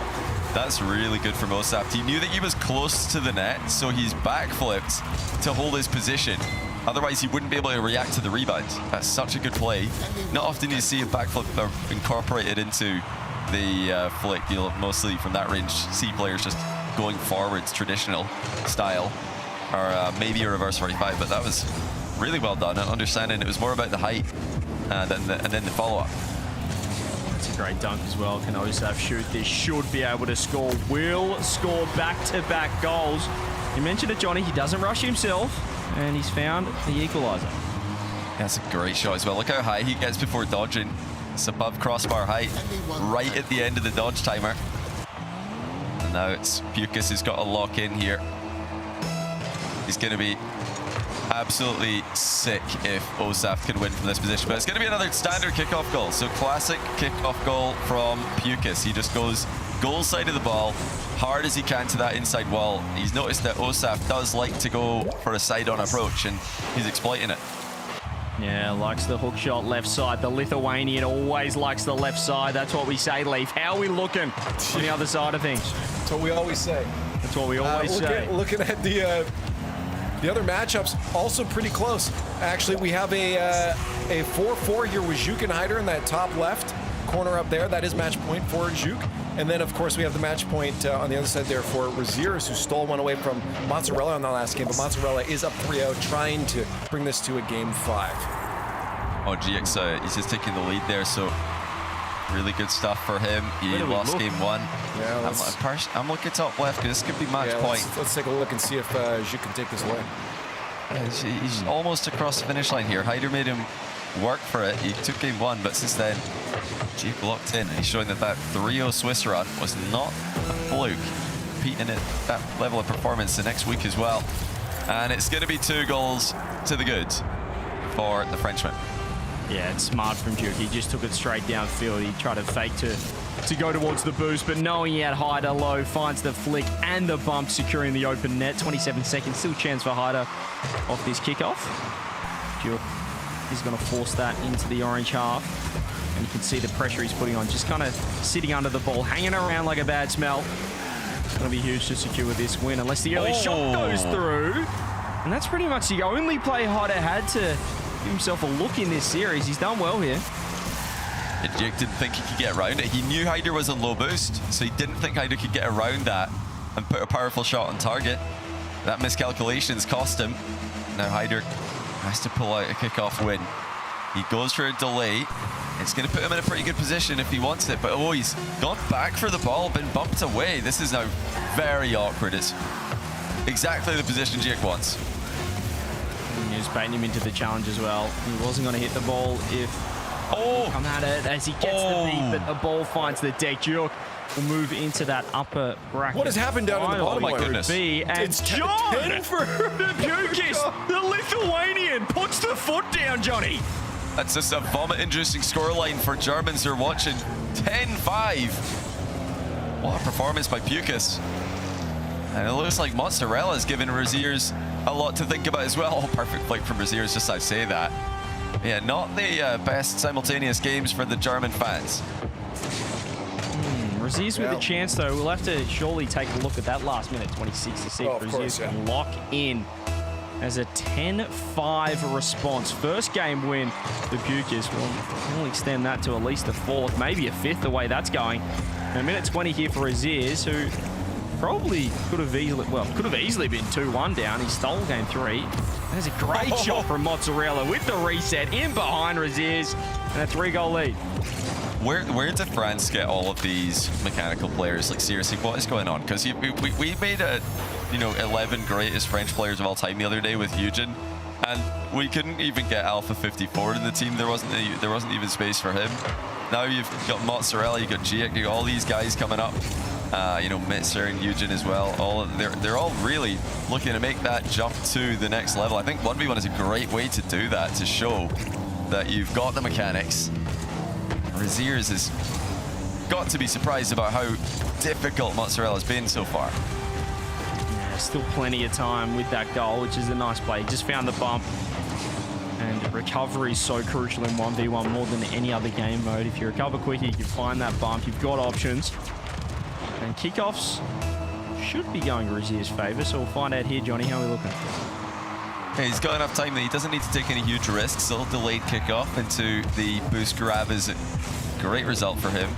Not the best continuation, though. Very low with his first touch, so it eliminated all of his options. Mozzarella's got boosted defense here, so can he resist Raziers for a bit longer? No, he can't. This time Raziers does believe in himself, confidently goes top ends. That's fantastic. Once again, early reset gives him so many options, and he just saw Mozzarella going a little low on the challenge. Had the right-hand side, had the high side free. 38 seconds. And he just scored with 19 seconds. He's got plenty on the clock. And he's won the kickoff. Could this be it? If he goes quick enough, he's just going to throw the shot. It's a double instead, actually. It's a great save from Mozzarella with no boost. How's he done that? That's unbelievable read. He knew exactly where his ears had to be, but still to make that save with no boost, it's a perfect play from him. Raziers is piling on the pressure. Here he comes. He's in his element. Off the sidewall. He has jumped though, so there's no flip available at the moment. Mozzarella knows that, just waits for the ball to come to him, and he's going to score on the counter. Composure by the Frenchman, and he leads by 2. Yeah, you can see Raziers through the absolute kitchen sink, but it's a save off the crossbar. How quick did he recover as well? In a split second, he was sending that ball down the other end, and we are going champ field over that side leg. Whoa, whoa, whoa there, NRG. This could be a kickoff goal. You're talking a little soon here, CJ. Whoa, whoa, is that James Bond? I'm not James Bond. I'm not James Bond, guys. Come on. All right, it's not James Bond. We are going champs field, mate. 7 seconds at once. I've seen it many times. 2, so I don't know how that happened. Yes, you have. But we do still have a match point on the other side. A reminder, none of these are eliminations yet or qualification. We're still in the first round. We'll find that in the next round here. But for now, you're putting yourself in the best position by getting a win in the upper bracket, keeping that second life. And OSAF looking to do that in game number 4. as he secured a match point. Trying to hold off John, but that last one was huge. 10 goals. 10 goals. He absolutely resurrected the series there, John, but now OSAP has just stepped back. Well, put the full back down and locked back in here. 3 goals in just over 90 seconds to secure this series if it keeps going this way. We've had quite a lot of people asking what's with the Lithuanian comments. He is, as far as we know, Lithuanian Irish, Pukas. That is, of course, we trust Liquipedia. Liquipedia is our reference on that, 100%. So if they've pranked us, then they've got us. They've got us good. We've fallen for it. But okay, he scores 1 to make it 3-1 in favor of OSAP. Not a lot of saving angles here from OSAP. It's a good little pop bomb. Simple, very simple Rocket League. He's done well. He's found at least 1 goal back. Let's see if he can find back-to-back and close this gap right here. He's very well off the kickoff. He'll be able to secure a boost. He's had a look around to see where OSAP is. Has got back in time. We know he's going to be pretty patient. OSAP on ball, so would love to see the 10 goals, just exactly what changed here for Pukas, if he kind of found more of an aggressive approach. But certainly looking a lot better than that game 1, Johnny. Oh yeah, game 1 was all OSAP. This should be another one for him. Can he get it in? Yes, he can. Strong on the 50. 4-1. One of the things that did improve for Pukas throughout the game, or throughout the series, I should say, seems to be kickoffs. He's had quite a few direct kickoff goals. Now, if OSAP is trying to stop that, he just simply needs to go more goal side on his approach. We'll see it here on the diagonal. OSAP needs to get between the ball and his goal. That's exactly what he does. Perfect follow through as well, actually, on the delay. And it's in for 5. That's just a tutorial on how to beat the delayed kickoff. You go through the middle of the ball, get multiple contacts. It's magic. Just finds the dunk off the delay. Now Raziers, Champfield. We haven't seen Champfield too often today. How many game 5s have we had today? We had one in Zen and Nas. I think that might be the only one, though.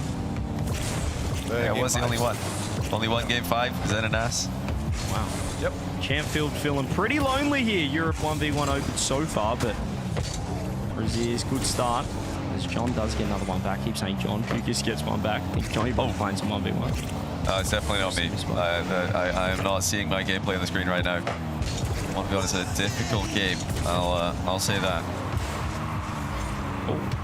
Raziers misplay. He's looked a little nervous, I'd say, Johnny. We questioned at the start of the series, you know, looked fantastic. Is he S tier in 1v1 and just doing it under the pressure of this situation on the main broadcast, getting towards the pointy end of the tournament, and we have just seen a few nerves. Yeah, the tournament 1v1 very different, of course, from show match 1v1. Raziers has had some pretty good tournament 1v1 performances in the past. I'm thinking mainly to his Gamers 8 showings, where they were just, one game, you have to play well. He's had good games there. But yeah, he's very much struggling today, looking nervous out there, and looking like the pressure might be getting to him, the pressure of expectation, perhaps, now that we are all thinking he's made the jump to S tier. Can he turn the corner? Not quite on that shot. Would love it. A little bit of a buffer over Mozzarella, who just doesn't go away in this series or on the ball right now, but he is low boost. He's 0 boost, in fact, and he will get punished eventually. It's a nice play from Raziers, just dominated control. So much pressure with the boost. Yeah, it's a relief, honestly. He will feel relieved that he got a goal there, because he should have scored. It's like that whole sequence, he's thinking, okay, I have to be scoring this. Surely Mozzarella's in a terrible position, no momentum, no boost, and he's not even facing the ball. And now, sometimes it's even better in these low-scoring games to just go back to the kickoff and get a bit of volatility going. So Raziers was very much in control for a long time here, still is. Top shelf, Mozzarella got a piece, but not enough. And it's going to be 3. Yeah, it seems impossible to... It's so hard to pre-jump that high in net, which is why when Raziers flushes it, it's nearly in the net every single time, because if he goes that high, Johnny, Raziers can just fake if he commits early enough to that high shot. So it's once you have that early reset, the ball in that position, it's pretty tough to make the save. Mozzarella didn't get the demo on Raziers here. Raziers stays in control, puts himself directly between Mozzarella and the boost. Looking for the ground double. No, he's just going to go for a catch and dribble the ball back. So, okay, we've got back corner Barry here with 2 minutes to go in the game. Love that. Back corner Barry is for any time of game. as we well and truly know. Leaf, how are we looking everywhere else? Because Raziz is feeling comfortable. It's just the other one. Yeah, and it's not looking good for Pukas. Wow. It seems like the hate cure to be for his Pukas. illness was a little bit of OSAP, which is German for orange juice, by the way. That's lovely. That's lovely. Okay. A little trivia bit there for you. Get your vitamin C in. We love a bit of a citrus adventure. 3-1 though. That's a beautiful shot from Mozzarella. Getting the mustard flick on net with a reset. Nice play. So should be win for OSAP. And dive back into this one, I think. Game 5. A solid prediction there, I would agree. I think OSAP's got that one in the bag. Solid prediction. Thank you for that analysis. That's why they pay me the big bucks. Low scoring game here, though. Oh, big miss there from Raziers. Losing control of the ball. But luckily for him, he can easily recover and deny Mozzarella's counterattack. Mozzarella, the last player to score, so Raziers will be feeling a little bit of the pressure. He's getting bumped out of the way. The next bump goes in his favor, though. If that was a chain bump for Mozzarella, Raziers was in huge trouble. Oh! What a save off the crossbar. That's one way to do it, and the recovery. Can he rip something on net? He can, but Raziers still has a lot of boost. It feels like Raziers is coming out on top in these little bump battles time and time again. His car must be an absolute tank. It's doesn't seem to get knocked off the ball too often. That flick won't be hard enough, but more pressure, more bumps, and with 40 seconds left. Dribble it back. Dribble it back. You know exactly what this guy's doing. Oh, I bet you wish you dribbled it back. That was 3-1. You just got to Raziers. waste some time, surely.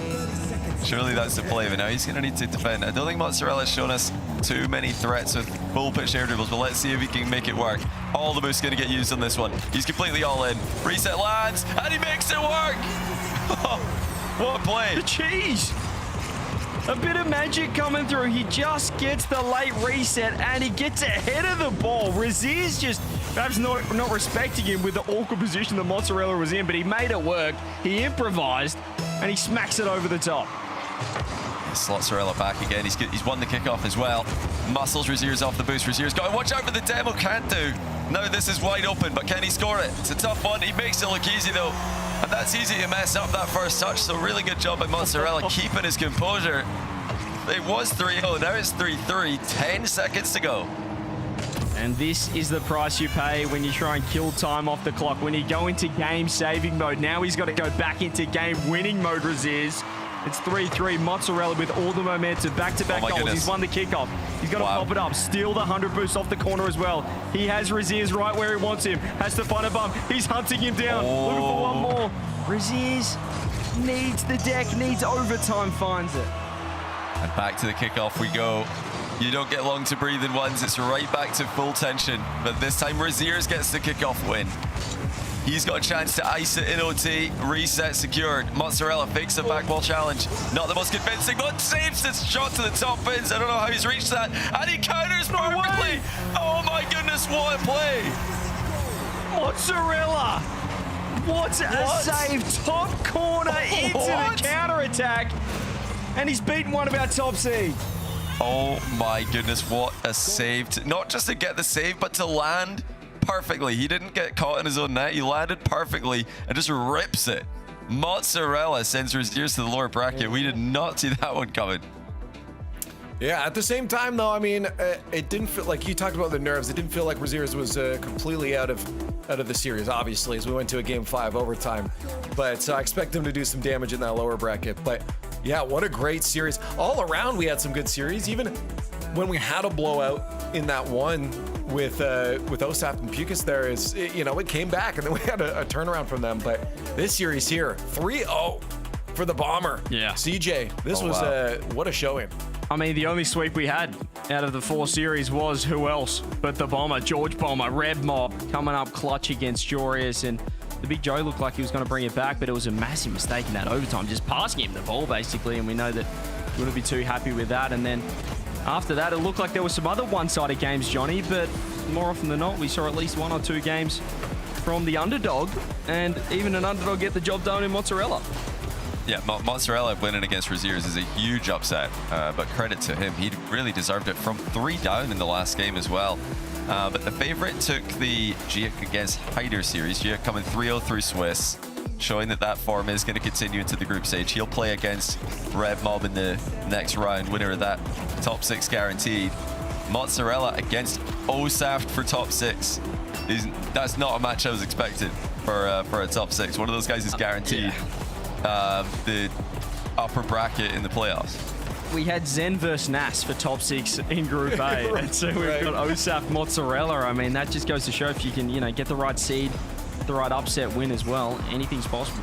And that's because Raziers beat Nas in Swiss. If we're wondering why is Zen and Nas in the same bracket, it's because Raziers beat Nas, and now Mozzarella's beat Raziers. So it's the domino effect has started, and now we're starting to see players in positions we didn't expect to see them. What play that is again, unreal to shoot that so confidently.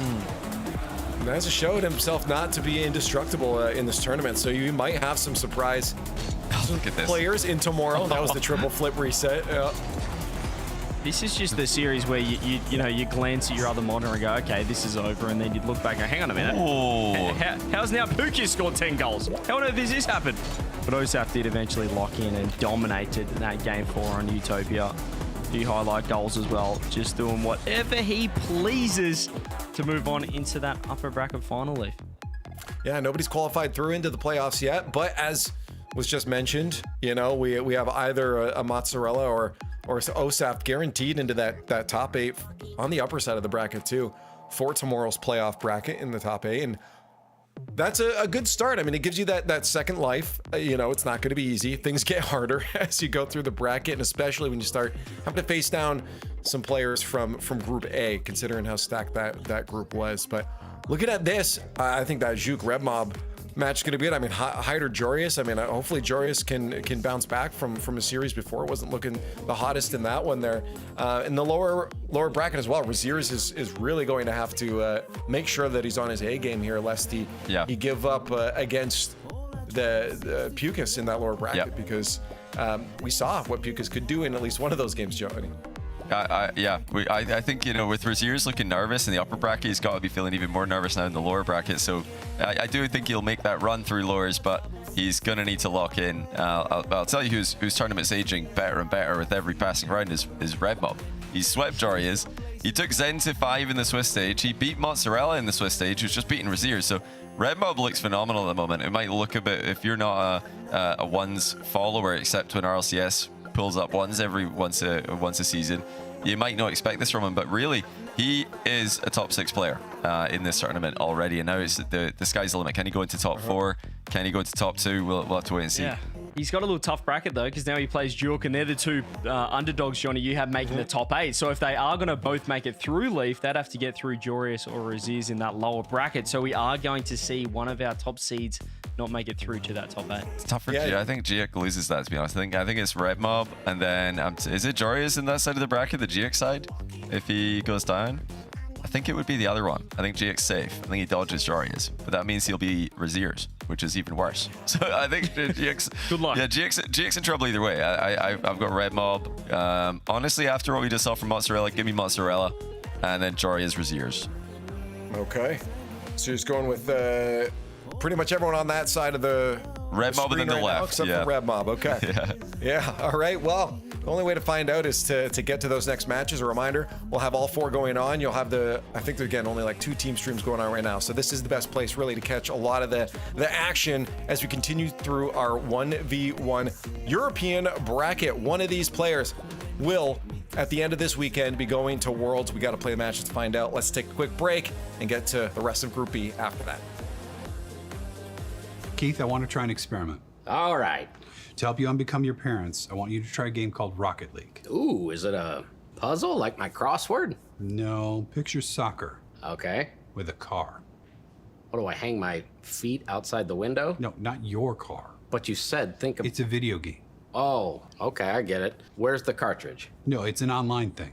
Is there a joystick? Not like the ones you're thinking of. But I need to get some quarters, right? No. I gotta blow in the cartridge. Again, like no cartridge, but you'll need a username. Username, huh? How about Keith_9914? The bathroom code? That's the only number I can kind of remember easily, so.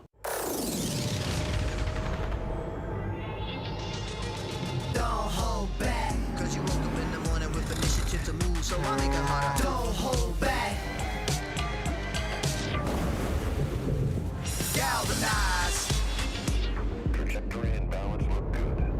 You're confirmed to go for orbit. Every day, Michelin innovates to move the world forward on the road and far beyond. Michelin, motion for life.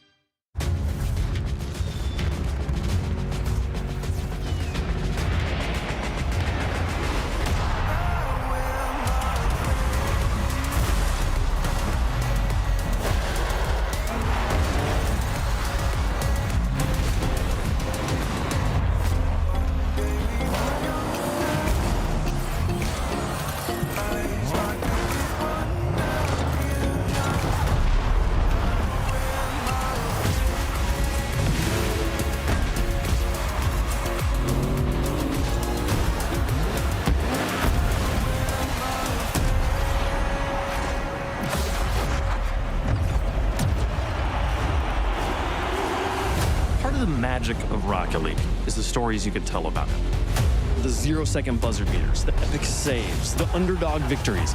It's all there. As we return to this legendary arena, we'll witness Rocket League's story unfold together.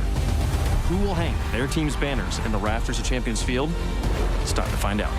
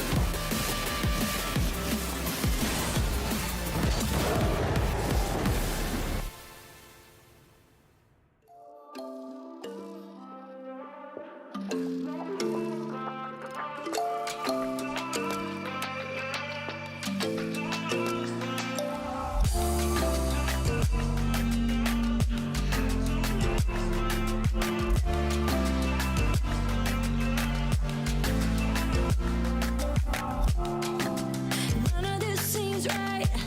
What am I holding on to? If it could be black and white, with day to sunrise. 'Cause I'm not gonna stay for a second last chance. But none of this seems right. What am I holding on to?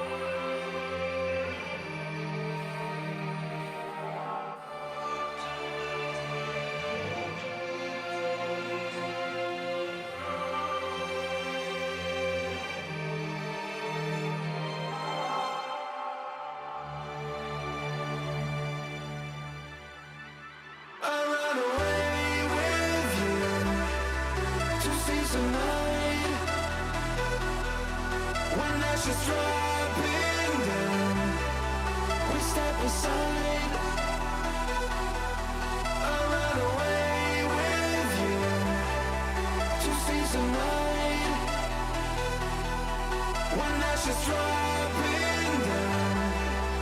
We step inside.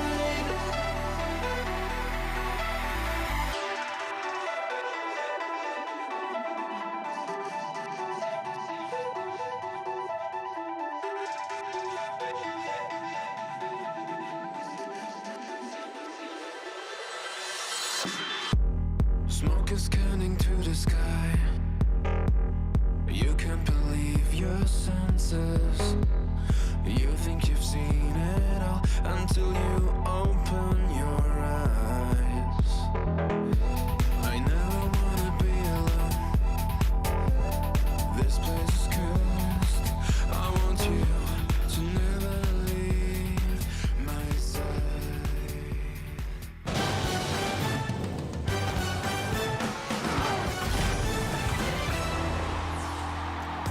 Well, howdy, and welcome back to the European 1v1 bracket as we run through our Friday group stage to try and find who's going to play in the playoff bracket this weekend. Our top 8, looking for that coveted #1 spot at the World Championship.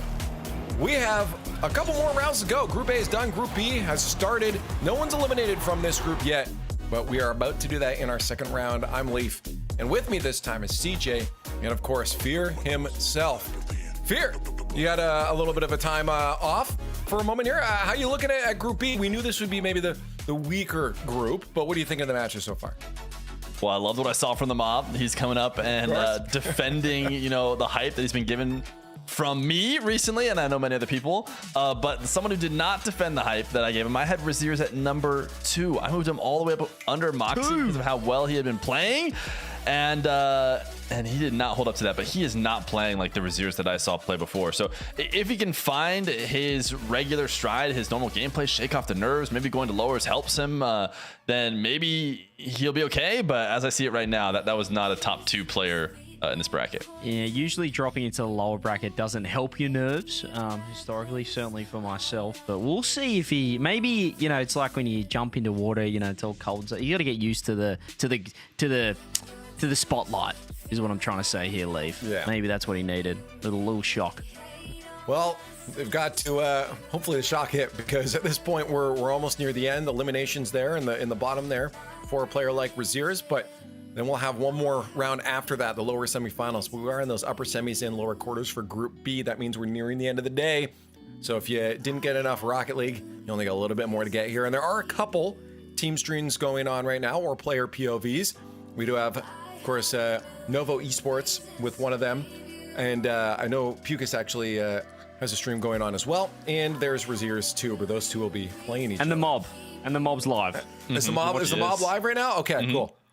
Go give support for the mob, because again, from this, I believe it was Johnny saying the only team that he thinks from that orange half of our schedule here, our matchups, that will be winning will be Red Mob. The rest will be coming from the left side. I guess for you guys looking at the matchups, what are you thinking? I mean, do you kind of agree, Fear, with Johnny's sentiment and maybe the early predictions? I think that Osoft Mozzarella isn't as straightforward. Obviously, if Raziers was playing to the level that he normally is and Mozzarella beat him, then I'd probably say, yes, Mozzarella's going to keep on going there. He's clearly at a level, worthy of getting over Osoft, but I feel like that was actually more about Raziers not playing his game. So I think if Mozzarella and Osoft on a regular day coming into today, no special stuff before it, I'd actually favor Osoft. So I don't think it's as free there, but otherwise I agree with Johnny's predictions. I got one slight eyebrow raise there from you, CJ, but I wasn't sure if that was a disagreement or like, yeah, that's. I'm seeing 3 out of 4 close games. I think Raziers locks in against Pucus there, but even Jorius Hyder, I think that could be a close matchup. Jorius looks a little tilted. He just got swept. I know the Red Mob is maybe the greatest player we've ever seen, to touch Rocket League. We might find out later on. But, losing 3-0 is a bad start for him. We know he can tilt. Hyder's not a bad player. And he did. I think Hyder took down CRR, a couple of others in his Swiss. I know he went around 5, but he 3-0'd Edgeby as well. So, he's a solid 1v1 player. I think we've got some good games. Yeah, I'm just taking a look here. Where was it? Who was it you said took down CRR? It was Hyder. Yeah. Hyder. Okay, because I saw Raziers did as well. Yeah, I'm looking at Hyder's run. Hyder had one of the bigger runs because this was one of the most signed up tournaments ever. I'm not sure if you mentioned that yet. Maybe the #1 most signups, most teams, like 11,000 people in this bracket. For the first time ever, that third day was not just straight into Swiss. They had to play a little bit more of double limb. Hyder was playing from lowers. So I was watching Hyder because if he made it all the way through round 5 of Swiss after playing in lowers, he'd have to play 7 best of 5s, but he did have 1 forfeit in there. But you know what? It's not about that now. It's about the games as we get started here. Oh, the mob. Yeah, well, as we get game 1, brought to you by Progressive. 3 goals in 4 games. What is this? Why don't we, yeah, I mean, I know CJ really wants to watch the mob up in the top He said corner 3 there. goals in 5 and 3 seconds, Fear. That's not normal. It's the beauty of ones. I mean, you get kickoff goals here and there. Red Mob finally scored. Johnny was talking about it on the previous rounds with that dark kickoff, the half flip kickoff that can be so convincing, and that's how he scored his. But it all happened too fast. I didn't watch all of them, so I couldn't tell you how the other ones went in. Now, look, I asked Johnny about the new school versus the old age in kind of the 1v1 scene when we had Jorius versus the Bomber. And he kind of said that, you know, the Red Mobs, the grinders of these days kind of have some different strategies and whatnot. What do you see from Red Mob, from him? Because you've been high on him. Yeah, I mean, right now in ones, you kind of have to be able to do everything. So I think you see a good amount of everything from Red Mob. His mechanical ceiling is really high, I think.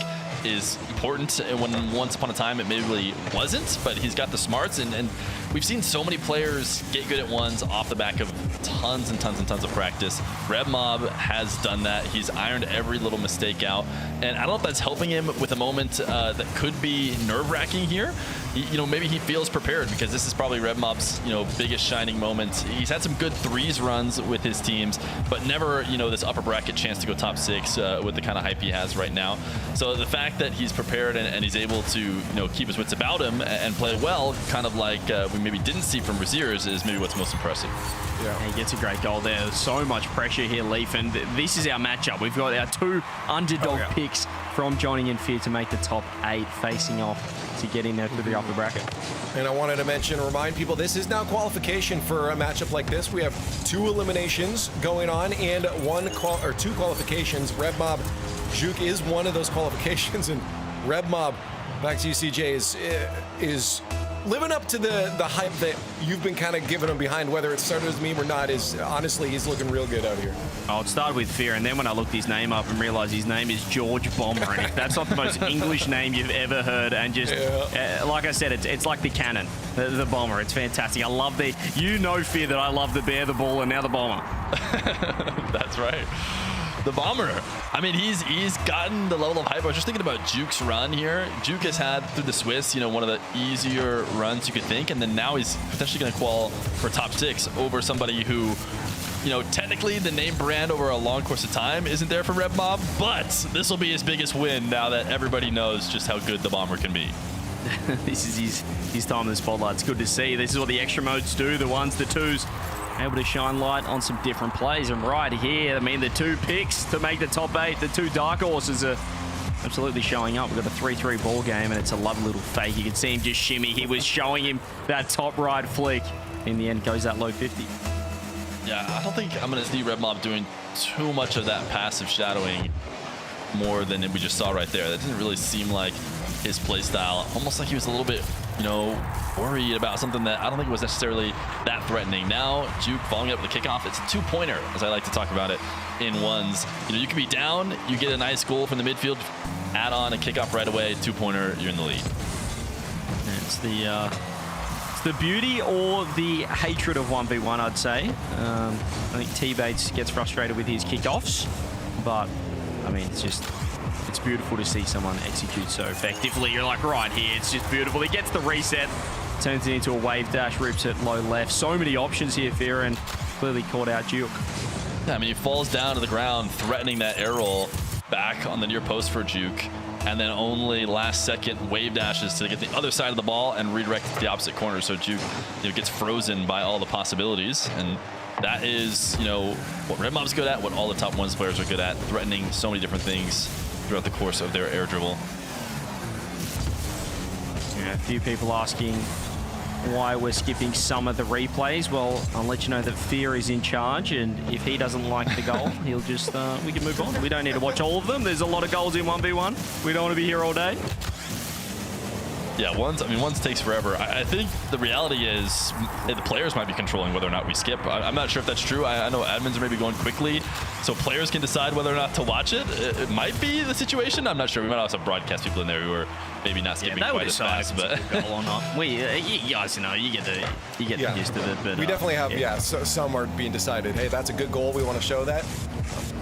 We haven't seen one in a while. Yeah, we'll keep on. That's good. Ooh, I like this low 50. That's so dangerous. Taking a 50 that close to your goal line from Duke, but that's come out on top. Still will lose possession. He's looking for a demo.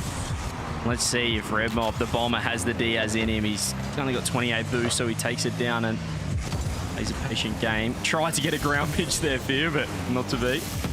Yeah, definitely wanted the ball popped up. But Duke playing from in the lead. Impressive. Let's take a look at everything else. Yeah, well, you know what you see on the top right there. Mons is not having a good luck there against OSAF, where it's an 8-4, 8-5 now in the top right, sorry, side of screen. Bottom left, Glorious is having a great time against Hyder. We thought maybe his nerves would kick in. That's not happening. 6-1 coming into 23 seconds left in that matchup. So those are the big blowouts. Yeah, I thought the tilt might kick in, and we also pumped up Hyder, so maybe we cursed him. I'm not sure, but yeah, Glorious is... Well, he's an incredible 1v1 player at his best. Fear, you'd have obviously covered a lot of his games as well. He's that guy that can be kind of the Raziers, or maybe the former Raziers of just being the upset kind of candidate against the top players. But yeah, when he puts it all together, he can certainly take down anyone. Yeah, he is the upset guy now. Once upon a time, he was just the favorite. He was just, dominating. Now he's just somebody who is still up there with the rest and can steal games from the best guys. Double digits and a Brazil.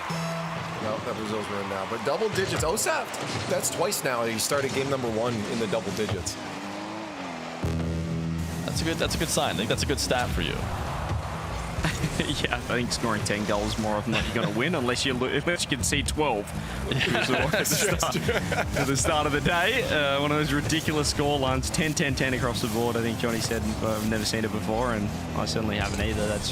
And to finish off 12-10, but just high scoring. And are you on the same sentiment, Fear, that just the offense always outpowers defense in ones, which is why we are seeing, even 10 years into Rocket League, more goals than usual, even though the defense has gotten better, the offense is just always going to be on top? Yeah, I mean, the offense is always one step ahead in the meta. The defensive adjustments happen slower as people learn which way to get back, but Red Mob was on the verge of losing his first game here today. And this is a great clutch dribble, just making sure to 50 it down and keep it around net. You knew Duke was going to be low on boost and trusted his ability to get the follow-up. Huge kickoff right now on the diagonals.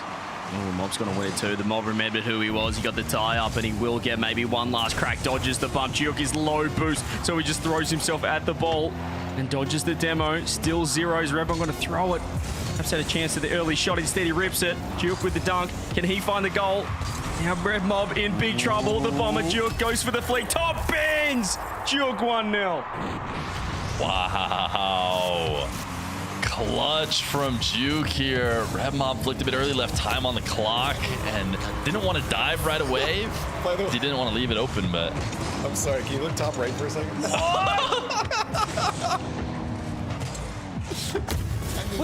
Matzo know you can forfeit? Mozzarella just beat Raziers. You said Osaf's could hang with him, maybe. Not like this. Yeah, nobody... I mean, to be honest, I don't see this very often. Maybe because there's a little bit less resistance to forfeiting in non-RLCS games. Maybe Matzo doesn't know, or maybe Matzo believes in the 11-goal comeback in 15 seconds. I don't know. 16 goals in 2026 at this level is absolutely insane. Upper bracket, one of those players will be top 6, and right now Osaf is putting in the work. 6-5 over here. Raziers is... Well, we thought maybe does he settle the nerves in the lower bracket? Does he lock back in? He is struggling, and right now getting absolutely pressed by Pukas. 30 seconds left. He could have a crack. I mean, Pukas has been kind of leveling up as the tournament's gone on. He's the one that got 10-0'd by OSAF before in game number 1. And here he is now looking a little bit better. He almost got faked. I mean, Razier seems very vulnerable to fakes. Final score, by the way, 17-5. Here we go. The flick's on. The flick's ripped. It's from top bins. It's in and out and back in. It looked like it was 95% in the net. All I saw was a dark ball, but not to be. And Raziers will find the deck. You breathe a sigh of relief right there, Fear. That was closer than I thought. Fucus playing better. Raziers not playing up to his level necessarily, but he just needs to get through today, and he should be favored against these guys. You can win one, by 1 goal if it means you get yourself a new day tomorrow. Definitely something to watch for. Hyder not going down easy this time around. I think the first game was Jorius blowing it out, but Hyder showing this is a bit of an evener match. Evener? Yeah, it's much more evener. Much more evener. I can't believe that was saved by Jorius. Showing the defense, and that's a huge flick. Kirsten McCann. We're trying to pump up Hyder, and he's back into it. And Joe just rips it end to end over the top. What a flick. You often get to see just a clean flick anymore. Again, we're talking about how good the defense has gotten. Oftentimes you'll see someone last second dashing back and jumping up to push the ball to the side off the backboard or whatever. But that was a good chance to get one of those flicks. You got Hyder pushed up a little bit too far. Joris can just send her right down the other end. Jorius showed you the example of not a great flick that got him scored on here. I think he wanted some sort of power, but he just rolled it right at Hyder and then actually kind of helped him. I mean, it was too little too late anyways. He had already made the mistake, but did his best to get back. Hyder back in the lead at halfway through this game. And we'll see if he can tie this series up. Around the grounds, Leaf, how are we looking? Pretty. Yeah, I mean, again, got an even matchup here across the board. Pretty close. You just look at top left there. 3-goal lead now. Okay, 2-goal lead as I speak. There are 4, or as Juke trails behind. And then the other ones, yeah, very simple. Sorry, one of the ones I can't actually watch because they're not streaming it. So I'm actually being surprised just when you guys are as well. Oh, yeah. I like it. I was like, what do you mean? We're looking at them all here, but I get you. You can't quite give us the scoop before we see it. Let's get back to that 3-3 game. I think the 2 minutes left. See if Hyder can tie this up. The Great White trying to step up. And Red Mob, that was his first game loss of the main bracket. So he'll be disappointed with that. Fear, he's your boy. Ooh. Yeah, but I mean, you got to be able to lose games. You can't. Not everyone can just be Zen and Atto, and even they did lose a game at some point. True. You're gonna have to lose some games and get back. So it's a good test from that. It's a great flick right there. This has been a very grounded game between these two. I think I know Hyder to play that way a bit more than I know Jory is too. But Jory is keeping it on the ground. They're testing out flicks and even trying to early challenge each other to get exposed by each other's flicks and back and forth battle on the ground. Yeah, Jorius just staying within touching distance. He'd love to win this game and give himself a little bit of breathing room. Do know Hyder can get a little bit of an upset, but Jorius has completely faked him. You can just see him circling, and as soon as Hyder flipped his car backwards, he just lost complete control. And just nice bait there. Very, very nice patience from Jorius. Yeah, sometimes just rolling the ball, slow speed. Right behind the shadowing defender, nice and awkward enough that they can't really clear it. Force that bad touch. Here's a little bit of aerial play. Hyder, even when he goes in the air, he brings it back down to the ground. Great fake though on the reset before the wave dash. 20 seconds is Hyder just, yeah, it's lovely. The reset just gives you so many options. Jorius had to cover that top right in case he ripped it, but as soon as you overcommit, exposed to the fake, Jorius wins his kickoff. He's going to turn it straight on net. He looks for the fake himself, but this time Hyder has read it. He's looking for the pop over the top, finds the flick, but too high. Still keeping Jorius honest. He's a touch awkward, has a lot of boost to work with. Trying to bait Hyder into a 50 in front of net. That's pretty risky. He's nearly been punished with a goal for it. He still might be. Hyder scoops up the 100. Turns it on. Reset. Oh! I thought he was faking for him, and he's ripped it top left. Yeah, Hyder has absolutely started destroying here in the air. Jorius earlier had such a rare move that we don't see very often in ones near the sidewall where he cut it and kept it on the ground. That's not how players are playing it right now. Hyder showing that when it makes sense, it might be worth going for a nice reset musty to blast into the net. And apparently it's just as easy said as done for Hyder, as Joria is, again, picking low.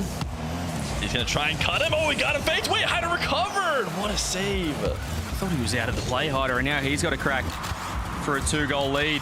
One reset, 2 resets. Looking for more. Looking for another. He is clipping in the EU 1v1.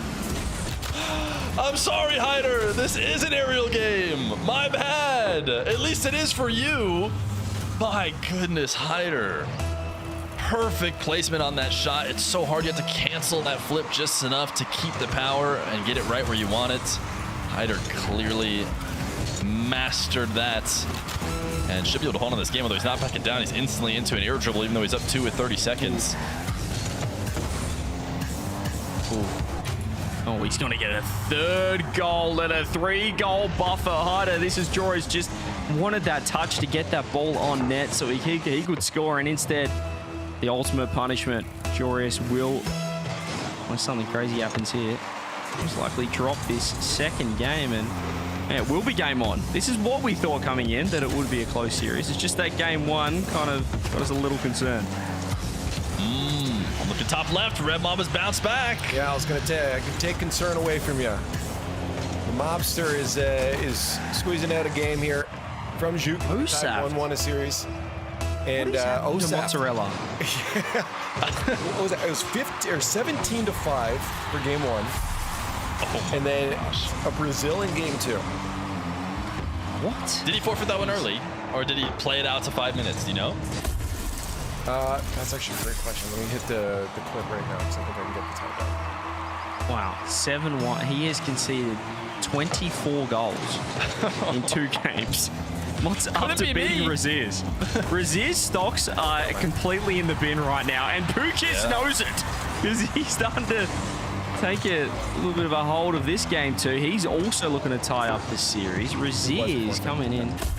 Yeah, just not looking... We did have the 4th. Yeah, Razier's not looking great here, Fear. I don't know if you've cursed him or he's read the papers and thought, oh, maybe I am S tier because he's feeling a bit nervous. Yeah, it's just really interesting. I mean, Razier's has had good teams in the past. Nice pop. And we got to give some credit to his opponents too. It's not like Razier's completely, collapsing all on his own. He's an easy enough player, and I guarantee he wins. So these guys are top level, but Razier's, maybe this is his moment. He was considered one of the title players, a chance to actually qualify, go to Worlds as a 1v1 player. Everybody else, Nas, Zen, I guess Moxie's done it before in ones. Those are guys who have seen that before, seen that moment before. Maybe a little bit less, pressure on themselves they're putting compared to Razier's, but he still has time to turn it back. Like I said, I think a new day will be a complete refresh for Razier's. He just has to survive and get to that top 8. He's not surviving that game 2 right now as he's 3 goals down. Osaf has started his journey towards one of the most dominant sweeps we've ever seen. If he can score 30+ goals in 3 games at this level of the tournament, at this stage, forfeit again.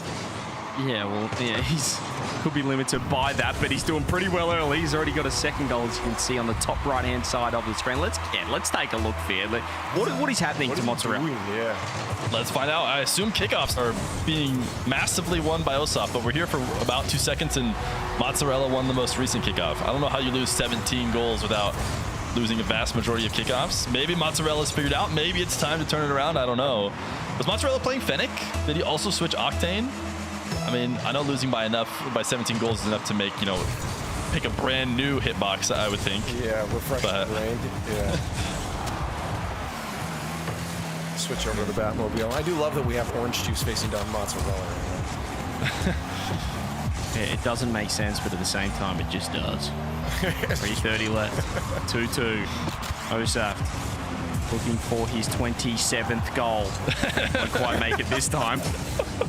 in 3 games, in 2.5 games, not even. This doesn't make sense. Osaf, here he goes again, this time with a reset. Mozzarella. He's getting dusted in. He looks like he just lost all confidence since that Razier's win, but the Razier's win, if we're going to take a quick peek at the 4 box, might be aging incredibly poorly. How's it gone over there? There's another one. There it is. 27 goals. He's on his way to 30. It is currently 7-6 now, folks. 7-7 as I spoke it for what was for Pukas. Razier's just tied it up with a minute left in game 2 right now. So potential Razier's comeback. Might not have to worry too much about him if he can lock it in. But yeah, Pukas, aka John, aka Kocius. I forget his name. Kocius. Adonis Kocius, the Lithuanian, the lethal Lithuanian, we're calling him, I think. Yeah, he's Osaf scored 28 Fear. Yeah, I was going to say, if Mozzarella isn't up by 5, I'm not sure I believe in his chances anymore in this box. So, let me know if Mozzarella keeps it within 10 towards the end of a game, and maybe we could see. Well, we do have on the other side, as those ones go, it was pretty close up there, but on the left side, we have our Red Mob series against Juke, where they're tied at 1-1, and then we also have a 1-1 for Joris and Hyder. Figure you want to dive into one of those, see who gets match point? Yeah, I'm looking at Razier's personally. I want to see if Razier's can close out this game number 2, even though they're 1-1 over there.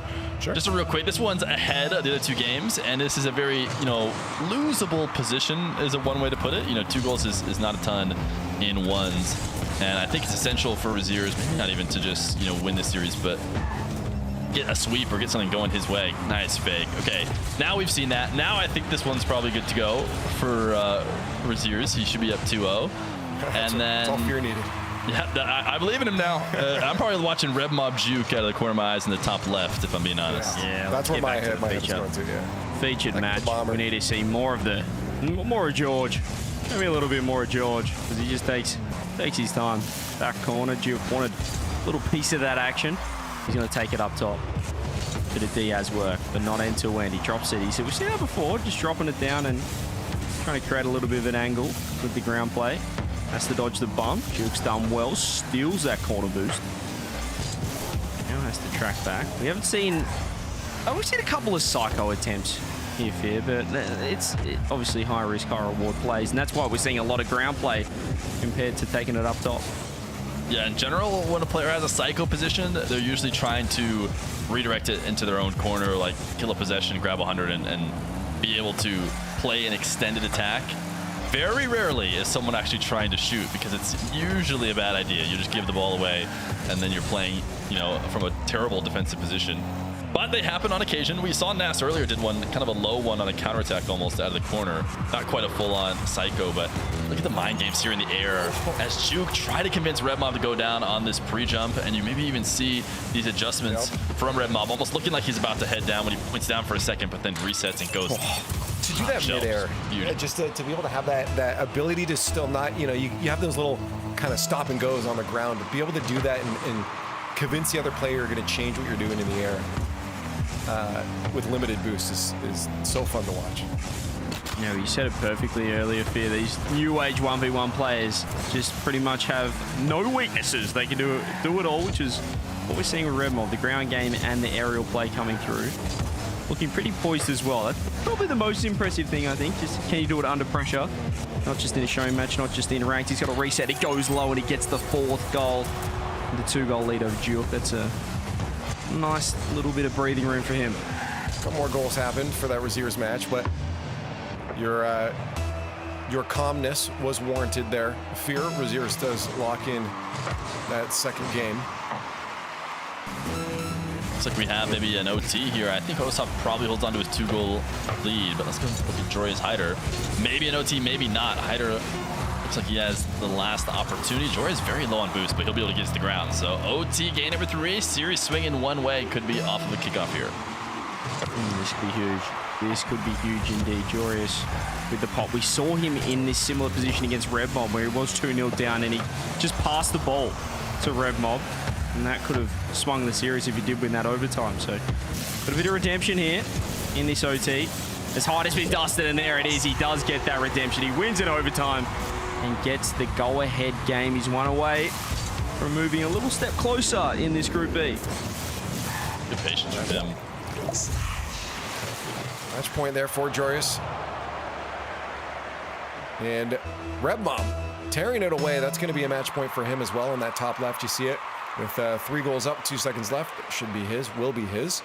calling it right now. And then we have a 4-goal difference on our top right, which looks like it was a forfeit, which is going to give the win to OSAFT with 1 million goals scored. Absolutely unreal. And that's going to be a qualification for OSAFT in dominating fashion into the top 8.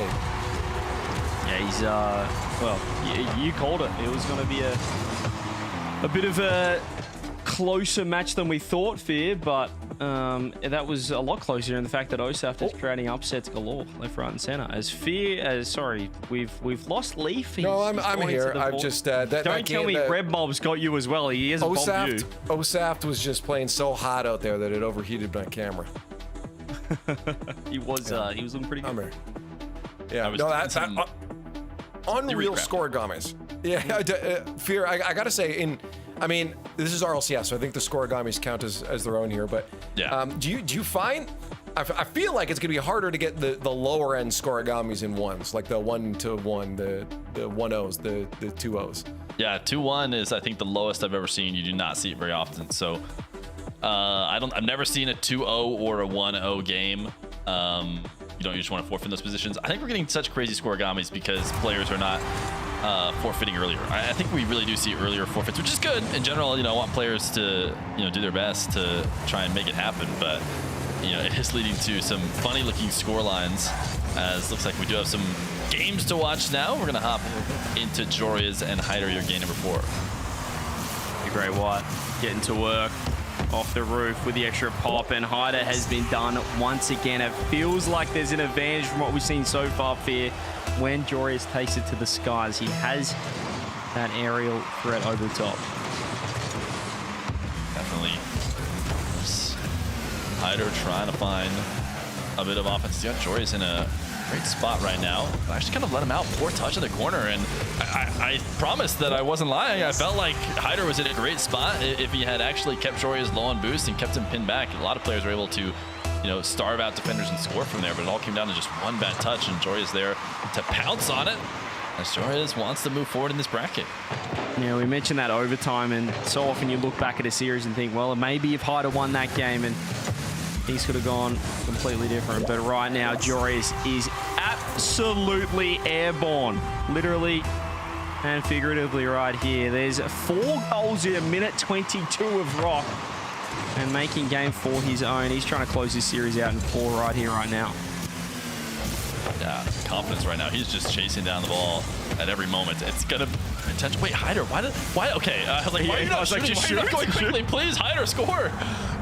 But yeah, Jorius, as I say it, he's chasing down every ball. He overchased a little bit there. But why not limit test when you've scored that many goals in a row? He found the limit. Yeah, yes, if it works for you. I just couldn't believe that he looked like he was going to walk it down the line as Jorius was tracking back. But goes for the early shot. That's nice patience from Jorius. Has the recovery as well. I thought he might have had the bump, but Hyder should be able to score. He does. So he finds the pop over the top. Jorius just, if he thought he was going to be quicker than he was, but Hyder's so quick underneath the ball. Fast aerial, easy as you like. And 4 goals with that amount of time just really isn't that much at the end of the day, and these players know that. Hyder stays focused, just a couple quick goals, and all of a sudden he's got tons of time to try and bring this back. He's trying to keep this aerial away from Jorius. Jorius off the ceiling, he had to traverse the whole map, it felt like, but he still didn't make contact. And now trying a flick of his own as he looks to see if he can pin Hyder back. Hyder escaping. So will we see a full field dribble? I'm going to say no, based on what I've seen in this game so far. This has been a lot of, especially from Jorius, going to the ground when he can, and he will do just that. Slow dribble to flick is a little bit of old ones meta. I think Jorius going to have to be a bit more willing to play in the air if he wants to make it very far. Yeah, nearly own goals, and he nearly gave an open net down the other end. Just handed that ball to Hyder. Didn't quite have the shot to match, but looks like the bomber, George, is looking okay over here. Fear, he's minute 45 into that game. He's got himself a 2-goal lead in what we're looking at as probably the featured match of that upper bracket. He's really got Gio absolutely pinned in net, so he's feeling comfortable.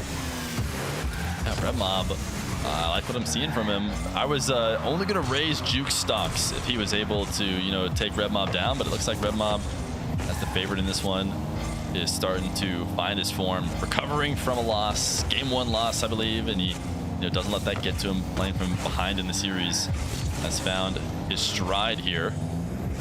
And if you've been loving RebMob 1v1, he is live with his own POV. RebMob_RL. That's who's doing the team stream himself. So if you want to watch constant RebMob, that's where you do it. That's what Leaf's doing. Yep. That is what I'm doing. On my screen permanently. Just the bomber. Let the bomber out of my sight.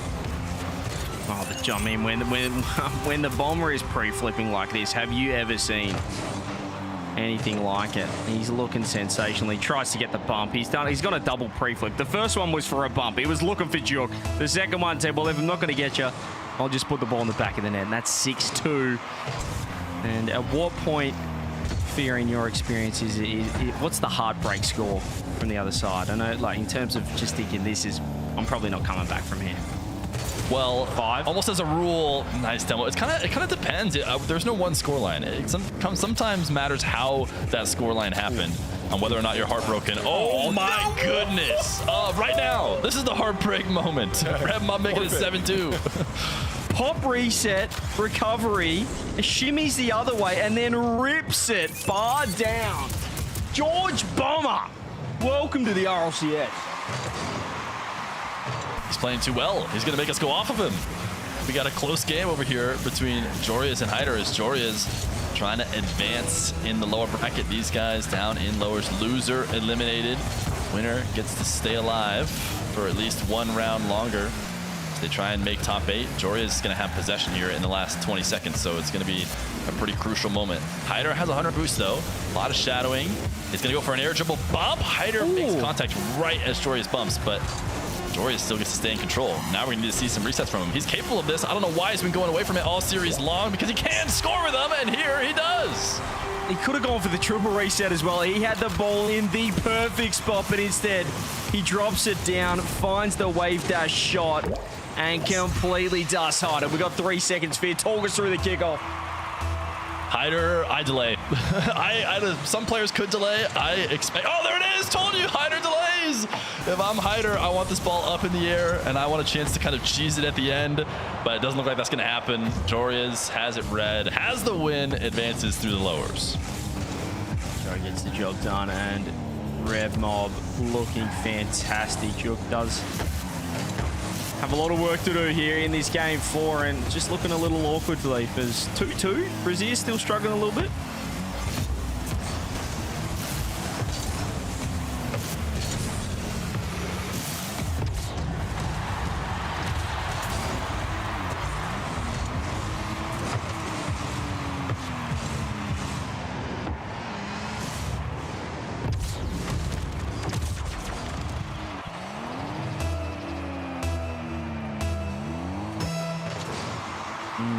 Is, as you said, he needs to win and win well. So if he can finish off with a strong game 3 here, that'd be huge for him going into the playoffs, going into that top 8. But this guy right here, the Irish Lithuanian, the Adonis, the Lukosius, will not go down without a fight. Yeah, Pukas has been doing a lot of grinding recently, trying to move up the ranks, give himself a good seed, play against a lot of top players. He's definitely been able to get those wins to these tournament formats where it's a little bit different. I'm sure Pukas has gotten many a win against Braziers in ranked, but this is no longer ranked. And Braziers needs to rise up to the occasion. He does. Nice reset over the top, but he stayed ahead. But can he keep it going?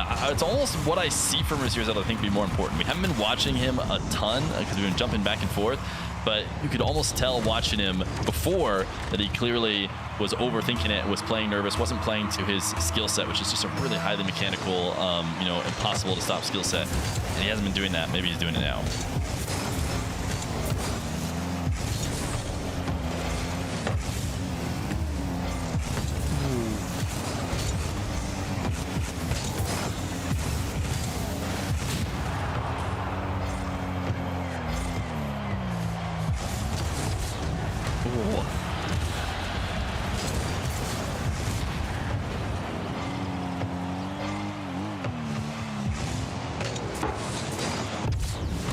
Yeah, he killed it about 3 seconds off the clock there as he is on the goal line, but well done to RebMob. That's a huge win for the mob, and there's a big mob in the chat as well. There is number one supporters, the Red Mob fan club is only growing, and I want a ticket.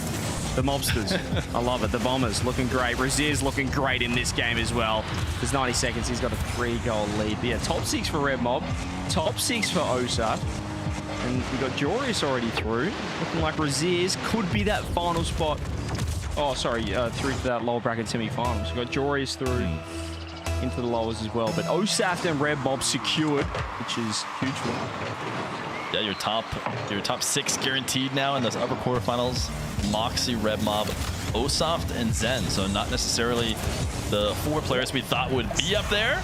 Although, to be fair, it's mostly just Razier's, or I guess Nasser Zen was a 50-50, but, you know, Osoft and Red Mob going to have an opportunity to prove a point here against Moxie and Zen in terms of their ability in 1v1. Razier's wants to also prove that point. It's going to take him a lot longer to do so. He still can. Just going to have to be through lowers as he's right now in the lead to try and close out a sweep. Is he playing the right way, though? Low on boosts. I want to see confidence from him. I saw him turtle a little bit after he got a beat, which is a decent sign. Shows he's at least somewhat comfortable. Not forcing in every single goal too late, but we see Pukas control. What's he got for us? Fake flick, nice 50, and this is very winnable for Pukas. He's still being a problem for Razier's, and with this much space, as soon as Razier's goes back corner, I mean, he can just set up whatever he pleases here, Pukas, and he goes for the little low 50. Bottom right, perfect angle. Winner of this will play Duke for a spot in that top 8. We've got Jory's Mozzarella as our other match to round out the day as well. Here's another crack, 49 seconds. Pukas looking for that air dribble bump, and he's gonna absolutely nail it. Still game on here. Yeah, Razier's needs to shore up his defense. I didn't like, this one's not so bad. I mean, sometimes air dribble bumps happen, you don't see them coming, you position poorly, but I did not like how much space he gave Pukas on the previous one, trying to dive across the net to make late saves like that. It's not often successful. He's lost another kickoff. Not the best first touch from Pukas, though. It's not going to be easy for Razier's to control when the ball's on the... Well, unless Pukas is just going to go flying into no man's land, then it is going to be easy. He just can't afford those easy goals against Razier's at this stage of the game, at this stage of the tournament. That's a massive whiff. He just completely flipped out of the way off that corner. And Razier's, as he's done a couple of times now, just killing that extra couple of seconds off the clock. He's going to wait for Pukas to have to try and make a save in net. And just a bit of gamesmanship coming through, but he's been, well, maybe the karma bus, because he's completely botched the fake kickoff. Yeah, he fakes it here. He's trying to play a safer kickoff. He's trying to secure the win, maybe control possession, and then waste out the majority of the 30 seconds he had left. But instead, Pukas reads it right away, chips it up over the top of him, and now, instead of securing the lead, he's back all tied up. This is going to be a good ball to air dribble opportunity for Pukas. What is Razier's going to do? Actually, maybe not. He got there a little bit too late. Ball rolling slowly. Pukas plays it on the ground. Razier's going to try and make something out of this one. It's hard to score out of the corner. Pukas panicked last time. This time, not nearly as big of a panic. Means he's going to get last opportunity. Razier's doesn't want to challenge. He's going to wait this out. He just seems scared to try and dunk Pukas, and Pukas will punish. Feels like he just commits, Razier's, and then when it really matters, he just has that slight hesitation, gives a window for Pukas to score. There's 3 seconds, and he might just keep this series alive. He's looking fantastic. What a slot. Ooh, delay! The delay when you need a goal. This ball's in the air, but surely Pukas lets it hit. There it is. Pulling back into the series again. We've not had any besides the Zen Mass one go to Champions Field to Game 5. So this is a chance for John, Pukas, the Adonis, whatever he is now, to be able to pull it back. And he's been powering up throughout the day. It's really good to see him play. But for Razier's, that's not really good. I mean, it feels like, you know, he almost had it at the one point there, CJ, and now it's gone the other way. Well, I think he's 3 goals up with 90 seconds left, so he's kind of just tossed that one, which is disappointing to see for Razier's. And For a guy that you had ranked number 2 in the most competitive region in 1v1 Fear, we had 11,000 people sign up or something ridiculous like that. You've put him number 2, and he's not. I'm not calling you out. I'm just saying it's not you. It's him. I'm disappointed so far with just how he's playing. Yeah, he's been playing so well before today. I mean, so well. Nobody seemed to be able to stop him. He's getting, confident wins against all the best names. And he's been practicing. He's put in the time. We talked about Red Mob grinding. Raziers has been grinding. He's been playing lots of matches. He's played 20-some best of 7s with Moxie over the course of the last few months. And we know what Moxie's capable of and what Raziers has been doing to try and prepare for this moment. It's almost like the preparation has now, culminated in this extreme pressure on himself. And what he needs to do, he needs to turn the brain off. He needs to convince himself he's playing ranked. He needs to convince himself he's just playing another show match day and stop worrying about if I challenge here and I miss. Oh no, do I go down? Then I might lose the game. It seems like he's thinking about all these things, not to project too much into what he might be thinking. That's what it feels like. He needs to just turn it off and just play like Raziers can. But I think he's looked so comfortable, like you said, when he's going for those mechanical plays, and particularly when he's taking it to the skies, and when he's going for those aerial approach attacks, it just looks a little more convincing to the eye. I'd love to see him really flex his muscles here, but he has lost the kickoff and lost boost, and this is where Pukas can get to work. The 50 comes through, and his scorer can just walk the ball in and get the instant response. He's just having a tough time challenging after he leaves the play. I don't know if he can try and stick in there longer if possible. Right now, credit to Pukas as well, whose execution is good, is forcing these multiple options that Raziers has to try and cover. Raziers needs to take some notes from the 1v1 world champion in Nupo, who just knows how to just keep going, just drive at the ball, just do everything you can, and don't worry too much about maybe missing here and there, as long as you end up in the lead in the end. Yeah, but his supreme confidence is perhaps what the German needs here, but Pukas, credit to him. Obviously, we're talking a lot about Raziers, but we have to give credit to the way that Pukas is playing. Putting up an absolute fight right now, and Raziers, just when he is low boost, he is battling, but there it is. There's the instant challenge we were looking for, and it's got to find the back of the net, bar down. It's perfect. Oh man, that's the kind of 50-50 you're not looking for. We've seen one or two throughout this weekend. Yeah, when you got that challenge coming at you, angle towards the corner or the wall, but that went straight towards the net, and unlucky bar right in instead of out. Pukas got to be at least a little bit bummed. He has to play Raziers right now. He was expecting a mozzarella matchup, I'm sure, here in the lowers. One that, I would compare Pukas and mozzarella as fairly similar players, in the sense that they're right on the outside of these top tournament performances. Mozzarella beating Raziers, showing maybe, he can do more until Osop maybe kind of prove the opposite. So Pukas versus mozzarella would have been a bit closer. That being said, he's been doing a good job of playing well against Raziers, not backing down. He has, almost less to lose, I feel like, in this moment, and that's, proven to be helpful here, as he does not hold any punches back. What can Raziers do in on the back wall? Demo dodge. See, I don't even like that touch necessarily. He's going to allow Pukas to take it over, and those are the kind of misplays that I'm not normally seeing from Raziers.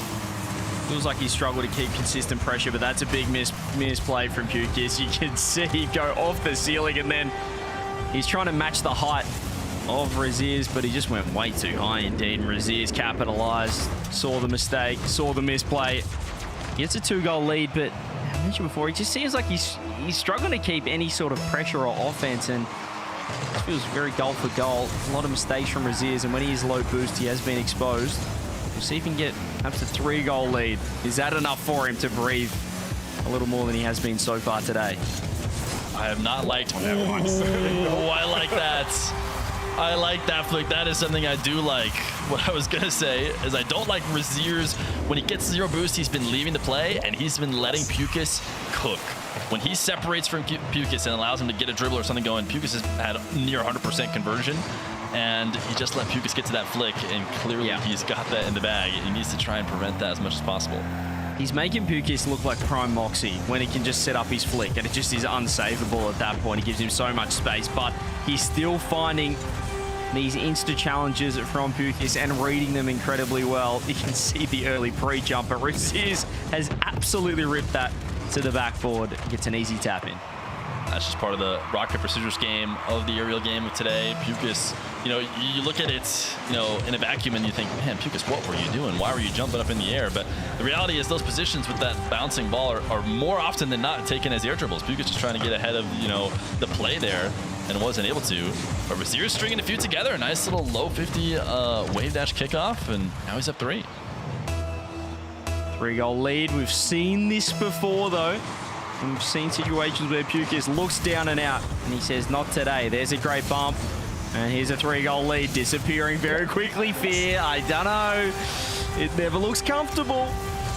Yeah, I mean, they need to break out of the kickoff sequence right now. This is how you get your 12 to 10 games. You just end up playing like this, but all 5 minutes. We've seen a few kickoff goals for Raziers, now one for Pukis. Somebody needs to get the ball to the midfield. If it's Raziers, you should probably be the one playing a safer wave dash style type kickoff, something that is less volatile.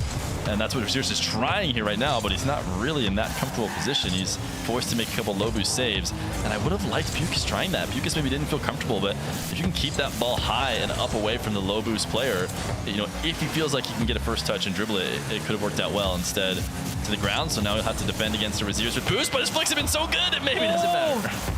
Finally, Raziers has saved one, but that is another monster flick. He's trying to set it up again. It's more shadow defense. I hate this position for Raziers, and he's probably 0 for 15 defending it. Yeah, I mean, we gotta see a dive from him. Maybe we're not noticing the moments where he's diving in and getting beat, but here or there, you have to dive. This is such a high-scoring game mode. The reality is you will dive in for a challenge and you will miss sometimes, and you're going to look silly and you're going to get scored on. But it's about, changing behaviors of your opponent too. Right now, Pukis probably feels very comfortable knowing every time he gets a carry, Raziers is going to shadow. No panic for him at all. Raziers is going to shadow every time. The challenges are all fakes, so no need to panic. And then set up whatever you want. Raziers, even if he gets scored on once or twice, if he hits a dunk a couple times, now he's got Pukis thinking, wait, is he going to dive this time? Is he not? And it changes everything for the rest of the game. Raziers could afford to maybe throw a few more of those in. Right. Yeah, it's all about the conditioning and the mix-ups. It's that standard 1v1 competition stuff. What is this one? Mix-ups. We'll keep getting scored on. This is 1v1. It's just been complete and utter lack of defense, I feel, from across the board. Yeah, we got 2 minutes left. If you can find your opponent with low boost, it is over, is what we've seen so far, because they just cannot sustain shot after shot or even one individual attack. Raziers has had probably the benefit of the kickoffs, but once he is low boost and once he is shadowing, he's in a little bit of trouble. I do like him in this position, though, and I don't like Pukis in this position at all. And there's another goal coming through. You know what? I almost feel like Raziers needs to score this in the air. I know it's a lot to say that he went to the ground and did a wave dash, but like we talked about before, that's the safe option. That's the slightly I'm scared option. And I think there's a world in which he could have gotten it over Pukis as Pukis fell to the ground as well.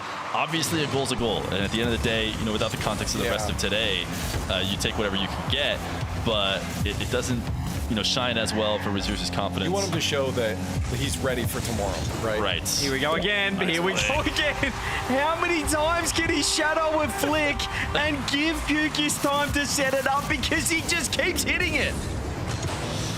Yeah, I don't know. He needs a coach. He needs somebody in his ear and let him know. Just challenge. Watch some Nupo film. Watch him just challenge and chase every ball. And the thing is, going into this, the reason why Raziers got such a high rating from me, and even, where Johnny put him is relatively higher than he would, be at previous tournaments, is because he's been so good at not allowing players to get any of their offense going in his recent matches. And it's just the exact opposite now. Now he's letting Pukis get just about everything he wants going and not cutting stuff off early.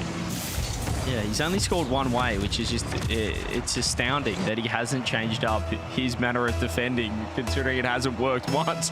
But still, 2 goals. Just never looks comfortable, and Pukis has won another kickoff, and this is why it doesn't look comfortable, because he's just made it a 1-goal game. We're in for another 12-10 unless something happens. Yeah, it's just been goal for goal. I mean, John gets within one, and then Razier's answers back, bringing it back to a 2-goal difference. Feels like there's been no variations on these kickoffs. it's insane.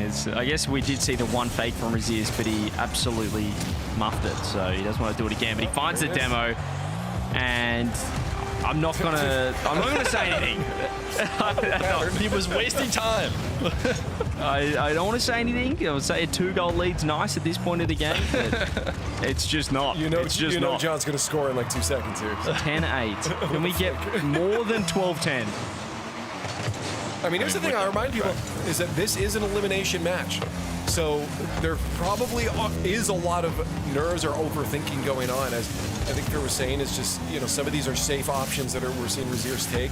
And that's probably coming from the fact that you lose this, you're done. And he sees that lead, and his brain says, play safe. Razier's is in. He's in a world of hurt. He's accidentally ground pinched this and headbutted the ball. So he couldn't get the boost, and then he gets demoed, and it's back to a 1-goal game. 10-9, 40 seconds left. We could have another 7 goals. Easily. We should be beating 12-10 unless somebody figures something out. We can't even blame it all on kickoffs, even when it seems like there should be some midfield play. Oh no. Are we getting 10-10? No, Razier's recovers. I don't hate the delay. Still actually could be 10-10. That is extreme confidence from Pukas. But that's the kind of play, I mean, it doesn't work. But it actually might be a bit too late because he'll now be eliminated if he doesn't score. But that's the reason why Pukas is keeping it close, because given an opportunity to shoot and he might need perfect placement, he's just gripping it. He's going for it. He missed this time, but he's been scoring flicks like that previously, and Razier's has not been going for that kind of stuff. I'm pretty sure the last 7 goals has just been back and forth. Like, no one's consistently scored 2 in a row for like 7 goals in a row. Razier's might fix that. Oh, he misses the double, but is it enough? Is it enough? It's probably not enough. We're gonna. Is it? Okay, Razier's makes the save. I thought we were still gonna have one last dance, and we might still have one last dance fair. We might not be done just yet. Now, does he go for the delay? You can, but they've both done delays already. I feel like it's predictable here. You can slam it to the side wall hard. You just need the ball to pop up in the air and hopefully have advantage. We'll see which they go for. Okay, side wall. It's gonna go up. Oh, scam! Oh, wow. Just need one more bounce. What a fight there from Pukas. Just an unreal back and forth series. Razier's does stay alive. He's not into the top 8 yet, but he does stay alive barely. And as Fear, you were saying, not entirely confidently. Yeah, no, I mean, we would hope to see more from him, but you know who we did see enough from? Reb Mob. George Bomber here in this matchup against Reb Mob and Juke. Juke had a good game 1, gave Reb Mob his only loss, which, hey, maybe that's something to hang your hat on, but the Mob figured it out and gave the nice gentleman sweep for the rest of that series. Yeah, he absolutely locked in. It's great to see. As you mentioned, only dropped 1 game so far, looking incredibly solid and dealing with the pressure, which we can't quite say about every player in this 1v1 so far, but Juke still not looking too bad himself. Red Mob too good in the end over there, and then a little bit of an upset. Mozzarella comes into this, beating Razier's in 5, which we thought was, my goodness, you've beaten the number 2 seed from Fear's rankings, but that's not stacking up that form at all, as Osaf gets to work with a 3-0 sweep, and let me tell you, that's 33 goals scored in 3 games. 33, Fear.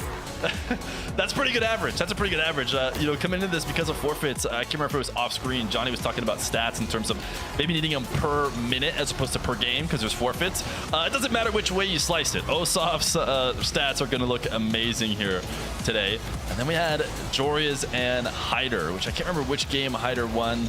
Maybe it was this one that we're about to see right here, but Joria's the favorites, the 1v1 legend over in EU. That was a really nice shot from Hyder, but ultimately Joria's had the edge. Yeah, it was exciting from Hyder. He was clipping, Leaf. He was absolutely clipping, but Joria's still got a little bit of work to do himself. No, I'm actually already full up on, I've got 10 plays already for tomorrow. Maybe we'll bump some out and find some better ones by the end of this. We still have another round to go after this. But yeah, this was the one we just got finished watching, dragged on to the end, goals back and forth.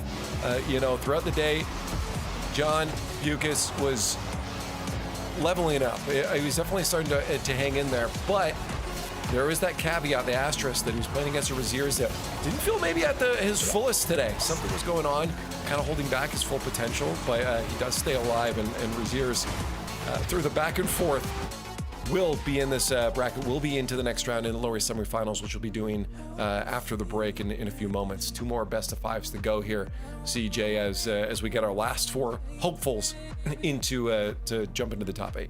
Yeah, you're probably favoring Duke over Raziers just on that form. Raziers versus Bucas looked like 2 players that didn't want to win by the end of it. It was absolute chaos. And then Mozzarella coming in, looking to bounce back. That's going to be tight. I mean, both series should be close if they're both at their peak, but it's how you play on the day, Fear. That's what matters. And we've got some players not in form and some hitting their straps. Yeah, Joris and Raziers are the guys who historically should be winning these matches, but Juke has been playing really well in this entire tournament. He just ran into George Bomber. You can't blame him too much. Now he's into lowers and a chance to prove that he's playing on better form than Raziers. We'll see if Joris can get past Mozzarella. Jory is a good player. We'll see. That's true, and here it is. We're heading into the lower semifinals, our last segment of our Friday show for the European 1v1s before we head into the playoff weekend. We've just got 2 more matches to go, 2 more best of 5s. These are elimination and qualification at the same time. And before we go to break here, I just want to make sure, CJ, you've seen the score? I've seen the score. I have seen the score. I don't want to talk about it. I'm not talking about any World Cup. People in chat are adding me every time we concede, and I'm going to sleep. I will not be okay, cool. No. A little bit of torture on the way out here. It was a blast. I think I got the others on for the rest of the show. So, Fear, it's great having you as well. And we'll see you in a bit. I know you got some more 1v1s coming your way here. But CJ, go do what you need to do, whether cheer or cry, and have a good night. And we'll see the rest of you on the other side of the break for our last round. Heath, I want to try an experiment. All right. To help you unbecome your parents, I want you to try a game called Rocket League. Ooh, is it a puzzle like my crossword? No, picture soccer. Okay. With a car. What do I hang my feet outside the window? No, not your car. But you said think of... It's a video game. Oh, okay, I get it. Where's the cartridge? No, it's an online thing. Is there a joystick? Not like the ones you're thinking of. But I need to get some quarters, right? No. I gotta blow in the cartridge. Again, like no cartridge, but you'll need a username. Username, huh? How about Keith_9914? The bathroom code? That's the only number I can kind of remember easily, so.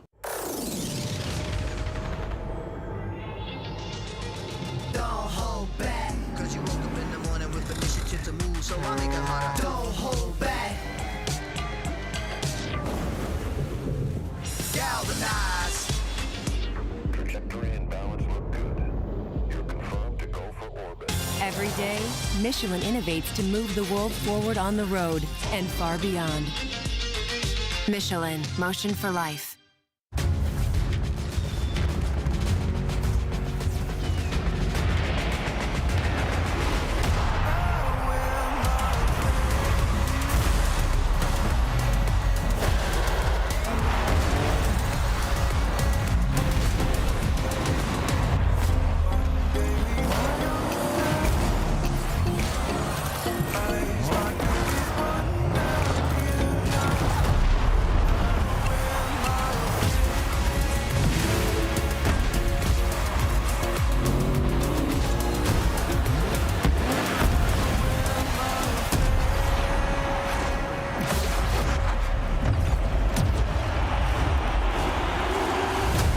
Magic of Rocket League is the stories you can tell about it.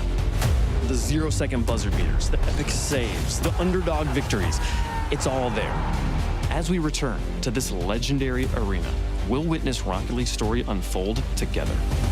Who will hang their team's banners in the rafters of Champions Field? It's time to find out.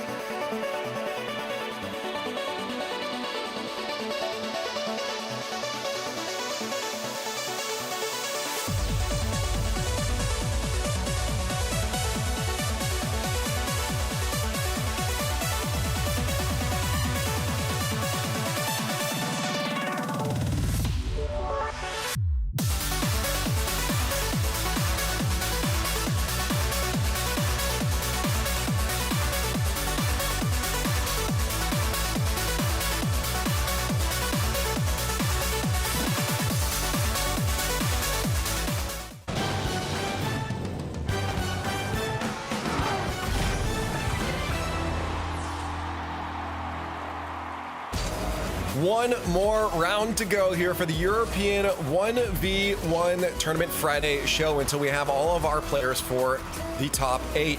And what a round it was. Some back and forth, heartbreak for some as we continue to eliminate, and of course, heart ease for others as they've made it into the top 8. Welcome back, I'm Leaf, and to finish off the show, it's T-Bates and Johnny Boy. Johnny, what was that shake of the head there for? I just can't believe the level Red Mob's playing at. I mean, I knew he was going to be a threat coming in, but he's so confident. It's amazing to see. You can see even experienced players like Raziers today, no confidence like in the mechanical ability that we know he's got. Red Mob, on the other hand, he's coming in, the most pressure he's ever had on him in a tournament, and he doesn't look like it at all. I mean, he's just playing so well. Yeah, Bates, that's the thing, is like we talked about it, you know, with CJ and Fear there, about the confidence you have to have in this. A lot of the play now is a lot of aerial game, and if you're not having that confidence, you're going to be too slow to it. Yeah, gonna be a little too slow, but it doesn't matter because the Red Mob, I like the way he was moving earlier. That's nice to see. And then we got 2 matches left, man. 2 matches. Yeah. Yours and Mozzarella won the lower semifinals. Yours, I mean, Johnny knows all about that, and all about yours. I should say yours knows all about Johnny Boy Stream. I don't know how to describe it. Basically, yours is at the top of the 1 team for a very long time, but Johnny's already in the lower semis. Yes, yeah, he is. It's at the hand of the bomber, Red Mob. He just sent him down there 3-0. Deserved it. And yeah, Jorius Mozzarella should be a good series. You know, Mozzarella's been a bit hit or miss today, though. Beat Raziers, then got farmed by Osaft. If you had to guess which one of those series he got swept in, you would assume it was a Raziers one. Wrong. Osaft absolutely destroyed him. So yeah, Mozzarella's win over Raziers is making it, like Fear said, making it look like Raziers might just not be on his usual level today. Well, we can talk about those in a moment here. I told you earlier that we'd take a look at South America because they are playing as well without an official broadcast. So we wanted to give you guys an update. So here it is. Here's Group A in the SAM region. They also do have a spot at the Worlds. Whoever wins their bracket does get to go and play at the World Championships. And T-Bates, looking at this, I mean, we seen any real upsets? I mean, I feel like this is a bracket that should go the way we're expecting because there's only a few top players that we expect to pull through. Yeah, I think we're gonna end up with a Yan Swift final. I know they're in the same group at the moment, but I think it's inevitable in my estimation. Look at Wisty though. Wisty with the 1 game against Yan. Wisty is a player with 1v1 history. If you're looking for dark horses, he could be the dark horse of the group, and it looks like he, is with the win over Yan. I think KV1 in Group B. I think he's also got a chance. You said KV1? Well, I can show you right now. KV1. Yeah, KV1 is over in Group B. Yeah, and just so you know too, it was.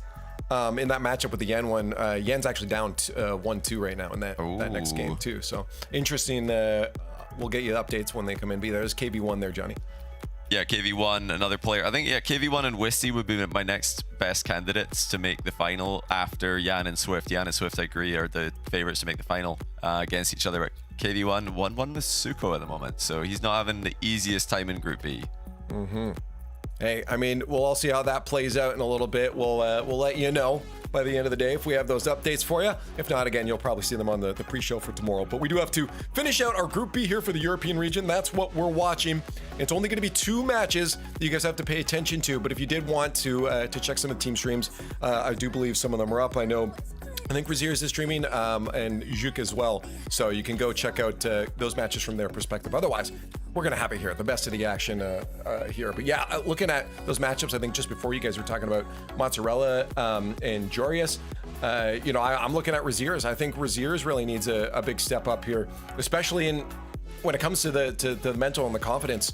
T-Bates, that was the big talk, is like he got the win, but so many times he was making the same mistake over and over again because he was playing a little bit too safe. Well, listen, you play too safe, you end up losing. This is the age-old way of how Rocket League works, especially over the years. As people continuously get better at offense, people just want to get more reserved, but then you ultimately end up exposing yourself. And then when that happens, you end up losing. So, for a player like Raziers, Johnny, I think you had him power rank top 2? I had him 4. Fear had him 2. Yeah, Fear had him 2. I had him 4, but I mean 2 isn't a bad. He's definitely supposed to be in that top 4 tier. Like they look like they were a level above coming into this tournament. He beat Nas and Swiss last weekend, so this is a bad day for Raziers, but he's still in the tournament. Tough match coming up against Jiak though, because Jiak, he's in some decent form and only a loss to Red Mob. but he did better against Red Mob than Jorius did. So, yeah, this is a tough match for Raziers. Yeah, it's not where Raziers wanted to be, but at the same time, again, you got to play everyone if you want to be that or beat the best of the best to eventually be that champion that goes to Worlds, where we'll have, again, 4 of these players from 4 different regions facing it off. If you'd like to join us, grab your ticket, scan the QR code there. We made it nice and easy. You don't have to type nothing in. Just hold up your phone, get the camera out, and click the link that pops up when you scan that QR code under Johnny's face there.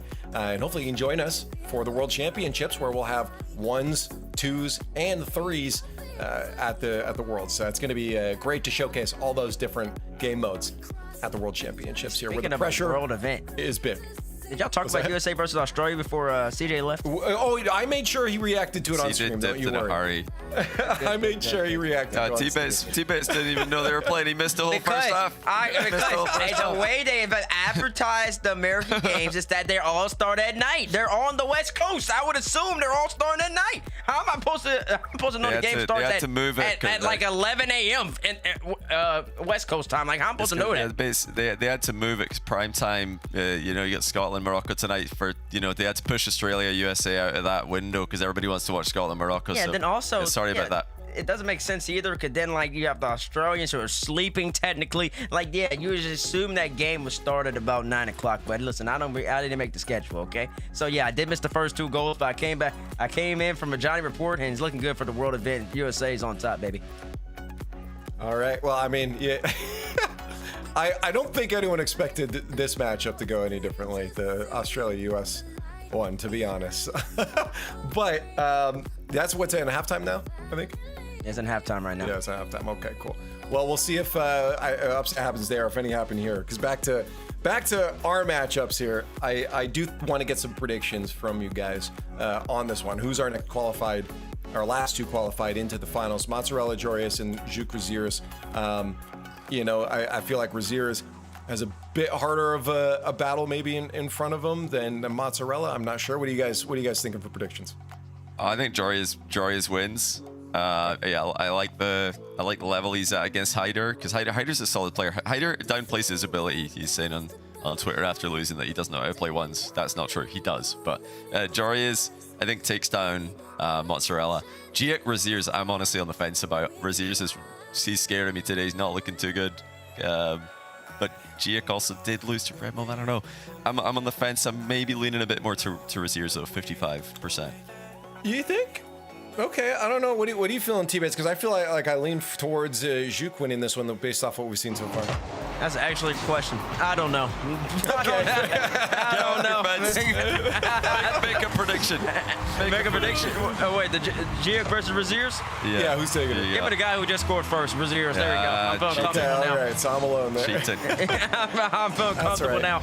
That gives me a better dub because I'm by myself if that happens here. So, but we do have game 1 presented by Progressive here for you guys. 2 games, not 4 this time. We're gonna jump around between and watch. We got both of these are elimination and qualification, and we got 2 goals for Raziers already in that first game, and a tied one on the right side of the screen there. That's the type of shot he was afraid to go for earlier today. Raziers was very scared. He was a bit trigger shy with his resets. That one he had no boost, so he had to hit it. If he misses that, then he's not getting back. So that looked a lot more confident from him. Let's maybe dive in and see if Raziers has changed his play a little bit here and how he's doing against Juk. Oh, yeah. Pretty good start. It's looking good. A reset goal already. Pop one up right here. Just get the little air dribble for just about 2 touches, and then finish it off with a bump. Juk's got to try to put a hand on that, or at least try to get up. It's way too little. I don't even know if the bump is even needed right there. Well, that's tough because I wonder if Juk is thinking that bump is going to come out, and that's why he backed off a little bit. He's definitely afraid of something, but Giek has to be clinical as well. He's going to try to be right now, but actually it's him who's a bit afraid to pull the trigger, and he gets completely destroyed. That was not a very convincing fake flick. If you look where his car is under the ball, there's a bit of a gap, so Raziers knew, no, there's not really too much of a threat here. I could just go for this. But this is more like it from Raziers. If he plays confidently, he will win this. He has been so impressive recently, and it would be good to see him just comfortably winning this, setting himself up for success tomorrow. Well, 4 goals up. I feel like We should probably maybe look at the other one for now if this is going to keep going this way. Yeah, Jorius he went down, didn't he, to Mozzarella? No, he's gone down badly to Mozzarella. 4-1. Jorius is not going to be happy about this. We've been talking about the fact that he can be a very emotional player. He gets very into the game. You can't see that right now on a base cam, but the car language is going to look pretty tilted here. Guarantee, yeah, he's put down the controller. Oh no, he's not, he's moving a little bit. Yes, he's completely lost control. Also, he's doing too much though. He has 0 boost. What was his plan? What kind of monster flick is he gonna be able to produce at 0 boost? That's gonna put Mozzarella in an awkward position that gives yours time to either get boost or then be able to follow up the monster flick. Ooh, and honestly, Mozzarella, he's kind of being sneaky. We haven't had that many French players playing at the top because KC, they were all, I mean, the material couldn't play. I know that's how Belgium, but he speaks French. So I can't count him as a French Rocket League. That's how you do a thing. Player in a way. He's been sent to the shops. Mozzarella says, go and get me some Gouda. Jorius obliges. Well, I guess I'm This is a horrible start. Some Gouda. It's a Gouda. Gouda. No? Bates? What? What's Gouda? Cheese? Oh, Gouda cheese. Yeah. I'm with it. I'm with it. It's like Dutch answer to the Netherlands answer to mozzarella. No, right I'm now with it's it. not I'm with it now. same level. I'm with it now. You said your Scottish accent came out. That's how it's lost. Gouda cheese. G-O-U-E-A, I think. There it is. Yes, that's the one. Gouda. There we go. I'm with it. I did not look that up. I did not look that up, guys. Is that why you went silent? You were just Googling. No, I was trying to process what you were saying. What's chat talking about base showing the NA education? I'll have y'all know. I'm quite educated. So stop, cheese. I would recommend it. It's one of my favorites. You say NA? Do not drag me into this. I mean, it's better than American cheese. I'm not like judging. I'm not trying to make it NA versus EU, but good is a good cheese. I recommend it. But oh, it's great cheese. I just had some for breakfast. Yeah, Jorius will need more than that right now because he is really struggling here. It's not quite at the point where you need to go all in, but we're almost there. This has been an extended play where not much has gone in his favor. He has to score here to keep it in touching distance, and it's the weakest flick you've ever seen. Mozzarella might be in low boost in defense, but he looks just fine. There we go. He looks bad. He's considered. Bad in just that moment, though. I thought he was okay here, but yeah, he didn't expect Jorius to just go for this. Jorius had to make a move at some point. Mozzarella must have thought it wasn't going to be there in the back corner. I wanted to let you guys know, Brazil on the other side here. Or Braziers. He's defending it as well. He wants to keep it that way.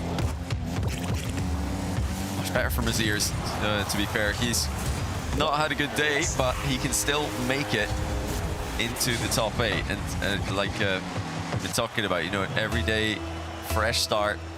He might be able to come in with a better mindset, with more confidence. What we have seen of this game so far has been a confident game from him. He's been taking his shots, he's been trusting his mechanical ability, which we know he's got in spades. That's having spades and Mozzarella right here. Still up by 3. But yours is starting to get a little bit of momentum now, Johnny. 2 unanswered goals for yours. As we get just under a minute left up, Mozzarella just absolutely deletes him off the pitch. If yours could somehow got a demo right there in his own right, would not been a bad spot, but so far giving Mozzarella way too much space, and he's gonna end up being punished for that because my goodness, all day, somebody challenge. Yeah, that's interesting. I've got to think that Jorius was hoping Mozzarella messes this one up, because if he does mess it up, then Jorius gets a free goal. So he might be thinking, I'm down by 3. If he stuffs up this aerial play, I'm down by 2. But in this case, he's hit it perfectly. So, you know, would Jorius have been able to save it if he dives top bins? Maybe. But he was hoping Mozzarella would find the top corner there. I think a bit of mind games as well there too. He probably thought after getting faked earlier, and where the ball went low, that certainly he's going to go low again, and not trying to be obvious with it, but just takes the normal shot. I think he mind gamed himself on that one. Nice little fake by Mozzarella to secure the game. Jorius misses the back wall demo, or rather I should say Mozzarella dodges the back wall demo. That is a tidy game by the Frenchman. Mozzarella going to try and add one more to his tally. Jorius would rather keep it this way as it is right now. That's not a bad double by him, but yeah, bad game for Jorius. As the ball would have gone in for 8. But 7-3 will do. Back to game number 2 for Juk and Raziers. Raziers confidently winning the first one with the Brazil. And that's exactly what we're asking from him, is that confidence. We did not see that in his match just before against Pukas, and it was why I was tempted to say maybe he wouldn't win this one, but he's definitely showing he's coming in with a different flick style. I mean, that's just smooth. Just the reset wave dash is right to left. Yeah, I like it. He went for it there. So he's, just the simple fact that he's going for goal, he's trusting his ability with the flicks, with the resets. That's all I want to see from Raziers in this match, is actual outplay attempts. I don't want to see him hitting soft shots. This is exactly what he's needing. 1-0 with a confident air dribble bump. Just simply, he saw the shadow. And how do you beat a shadowing defender in ones? You just bump them out of the way. They don't have momentum like you do, and it's in your net. Yeah, he's in form right now. It's so sad. It's so unfortunate for Juk too, because I say unfortunate like he's lost. He still has a very good chance to win this match. Only down by 1 in game 2. I mean, you beat Hyder and then you go up against the British Bomber. It's just hard to beat. It's just hard to beat when a British Bomber's in form like that. Oh, good touch. Oh, it's just pure from Raziers right here. That's one thing that, in my opinion, John, you let me know. I felt like a lot of really, really, really good ones players are really just exceptional at those simple pops right in front of that. Like, I think Moxie does that so well. He does, yeah.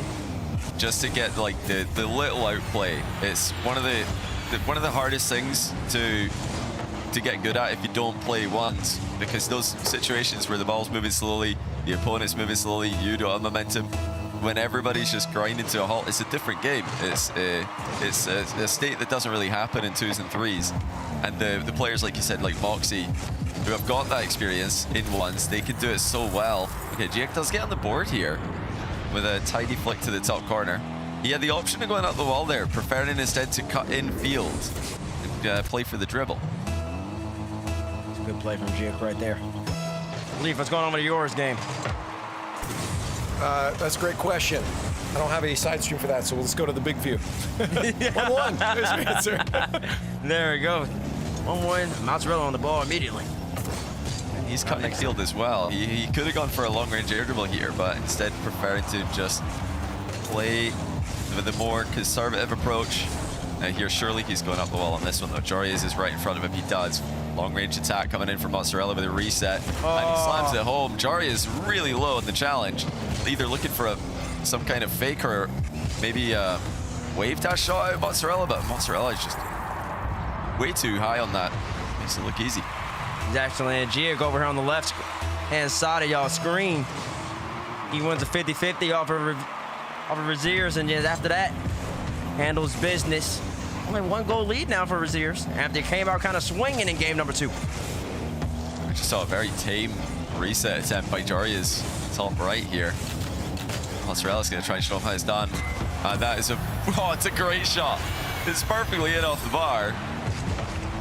What's a play by Mozzarella? Jorius, like I said, the other end, had a pretty timid reset on Mozzarella's net. Mozzarella, anything but. There's a problem, I think. We've seen Mozzarella start taking it to the air a little bit more. We saw Jorius in his matches earlier playing a lot more of that ground game. Like Fear was saying, it's a bit of the old meta. He's got to start playing a bit more to the air. So Mozzarella can start showing his strengths in the air. That might be trouble for Jorius. He very much is a good player when it comes to the aerial game. That can't be the bounce that Jorius is looking for in that situation. Just a bit off with his touches at the moment. Jorius, it's a decent flick attempt. Actually, it's landed Mozzarella pretty awkwardly on the crossbar, but Jorius now backing off inside. Mozzarella just keeping Jorius in his view by rolling the ball left and right on his bar. Is he going to get back to this? He is. The small pad will guarantee it. It's 4-1. Jorius is in real trouble. He sure is. I mean, he's giving Mozzarella has so much space with the ball. Even on that dribble, yours he opted to play shadow defense, trusting his ability to save the ball, and he did. As we get a referee pause right there. Don't tell me that's a forfeit. No way. Do not tell me that's a forfeit from Jarius. If that is the most tilted forfeit I've ever seen. We've seen some early ones earlier on today, but we'll let you know in a minute when we find out if that's a forfeit or if it's a tech pause. It looked like he was moving in the play before the pause came through. Razier's Giek turning into a very close game too here. This is more like it from Giek. If he can give Razier some resistance, maybe that does bring back the nerves that were happening earlier on. He is going to give Razier's another headache. And yeah, we can report it's not a forfeit, so thank goodness for that. Thank goodness, because that would have been bad. Only being down 4-1 and forfeit at this stage, you might as well not even show up for game number 3. Yeah. Do you reckon he smashed his controller in the desk or something? What do you reckon's going on here? I don't know. That'd be kind of bad if he did smash it. Wow. Yep. That's another counterattack for him. Razier's. Y'all were talking about earlier, he was playing timid. Might have been playing with nerves now. He lost his momentum. He came out this game swinging. You thought Razier's just going to run up the score. He's composed, like though. Yeah, it looked like that, but here comes Jake. This is why he went 3-0 in the Swiss stage. He is really putting the pressure on. And this is a good kickoff into following sequence for GX. Time is being wasted here. This is what you want when you're up by 2. Final minute approaching. You want the ball moving around the pitch. Contestable. It's going to be, it's going to be a continued contest from GX, which is exactly what he needs right now. Tough takeoff for his ears. He's done so well here. Oh, what a play. That was not easy. The ball wasn't in the back wall. He had to go meet that one. How about that for a conversion? All the way coast to coast. It's just a beautiful play, and it just really shows how talented all these players are nowadays, because everybody, it feels as if everybody can do that from just your own back wall all the way to the other side of the back wall. It's actually funny because me and CJ were playing ranked earlier. He did that. I've never seen CJ do that before. And he did on 200 ping too. I said CJ. You really must be feeling very bad about the Australia team right now if you're throwing out CJ Rocket League compliments, but they'll have to let him know. I think CJ's probably gone to bed in a huff after seeing the scoreline in the World Cup. Razier's has got 15 seconds to work with here against Giek, who's got the ball. Goes for the top corner. Razier's doesn't jump. Oh, great touch by Giek. Is he going to get this? Oh, he went for it, but he's been blocked. Here's one more. Get the ball. It's a good save, honestly. I mean, I was worried for Razier's in that, or worried for Giek in that position. He went really all in for it, but he did not get the goal. Razier's had a fantastic chance to equalize. Yeah, he got very fortunate that Razier's didn't have a good landing. If his recovery was halfway decent and he could get right back to that ball, it would have been a way different story. Jig bounces back after losing game 1. Razier's coming out hot in game number 2, and it still doesn't matter. 1-1 tied up, so that shows composure out of Jig right there. And I mean, that's something you want to see. I didn't want to see 2 sweeps to end the day.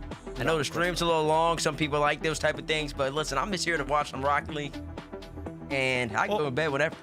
Especially, I mean, it's not. Well, yeah, of course, it's not even bed. Is it close to your bedtime, Grandpa? Like you should be up for a while, anyways. Oh yeah, I guess it is 4 o'clock, huh? Oh my goodness. But yeah, no, I hope for it too, especially on a qualification, right? Like this isn't a top 8. This is an elimination. Your journey's done. So when it matters, you want to see it go the distance. You don't want to see someone just get dominated, stomped out of their fire snuffed out. You want to see them be able to fight it the whole way through. Interesting kickoff strategies here by both players. Looks like they're having some kind of a standoff in the back corner. No jokes aside, we are going to get this one restarted if I had to guess. Razier's and Giek tied 1 each. We've also got Jarius and Mozzarella on standby. They're still in game 2, if I'm not mistaken. Correct, yeah. That's not been completed yet. Yeah, there was no far from Jarius down 4-1, but yeah, he had a lot of time to work with, did Jarius. He's got to level up, though. I mean, we saw some of the touches he was making. They were not Jarius touches. He did not look like himself. It's been a bit of the story of today for players like Razier's and Jarius. They just don't look like themselves. I mean, I've actually talked very specifically, I think I've brought this up before too, very specifically to Jorius about this in an interview one time. And I asked about, are you ever worried going to bed and then waking up the next morning, not, you just have a little bit of brain fog and all of a sudden all your play is thrown off. He said, absolutely, all the time. You could just get that one little thing. You got 15 minutes less of sleep that puts you out of a sleep cycle. You ate the wrong thing. You didn't have enough water. There's so many things that can set you off and create some brain fog. It is a day-to-day thing. I think it's a very unexplored thing in esports at large. Having a perfect routine. So if you look at a lot of the best athletes in sports, some of them will have the exact same routine, but every single time they play, down to the T. Everything will be exactly the same, and I don't think that's something that esports and Rocket League players are really doing. With the top end, but definitely you're right, not to the same degree as traditional sports, but definitely a lot more in the past few years with some of the top teams. I'm looking at your Vitalities or K-Corps, teams like this that have started to put more resources into it.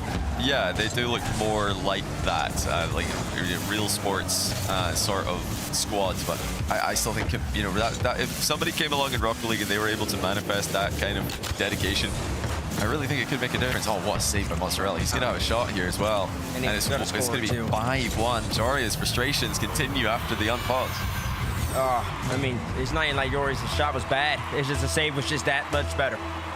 And that made all the difference. Off his own crossbar, pings out back into the open field. That's open. Mozzarella just comes in with speed. I mean, he can't afford that. He did that against Raziers as well. He had it saved to the same top corner into a counter-attacking goal. He seems very good at that, just getting across his net and making those saves. It's a pretty old-fashioned way to play. A lot of the greats have had careers on doing that. Oh, Jorius with the correct spawn choice. Good call. Very nice play, but is it going to be enough? Mozzarella's coming again with a pick, and the ground play off the aerial play is perfection. I mean, I will say that the demo update definitely helped him right there.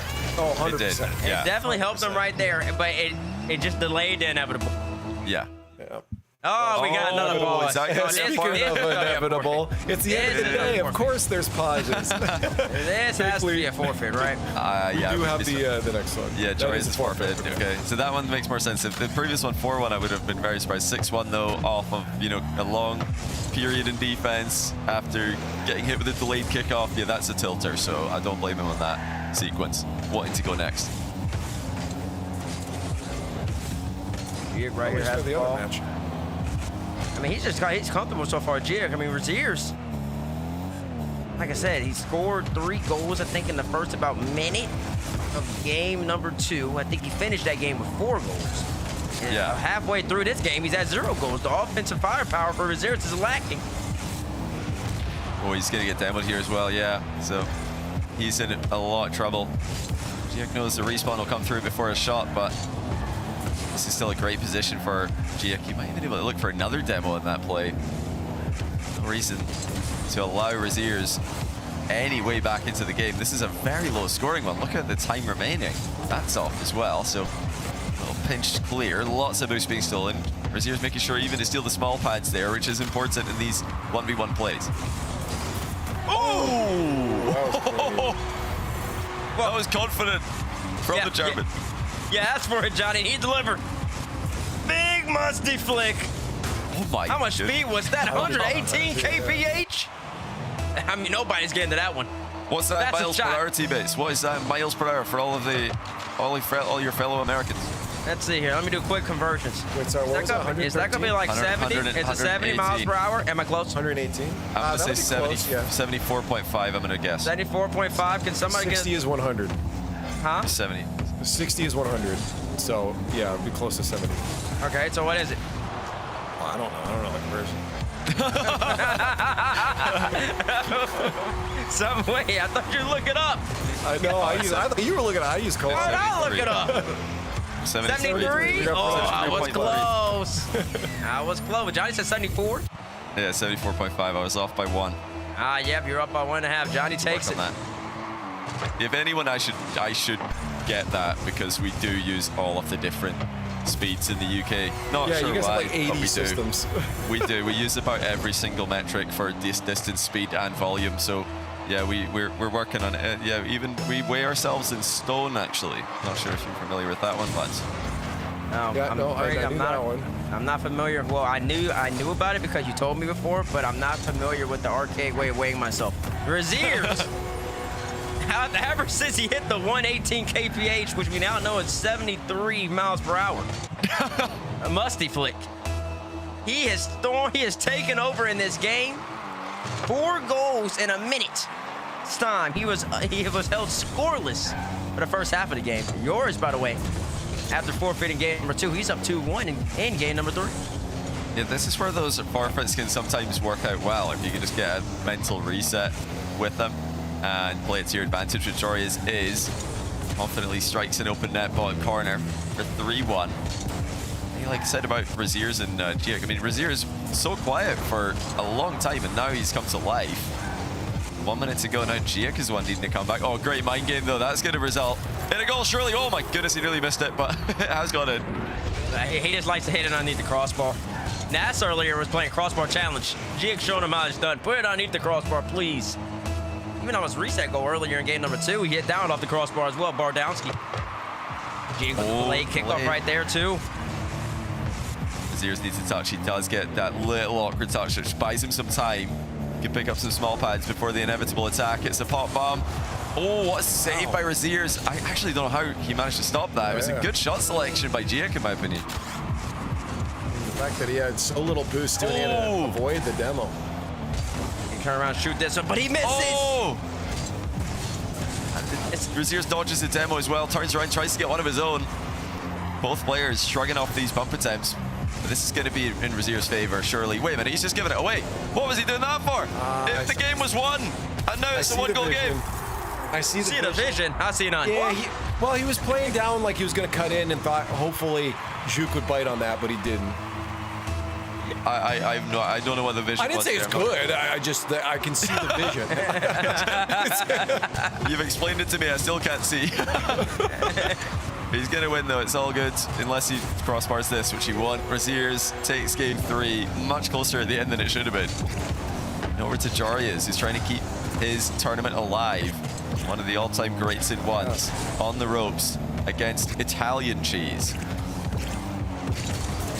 Italian Cheese. There he is. See, listen, I'm keeping up with his Buddha. Oh, no, that's mozzarella. Oh, my gosh. That's a good shot. That's a good shot. You gotta stop talking about the cheeses, man. You got me all lost in the sauce. Mozzarella dough. Yours didn't make an adjustment right there.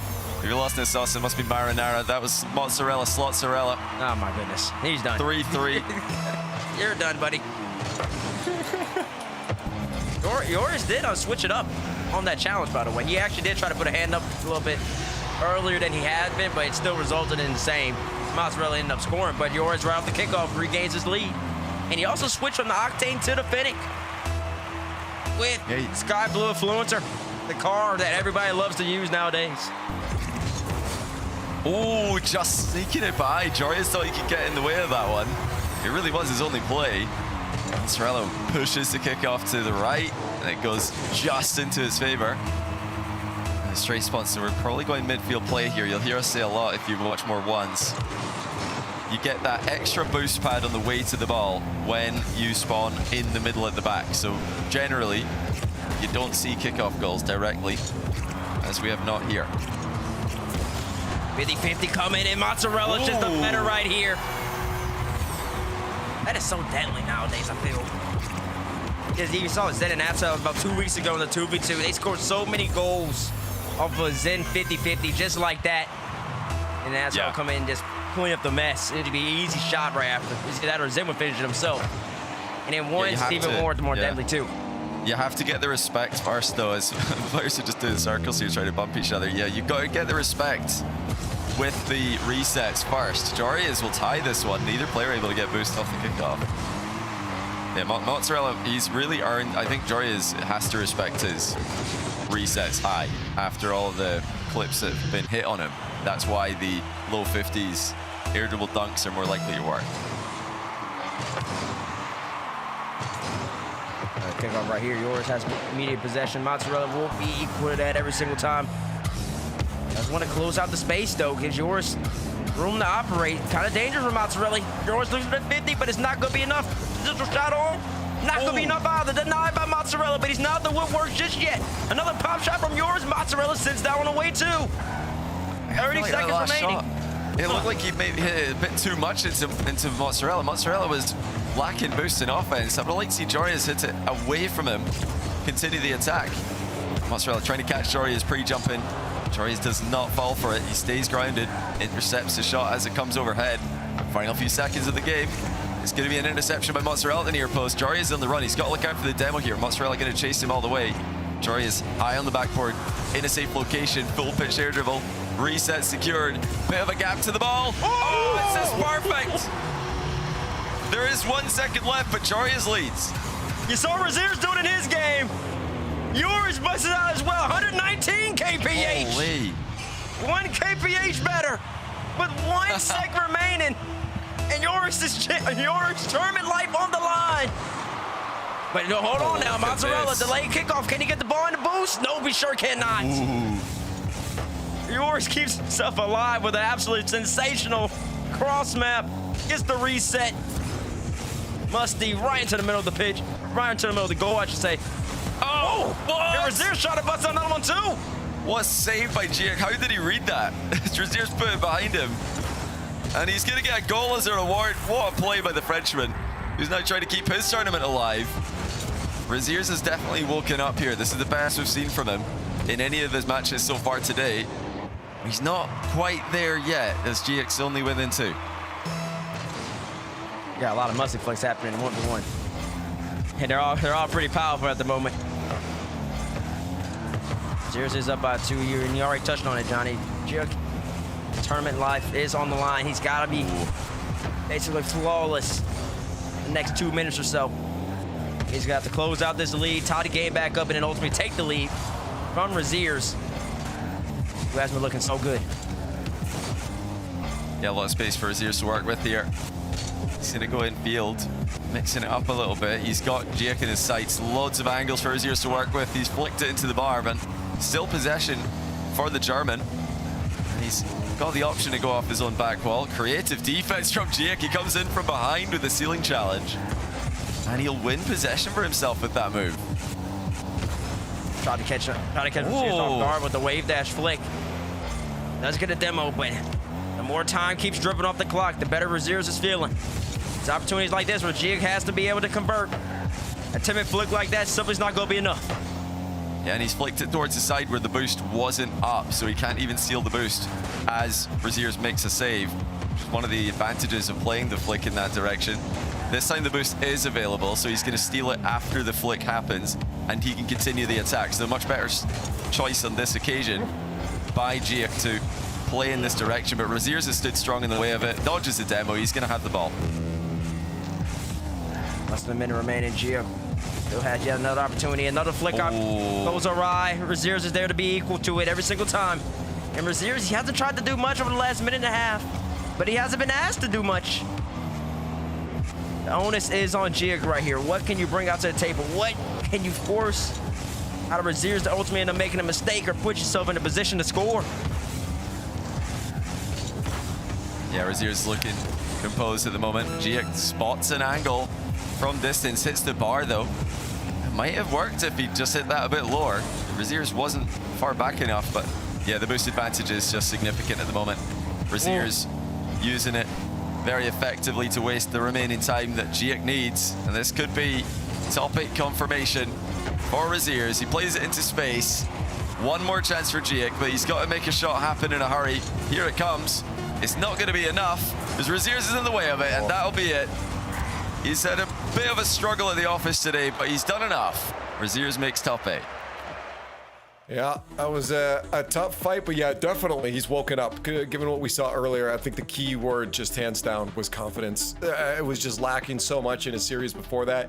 But looking at this matchup, he was going for the things we just hadn't seen. He started getting comfortable in the air, and if we can see more of that tomorrow, he's going to be a threat. So congratulations, Raziers does push through.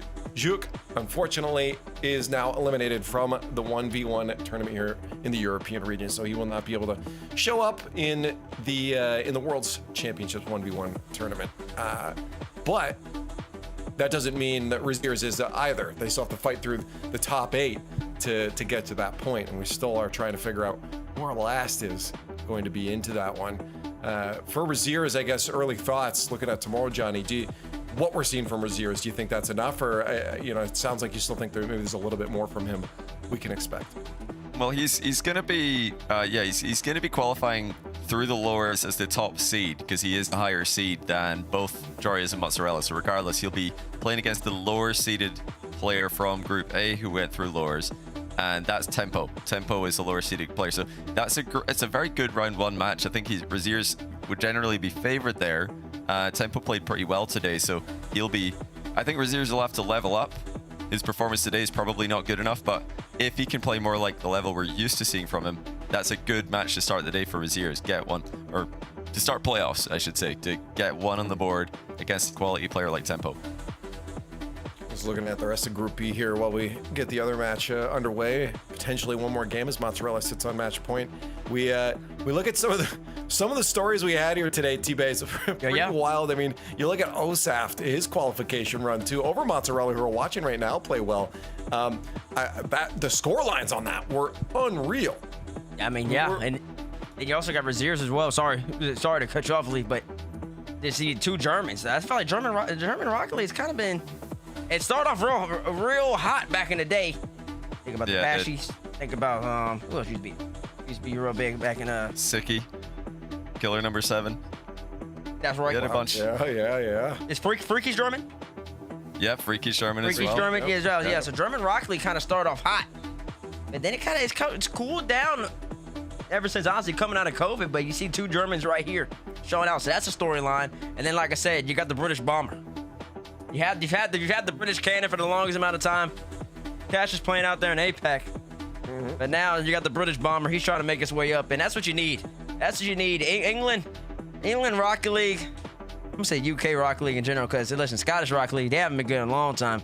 Johnny, I know y'all started off hot too, but it's kind of what we do with the sports. We start off with really good players. We're doing really well. We're contending, and then just fall off. It's pretty common in Scotland, but. Yeah, we've got a couple of world champions, a couple even Mystic, world championship runner-up. We've got some history in Scotland as well. Well, unless one pulls through in the 1v1 here, maybe we can get some.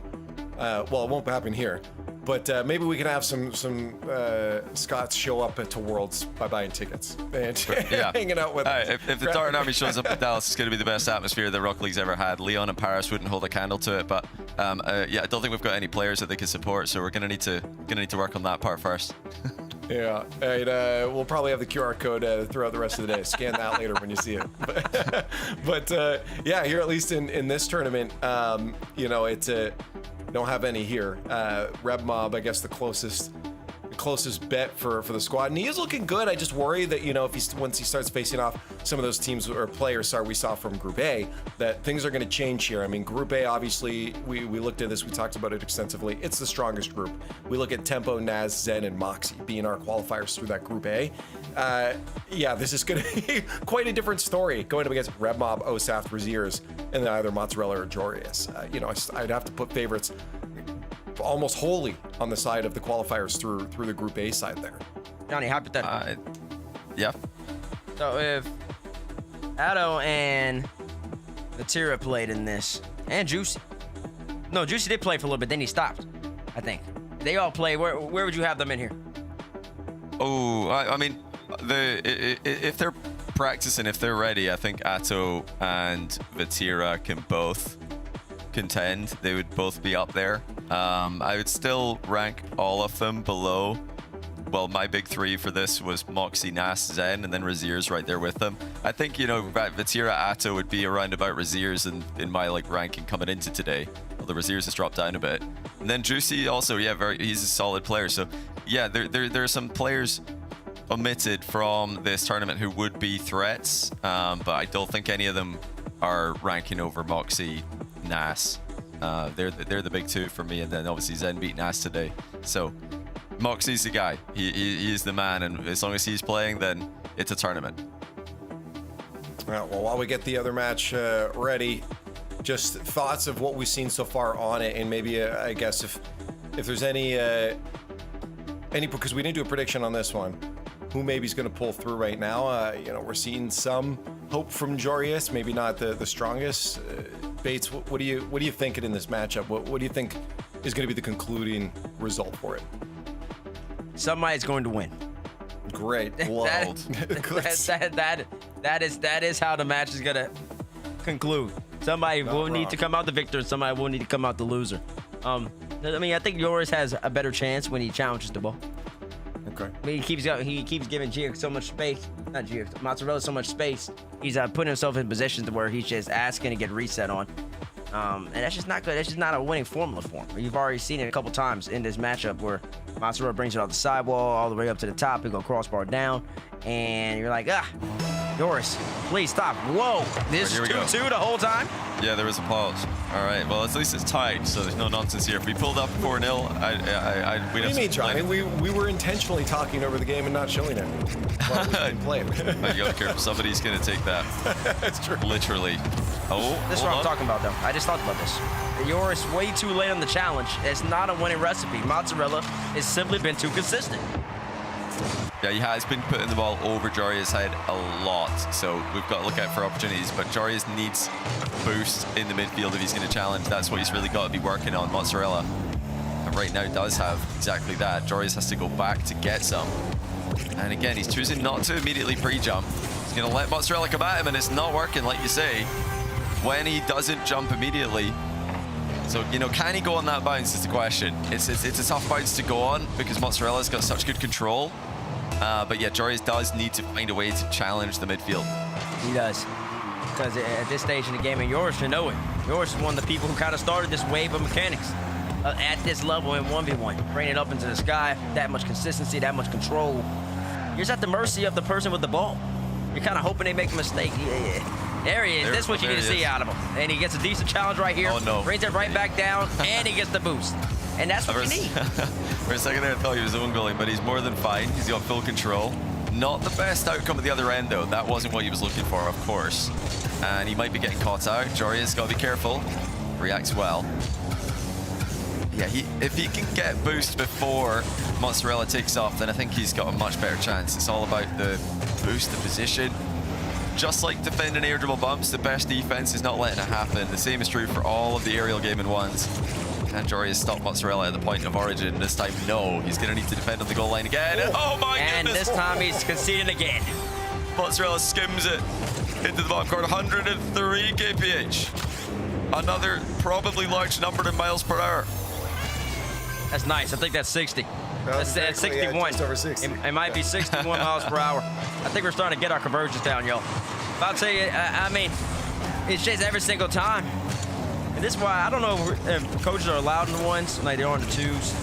But have to believe that if you already had a coach in his ear, just let him know, hey, just put a hand up earlier, putting himself in a position to succeed. Every single time he backs up, Mozzarella's comfortable. They're actually so comfortable, they keep scoring. Its conversion rate has to be, when he gets a reset, I should say, or just space and boost, his conversion rate has to be so high. Yeah, it definitely is. Jorius gets one back here. Just continuing to shoot at that top corner. It's a great save by Mozzarella. He's a bit unlucky that ball's not gone clear to the back corner, to be honest. Fortunately for Jorius, it was strikeable. So 2 minutes to keep his tournament alive. I got to agree with you about the coaching angle of it. As Jorius scores a kickoff goal, I think 1v1 would be the most coachable game mode, at least in terms of live coaching, just exclusively because of the kickoffs. If you've got somebody writing down all the strats the other player's going for and telling you what counters are going to work, it would kind of be like having a cornerman in a fight. You can just listen to what they say. Well, they're going to know because they're watching. It's much easier when you're on the sideline to see what's going on. 1v1's way too intense in the moment to be keeping track of everything. Exactly. I wasn't even thinking that for twos as well. Ones and twos just significantly slower than 3v3, which I think just really gives a coach more time to process and think about what's happening on the field. And I think it in turn really helps the players as well. Mazzarella's over top of him. He was on top of him. Don't worry. I know. You're expecting the Joris will demo. be tilted by that, though. He's going to be pretty annoyed that that wasn't a demo. It looked like he had the lineup he needed, at least that he's going for. Shot top left. Top corner denied by the joint as Mozzarella just hangs on to this 1-goal lead. 1v1. Just like twos. Games with more active strategy than 3v3 RLCS. You're seeing that right now with Mozzarella adopting a more defensive stance. Now here he comes to try to double up on the lead. Can he dunk it past Jorias? He does, but the boost is contested. Jorias gets there. Mozzarella needs to get out this corner if he wants to be successful. He does. I think he overstayed his welcome right there. I think he would have been seeing a Jorias spit faster than he would have liked it. Oh, no Mozzarella way. might have just snuck it across the pitch. He did. Oh. What a shot on 0-2, I think. Jorias thought that trip did way more than it actually did. Mozzarella had great control of that, despite being knocked out of position briefly. And now the delayed kickoff again. Mozzarella has hit Jorias with this so many times. Jorias has not formulated a counter. And it's now a 3-goal game. It's right back to your point about coaches, Johnny. A coach was said, listen, Mozzarella's gone for this X amount of times. He hasn't gone for it in this game yet. Be wary of the kickoff he might be bringing in here. He's that simple amount of information, but it'll pay so many dividends. 2 in a row. Yeah. He's done it again. I'd love to see it. I mean, at this moment, Jorias just needs something like a drive kickoff to mix into his repertoire that would stop Mozzarella from doing this as often as he does. You could even have, Jorias is out. That's a forfeit. Jorias has had enough. Kickoff game concludes a match that was already Mozzarella favored, and wow, Jorias is eliminated. Mozzarella with huge wins today over both Jorias and Raziers. What a result. That's qualification there for Mozzarella off the forfeit of Jorias. 2 in a row. I don't know, man. I saw it coming. I saw like he's gonna fake it again, and this is gonna devastate him. And there it was. He just knew the play. He was that one step ahead of Jorias that whole time. Good fight from him, but Jorias' journey will end no top 8 for him. Yeah. And across the board, a couple good back and forth and a good fight back here from Raziers, John. Yeah, Raziers producing his best game in the most important game of the day against Gia, because a real threat based on what we've seen from him in this tournament. Well played to him. But Raziers is one of the tournament contenders, one of the pre-tournament contenders, and for a reason. Jorias, though, unable to relive the glory days, really struggling today with the kickoffs. And, it's honestly smart, though, by credit to Mozzarella. Going for that same strategy twice in a row is bold, because a lot of players would be afraid to do that. They'd be afraid to pull out a delay, because there are counters to it. You can simply drive through the ball to counter it. You can intentionally dunk on it by single jumping into the ball and then flipping. You can even try to counter delays with an even more delayed kickoff. Like there are lots of different ways you can play against that, and Mozzarella just realized Jorias is not doing that. So I'm just going to keep doing what I think is going to work. There are qualified teams for Group B: Red Mob, OSAFT, Raziers, and Mozzarella. And I want to remind you guys that Mozzarella did lose to OSAFT in game 1 earlier, 17-5. It just doesn't make sense. I mean, he's regained incredibly well. Great regain. Losing to OSAFT, no problem. Beat Jorias and Raziers. I mean, he's had an inverted day, Mozzarella. I think it shows something, though, because in this, you could forfeit. He sat there and just ended up losing by a lot. But he could have quit way before that. He could have quit way before that, you know what I'm saying? So the fact that he even sat there, I don't know, it shows something. It shows levels. It shows that he was thinking, potentially, I would say, about how do I improve? What am I doing wrong? Maybe I should try this. He's working on that. Like, I like that out of him, because especially in this type of format where you could just really just treat it in a way akin to ranked. Up, I'm losing, go next. No thought. I don't need to work on anything. That shows something. I think that might have paid dividends for him in the end. Yeah, no, absolutely. Again, we kind of talked about it. Do you stay in the match or do you leave? Because there's the chance that you might still be learning something. Maybe you need a little extra warm-up. And I guess he needed it, and he qualified through. Looking at Group A, we have our qualifiers. Moxie, no question about it. Zen qualifying through over Naz, which put him down up against Appjack in the lower bracket. And Naz did take the win, eliminating Appjack, and you had Tempo pulling through with a win of his own there, which I believe was Fear had him on his top 8. Johnny, you didn't quite squeeze him in there, but you did talk about him before. Yeah, he deserves it as well. Tempo playing extremely well against Toxic today, and taking down Lord Valdemar, who beat Jack. So yeah, his run looked like it was going to need to go through Jack to qualify. It ended up not being the case, and that's why he's gone through there. But Tempo now he's up against Razier, so it gets a bit more difficult, I think. And Mozzarella does his life's not going to get any easier. He's against Nas in the lower bracket. Zen against Osaft, not a match that many of us or any of us really would have predicted there. But Red Mob, honestly, like that one I'm not as surprised about. I did think the winner of Red Mob Jorias would go through, and Red Mob is doing it in stunning fashion. So can't wait to see him play tomorrow. Yeah, at the same time, Bates, looking at that matchup against Moxie, I mean, that's the big, tall, bad guy of this bracket. There's a couple standing there, but Moxie's the one you want to avoid until a grand final. I don't know, man. Listen, when you got a name like the British Bomber, you kind of just want to play against the best. And I just got a feeling that Red Mob, he's not scared of Moxie. He's ready for him. She's ready to show him how the mob gets the thing, how the mob gets the job done. Moxie versus Red Mob, man. I'm looking for that matchup tomorrow. I'll be tuned in. Yeah, no, I'm excited for it as well. I do, before we take a look at our schedule, though, have an update for you guys on Sam. I told you we'd keep you updated since we don't have a broadcast for that. Oh, wow. This is what we're looking at here. Wow. Jan has made it through, but not in uppers. Wisty with the upset. I mean, Wisty's he's got 1v1 history, and he's showing up huge today. That's a big deal. I mean, it's hard to win these tournaments through lures. Insanely hard. Yeah, and of course, did represent South America back in Birmingham last year. We just instituted the RLCS 1v1 championship last year.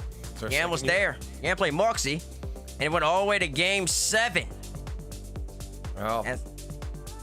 So did have him come through the lower bracket? Yeah, not tough, but he's still not out, though. He's still in it, but obviously it gives you a bit of a harder run here. And looking over at Group B, we did get KV1 qualifying through, of course, Bates. We were expecting KV1 to be one of those players.